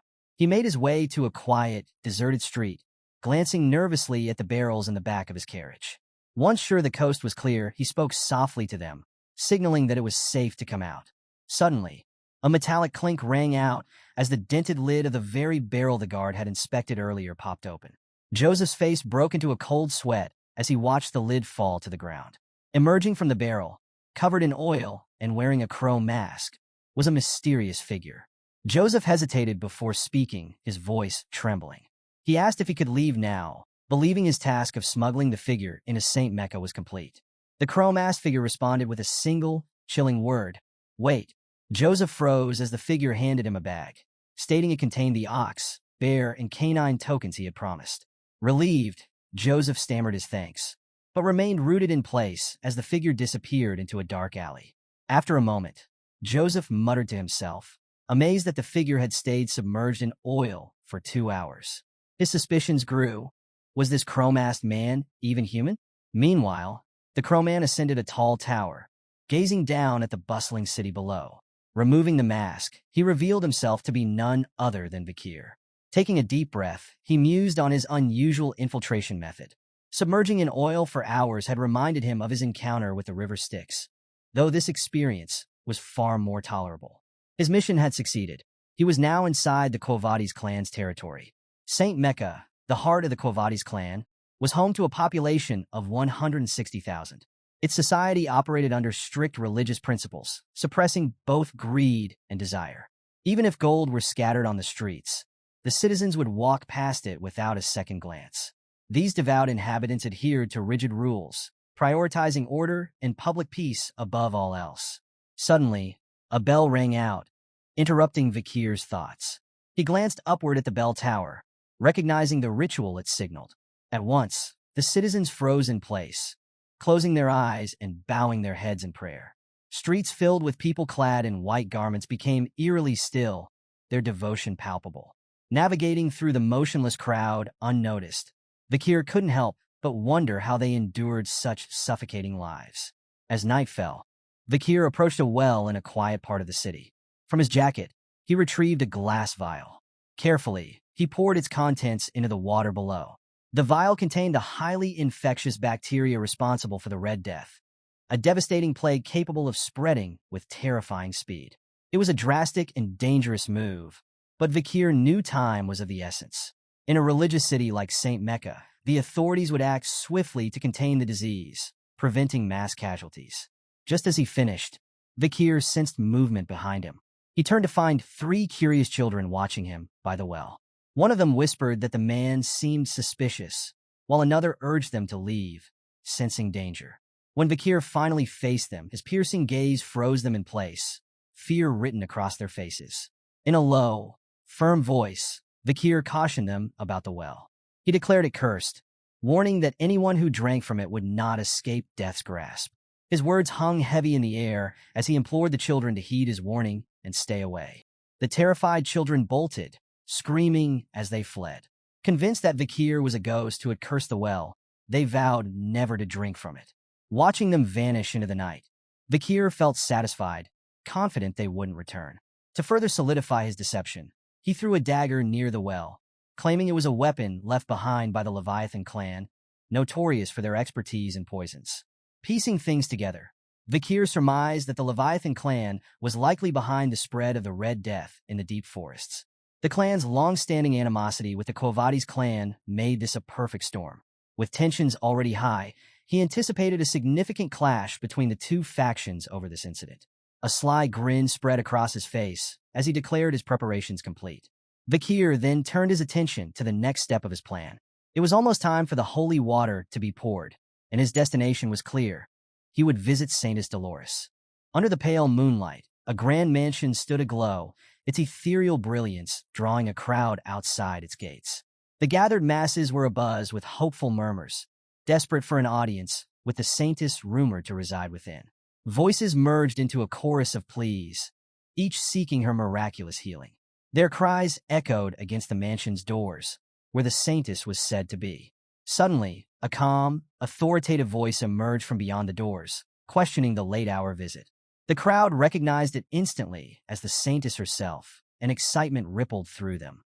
Nobles and wealthy merchants stepped forward, each eager to showcase their influence and riches, hoping to gain her favor. One young man, the lord of the Dortsmile region and eldest son of the Jonathan clan, highlighted his family's military contributions and his connection to the prominent Alphonse clan. Another individual boasted of his role as the overseer of the Ibsen Guild Association, managing the bourgeois family's exports. He also proudly revealed his service as a knight under Count Boston La Baskerville. An older man, desperate for healing, made the grandest offer of all, a productive granary, a beachfront villa on the southern shore, and even exclusive carriages. Despite their impressive credentials and lavish offers, the Saintus remained unmoved. Her voice, steady and firm, dismissed the crowd, stating that wealth and status alone did not justify disturbing her at such an hour. Respecting her decision, the crowd slowly dispersed into the night. But one figure lingered, standing apart from the others. It was Vikir, his crow mask gleaming under the moonlight. He remained rooted in place, lost in thought. Memories of the Saintus flooded his mind. He had seen her before his regression, tending to the wounded on the battlefield. Her once pristine white garments had been soaked in blood, yet her divine powers glowed unwaveringly as she worked tirelessly. He remembered her disdain for wealth and power, traits that separated her from others. Just then, the Saintus's voice interrupted his thoughts. From behind the door, she asked about his identity and purpose.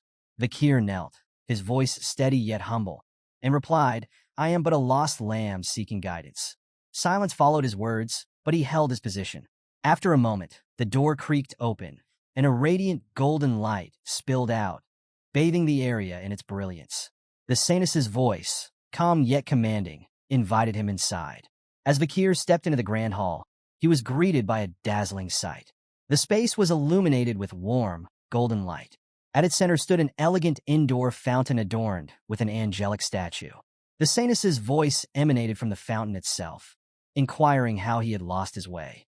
For a brief moment, Vikir wondered if she would refuse to meet him in person. Given his suspicious attire, he realized it made sense. Remaining calm, he placed a leather pouch on the edge of the fountain. Explaining his purpose, he reported the epidemic spreading through the slums and presented water from their well, which was contaminated with a wicked, dark energy.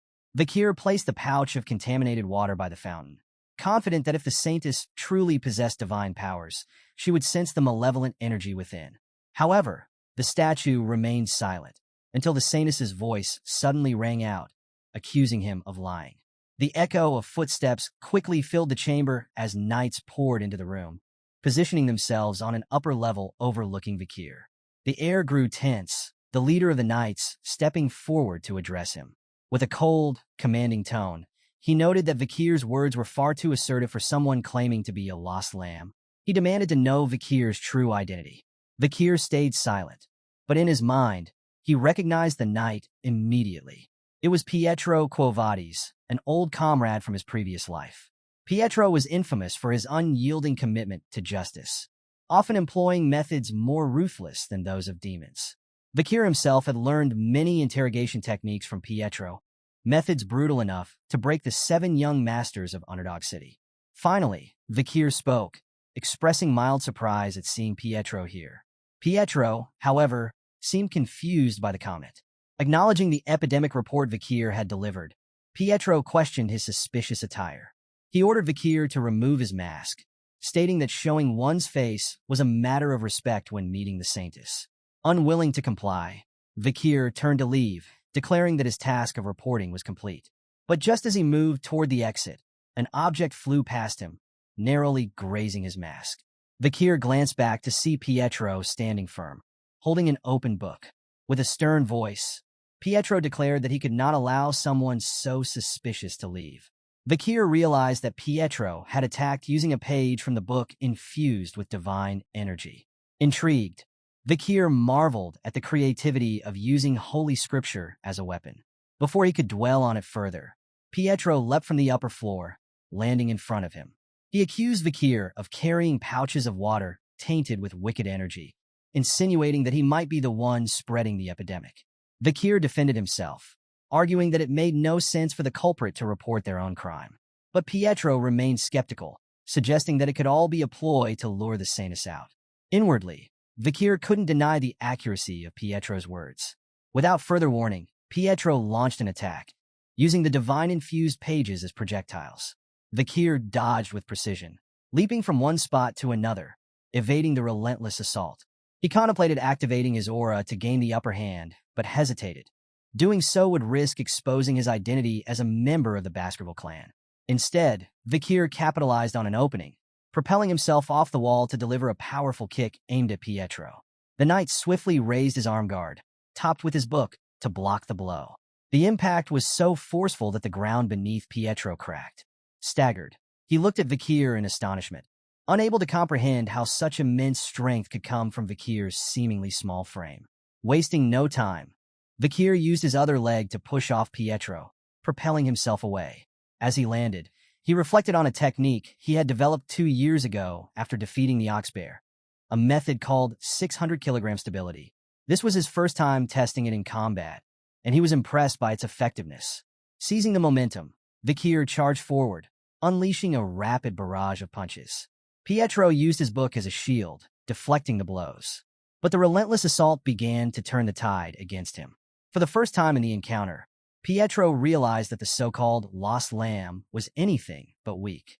Vikir, no longer holding back, unleashed the Cerberus flame, sending a torrent of fire straight at Pietro. The flames engulfed his book and spread to his hands, forcing him to throw the burning tome aside. With a pained cry, Pietro plunged his hands into the fountain's flowing water, desperate to soothe the searing agony. Calm and composed, Vikir asked if Pietro wanted to continue. Pietro, though visibly shaken, remained defiant. Without warning, he charged at Vikir, accusing him of irreligion for using sorcery.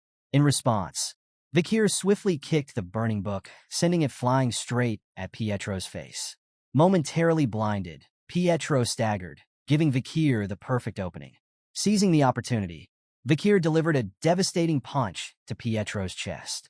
The impact reverberated through the room, shattering Pietro's armor and sending him hurtling backward.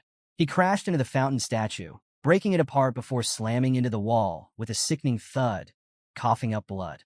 Above, the knights were frozen in shock, struggling to process what they had just witnessed. One murmured in disbelief, wondering aloud if this was all a dream. Another insisted it was impossible. Pietro Quo Vadis, the unyielding warrior, had been defeated.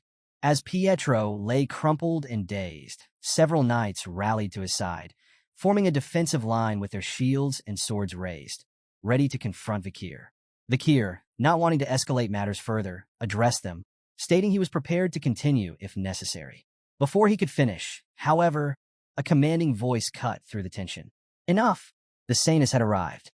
Her presence silenced the room as she took a moment to survey the scene.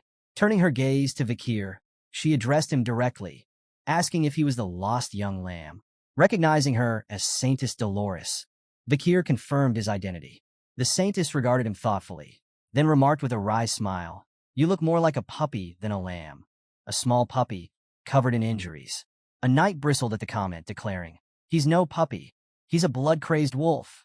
But the Saintus dismissed the remark, ordering the knight to fetch tea. Confused but obedient, the knight departed, while the Saintus began walking away, her gaze lingering on Vikir as she expressed her intention to speak with him. Moments later, Vikir and the Saintus sat across from each other at a tea table. Pietro stood behind her, his watchful eyes fixed on Vikir, who couldn't help but silently observe the Saintus. She appeared no older than 16, yet her reputation was far-reaching. Vikir recalled her full name, Saintus Dolores Quo Vadis. During the war against demons, she had worked tirelessly on the front lines, saving countless lives. She was revered by warriors and marshals alike, including Vikir himself, as a symbol of compassion and virtue during the bleakest days. Breaking the silence, the Saintus sighed and admitted she'd been feeling stressed. Her casual remark caught Vikir off guard. With a questioning gaze, he listened as she explained. She revealed that she had been attending the Imperial Academy of Colosso and was currently on break, handling family matters during the holidays. The shift in tone left Vikir momentarily bewildered. Why were they discussing such mundane topics? The Saintus continued, gazing out the window as she described the constant demands placed upon her by nobles and merchants. She lamented how they sought her help at all hours, often for trivial matters. Most cases, she said, revolved around the consequences of narcotics or sexually transmitted infections, with few truly serious illnesses among them. Taking a sip of tea, she mused aloud about the irony of it all. People rarely see the broader principles of justice, righteousness, benevolence, and equality. Instead, they fixate on their immediate needs. Her words hung in the air, their weight subtly challenging Vikir to reflect. In response to the Saintus's musings, Vikir calmly remarked, "Theology is essentially the process of understanding humans, so such things are inevitable."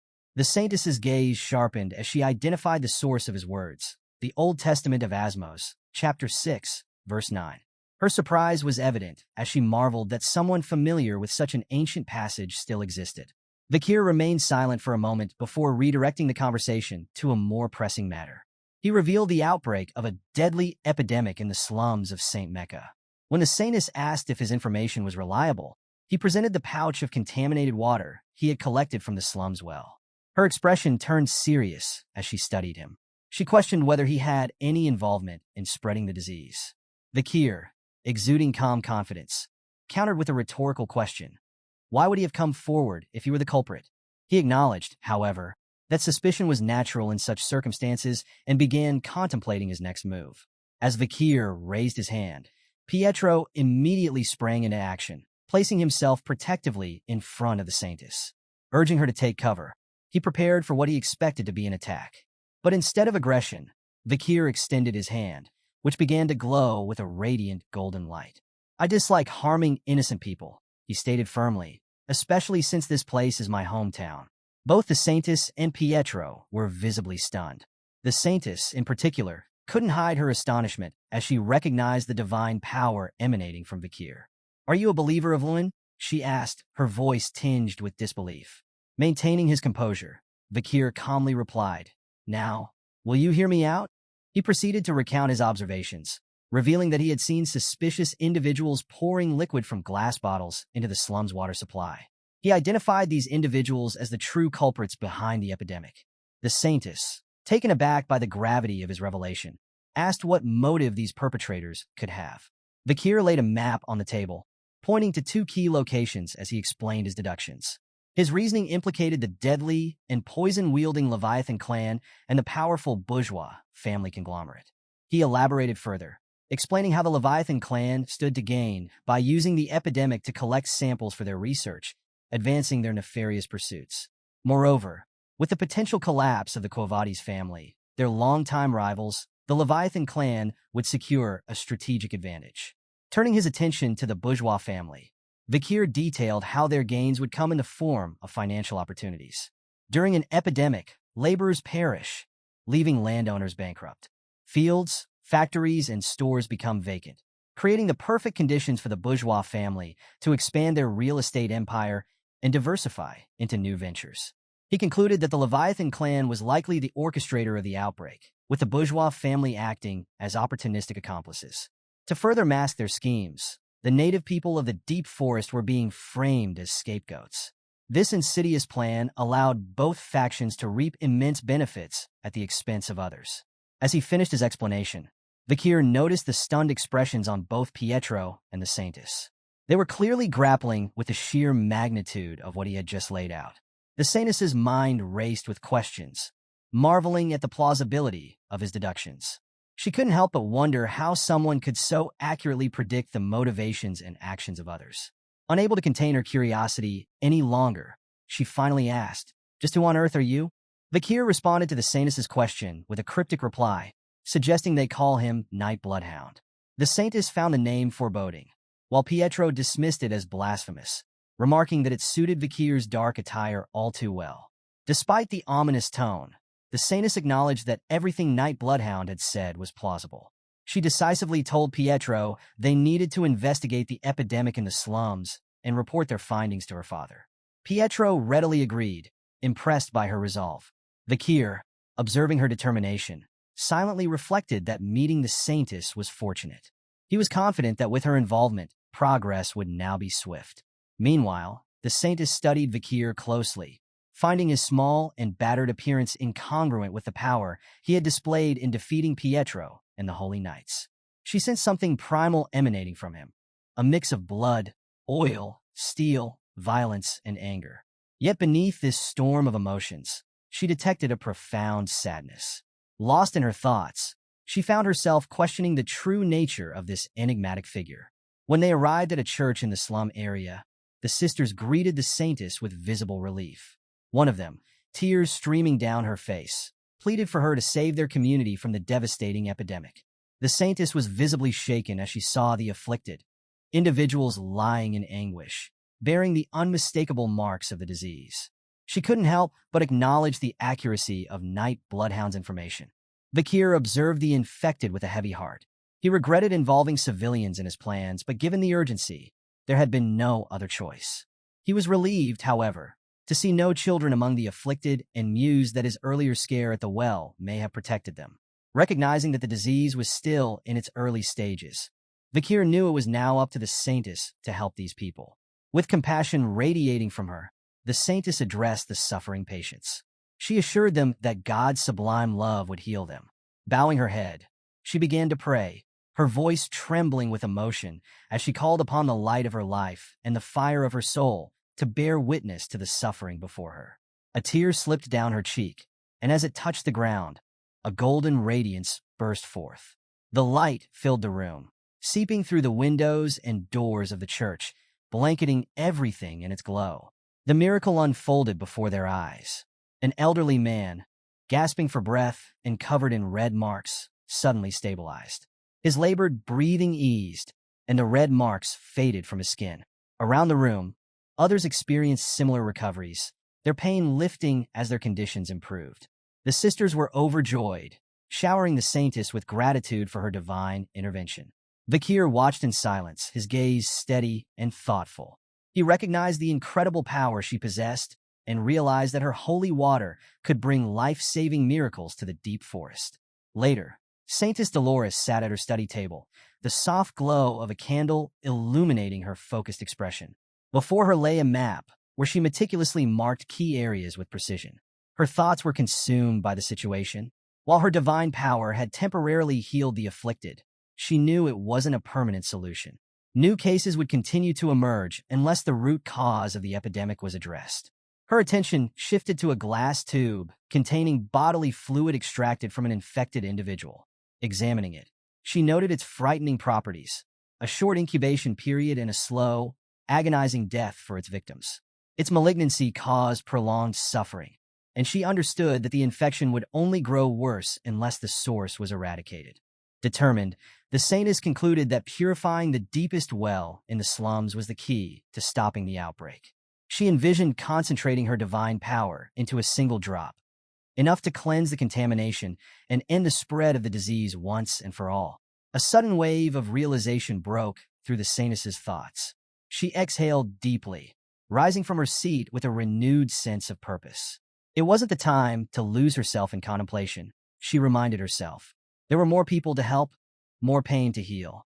But as she prepared to leave, a sharp headache struck her, forcing her to clutch the edge of the table for support. Concern flickered across her mind. Was it anemia?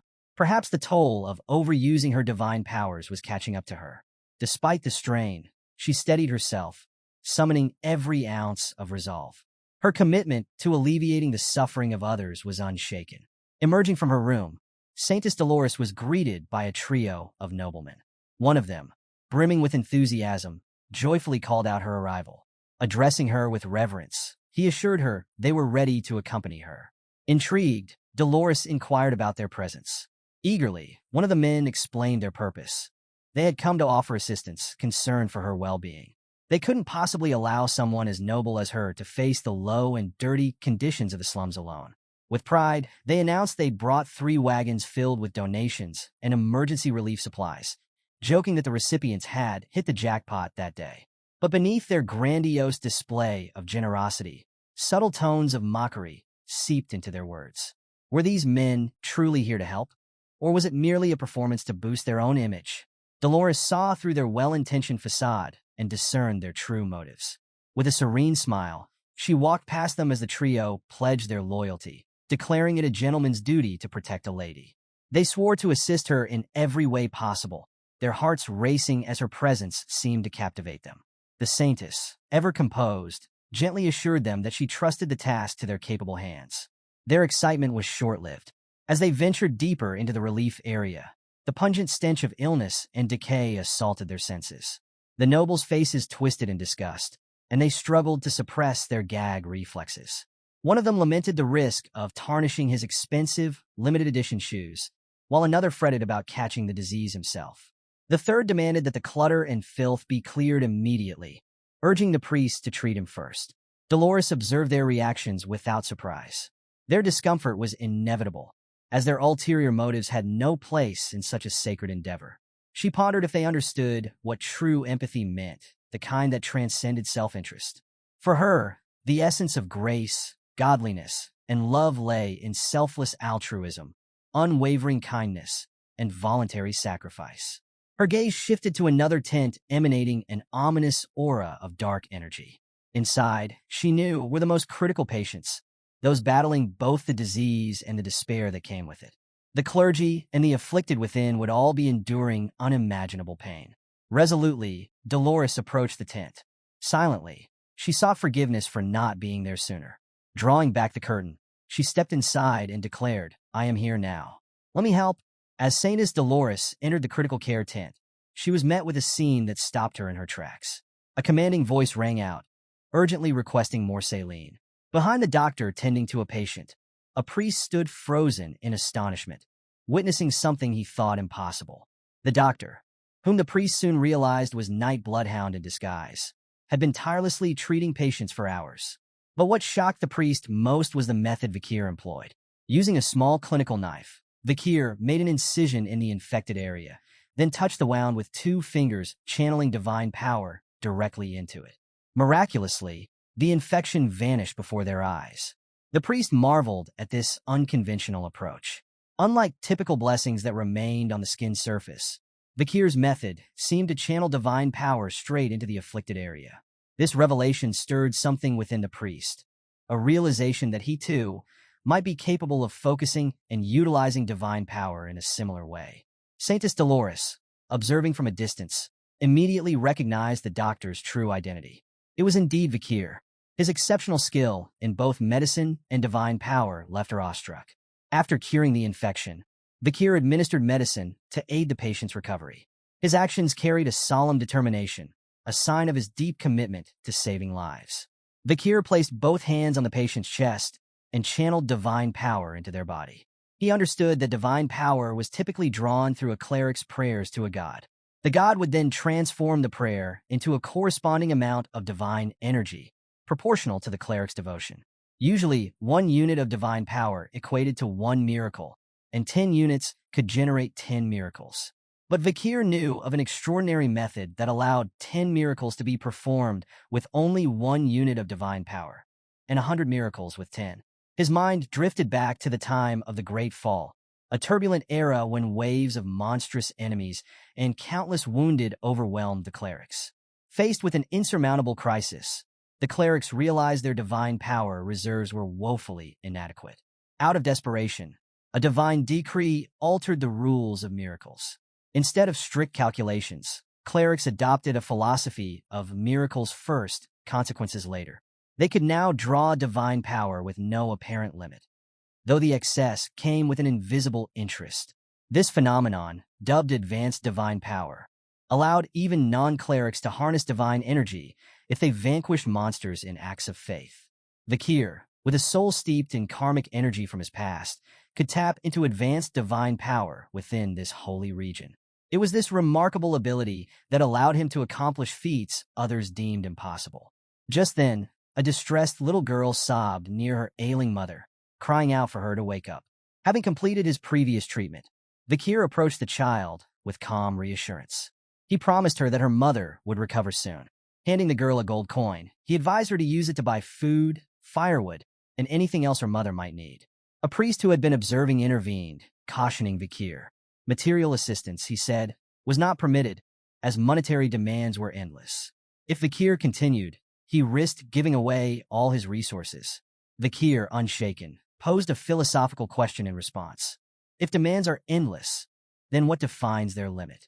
What truly is limitless? The priest was left speechless, struggling to grasp the depth of Vakir's words. As silence fell between them, the sound of the little girl's sobs softened, replaced by a flicker of hope as she clutched the coin tightly. Vakir stood calmly, explaining that while he could give all the money he had in his pocket to the needy, there was a limit to how much he carried. His words carried weight, but it was his next action that left an impression. He paused, looking at a sick mother before him, and then softly apologized. The Saintus Dolores, observing this, felt a flicker of curiosity. She couldn't help but wonder, why was he apologizing? What could make someone as composed as Vakir say sorry? Reflecting on his earlier words about theology, being a pursuit of understanding. She began piecing together the reasoning behind his apology. Perhaps she thought it was similar to her own feelings, a deep regret for not being able to do more to help those in need. Her thoughts raced, and her heartbeat followed suit, thundering in her chest. Saintus Dolores, though only 16 and still inexperienced in many ways, found herself overwhelmed by the presence of the mysterious man before her. After tirelessly aiding the victims of the epidemic, Vikir stepped outside for a brief respite. Sitting down, he let out a tired sigh, lifting his mask momentarily to take a sip of water. However, his break was interrupted as he noticed Saintus Dolores approaching. Quickly lowering his mask, he greeted her and asked if she was all right. She settled beside him, requesting a moment to talk. Vikir agreed without hesitation, and she used the moment to thank him. With his help, they had managed to treat all the epidemic's casualties. Ever modest, Vikir dismissed her praise, saying he had simply done what needed to be done. The Saintess smiled, almost as if expecting that answer. Yet, an awkward silence soon followed. Breaking the stillness, she clutched her clothes tightly, a sign of the inner turmoil she was about to confess. She admitted her doubts, lamenting that someone as strong as Vikir should have been born with divine power. She spoke of her own fortunes, how she was blessed with divine power, but burdened with a frail body, weak faith, and an uncertain mind. She questioned why a higher power had chosen her, a flawed person, to carry the weighty title of a saintess, especially when so many others, with greater faith, were overlooked. Vikir's response startled her. With a calm smile, he explained that her anguish and guilt were exactly why she was chosen. He said the world didn't need unshakable perfection. It needed a light capable of piercing even the darkest and fiercest places. His words moved her deeply, and tears welled in her eyes as she sought reassurance, asking if she could truly become the person he described. Vikir's answer was steady and full of confidence. She could. Later, as the clergy of the Quo Vadis family gathered to pray, the culmination of their efforts bore fruit. A divine essence, distilled into 3 concentrated drops of holy water, was produced. Each drop carried the power to purify all those infected in the slums. These precious drops, stored in small glass bottles, were named Plani de la Verge, commonly referred to as the Saintess's Tear. In a grand hall, Saintus Dolores sat before a podium holding the box containing the 3 sacred bottles. As she began her prayer, a radiant divine light filled the space. Her voice resonated with conviction as she spoke of the woman chosen to nurture the only son of a higher power. She recounted sleepless nights of anguish, the heartache that outpaced her endurance, and the immeasurable sorrow carried in silence. Declaring the day as one of profound suffering, she channeled all her emotions into her prayer. As she concluded, the divine light descended upon the podium, enveloping it in a luminous glow. Not long after, holy knights entered the hall, reverently carrying the box containing the 3 saintesses' tears, a testament to her strength and unwavering resolve. The holy knight carefully closed the box containing the saintess's tears, expressing gratitude for her dedication and reassuring her that the sacred items would be securely stored in the basement safe. Saintus Dolores entrusted them with this solemn responsibility, watching as they departed. Alone, she began contemplating her next steps. Nearby, a priest knelt in solemn prayer before a statue of the goddess, his focus unwavering. Saintus approached him quietly, addressing him with respect as father and indicating her need to report something regarding the epidemic known as the Red Death. The priest, Cardinal Humbert Lon Quo Vadis of the Loon Church, turned to her with a warm expression, affectionately calling her his fairy and his daughter. He invited her to come closer, placing a firm but gentle hand on her shoulder. With a smile, he commended her for the remarkable offering she had made this time, noting it as fitting for someone of her stature. Humbly, the saintess accepted his praise and acknowledged his boundless generosity. The cardinal urged her to share the details of her findings, and the saintess began outlining their plan. She explained that they intended to use the newly created saintess's tear to purify the contaminated water flowing beneath the holy city of St. Mecca. At this, the cardinal leaned in, asking if the source of the infection had been identified. Saintess confirmed that it had. She reported that the contamination originated from an unregistered well in the slums, adding that children in the area had claimed a spirit had cursed the well. Their investigation revealed the well to be severely infected, and they had uncovered evidence, a glass bottle used by the perpetrator to store and spread the infection. Presenting a cloth bundle, she revealed suspicious objects discovered near the well, including a dagger and an emblem. The cardinal's expression darkened as he examined the items, his gaze freezing on the engraved emblems of Leviathan and Bourgeois. This confirmed his worst fears. The two factions had collaborated to create an artificial virus. A surge of holy aura erupted from the cardinal, his voice echoing with righteous fury as he denounced the audacity of those who dared to insult divinity. With a burning resolve, he declared a holy war against the perpetrators, referring to them with scorn as poison addicts and misers. Throughout his outburst, the saintess maintained a calm and composed demeanor. However, her expression shifted dramatically when the cardinal mentioned the night hound, suggesting he was a prime suspect. In a commanding tone, he demanded that the night hound be captured and interrogated to extract every detail of his involvement. To the cardinal's shock, Saintus Dolores abruptly interjected, raising her voice to defend the night hound. The room fell silent as she passionately argued for his innocence. She emphasized that the night hound had worked tirelessly to treat the infected, and his actions had prevented countless casualties. Resolute and unwavering, she declared that someone who had dedicated himself to saving lives could not possibly be evil. The cardinal regarded her with a mix of surprise and displeasure. After a moment, he remarked cryptically that he knew what was truly happening. His words left the saintess confused and uneasy. He then raised his hand toward the heavens, declaring that the night hound was ultimately to blame for the situation. The saintess's defiance, the first time she had ever gone against him, only solidified his conviction. With a determined gleam in his eye, the cardinal declared that he would personally interrogate the night hound to uncover the truth. Suddenly, an overwhelming pressure emanated from Cardinal Humbert, causing Saintus Dolores to cry out in alarm. A radiant beam of divine light shot skyward from his raised hand, illuminating the entire city with an awe-inspiring glow. With a tone of finality, the cardinal informed the saintess that her opposition was futile. He had already dispatched the paladins to capture the night hound. At an inn where Vakir had been staying for the past few days, a group of holy knights surrounded his room. Communicating through precise hand signals, they meticulously planned their next move. With determined resolve, one knight kicked the door open, accusing the night hound of being the prime suspect in the Red Death outbreak. However, their accusations echoed through an empty room. Vakir was nowhere to be found. They stood in stunned silence, realizing that their target had eluded them. Back at the cathedral, a priest rushed toward Cardinal Humbert and Saintus Dolores, his voice filled with urgency. The cardinal, remaining calm, questioned the nature of the disturbance. After a moment of hesitation, the priest delivered the distressing news. One of the saintess's tears had vanished from the basement safe. A bead of sweat trickled down the saintess's face as she processed the revelation. She wondered if this disappearance was the true reason for the night hound's presence in the city. Meanwhile, Vakir stood atop a watchtower overlooking the city, holding the missing saintess's tear in his hand. With a faint smile, he secured the bottle in a pouch and whispered a quiet thank you for the gift. Moments later, his figure dissolved into the shadows, leaving no trace behind. Elsewhere, Ian stood at the edge of a cliff, bow in hand, confronted by a fearsome Cerberus. The monstrous beast, its hide riddled with arrows, growled ominously, its three heads focused on her every move. A barbarian behind the creature tried to divert its attention with a shout, but the Cerberus pressed forward, forcing Ian to retreat.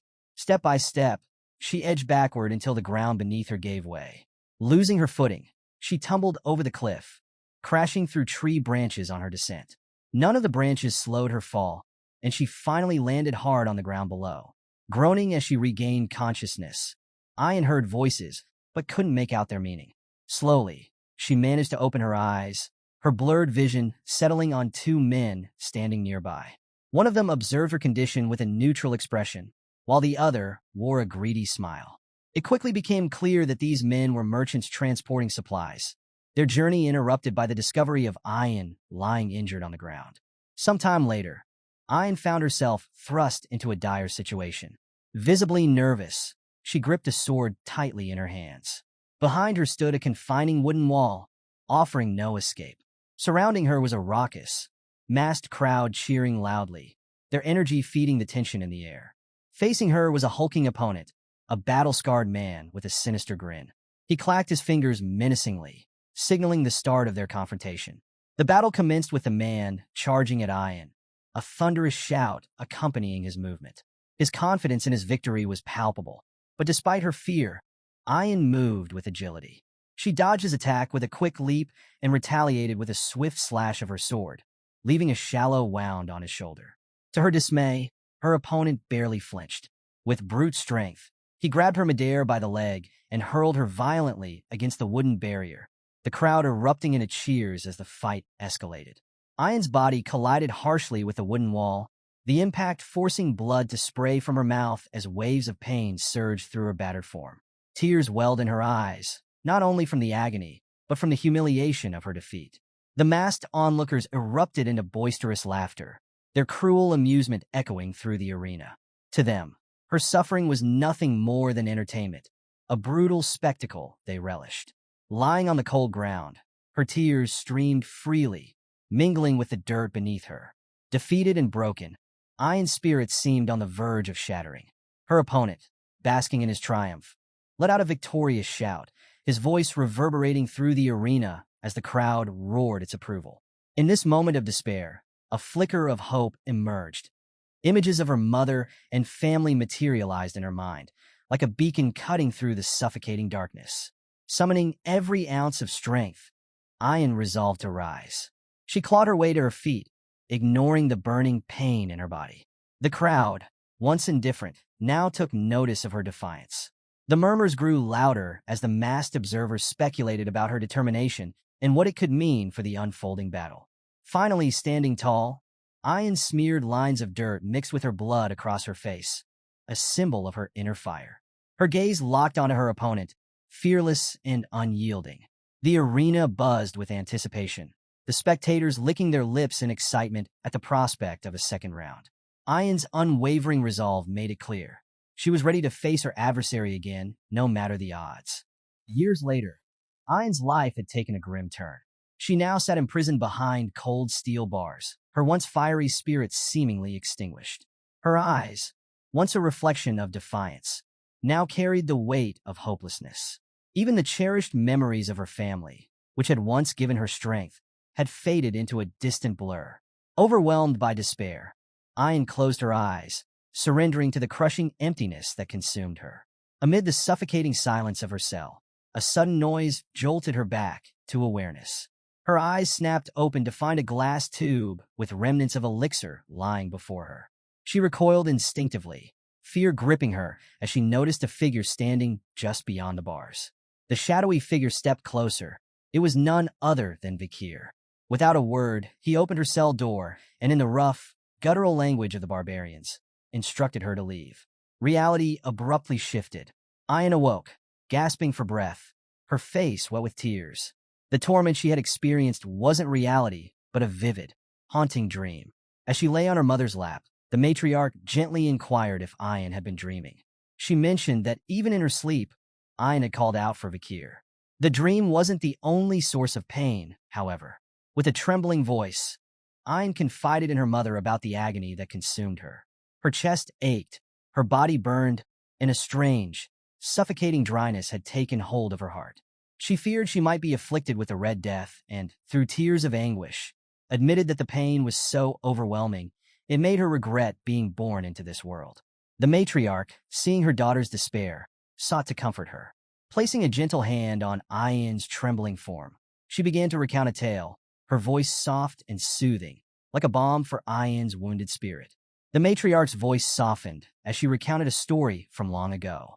She and Ian's father had planted a small seed together. He buried it in the soil while she faithfully watered it every day. Before long, the seed sprouted and grew into a healthy, beautiful flower. When the time came, they harvested the flowers, extracted their sap, and smoked it. What followed was a euphoria that brought them joy, and it was during this time of happiness that Ian came into their lives. However, the story took a somber turn. Due to a grave misdeed, Ian's father was executed by her grandfather. The matriarch paused, observing her daughter's pained expression. Ian, grappling with her worsening health, expressed her despair. The matriarch, with a gentle smile, reminded her that life is unpredictable, filled with both trials and triumphs. She urged Ayin to endure these hardships and hold on to hope, assuring her that Vakir would return with a cure. But Ayin, lost in her despondency, rejected her mother's comfort, voicing her doubt that Vakir would ever come back. Just as she finished speaking, a sudden shout from outside shattered the quiet atmosphere. The exclamation was clear. Vakir had returned, and he had brought the much-needed medicine. The matriarch's face lit up with a smile as she reassured Ayin, affirming that her faith in Vakir had been right. However, when she turned to share her joy with her daughter, Ayin was already gone, having bolted outside. The matriarch, slightly annoyed, muttered to herself, wondering if Ayin truly had the Red Death after all. Meanwhile, Ayin raced through the settlement, her heart pounding with both hope and desperation. Her thoughts flashed back to when Vakir had helped her escape a life of slavery. She recalled his fearless stance against Madame Eight Legs and the lesson he had imparted through his actions, the power of facing one's fears head-on. It was Vakir's example that had given her the strength to rise above her own pain and fear. Finally, Ayin arrived at the gathering of barbarians, her eyes locking onto Vakir. There he stood, resolute and calm. Vakir expressed surprise at seeing her, remarking that he had heard she was afflicted with the Red Death. Ayin didn't answer with words.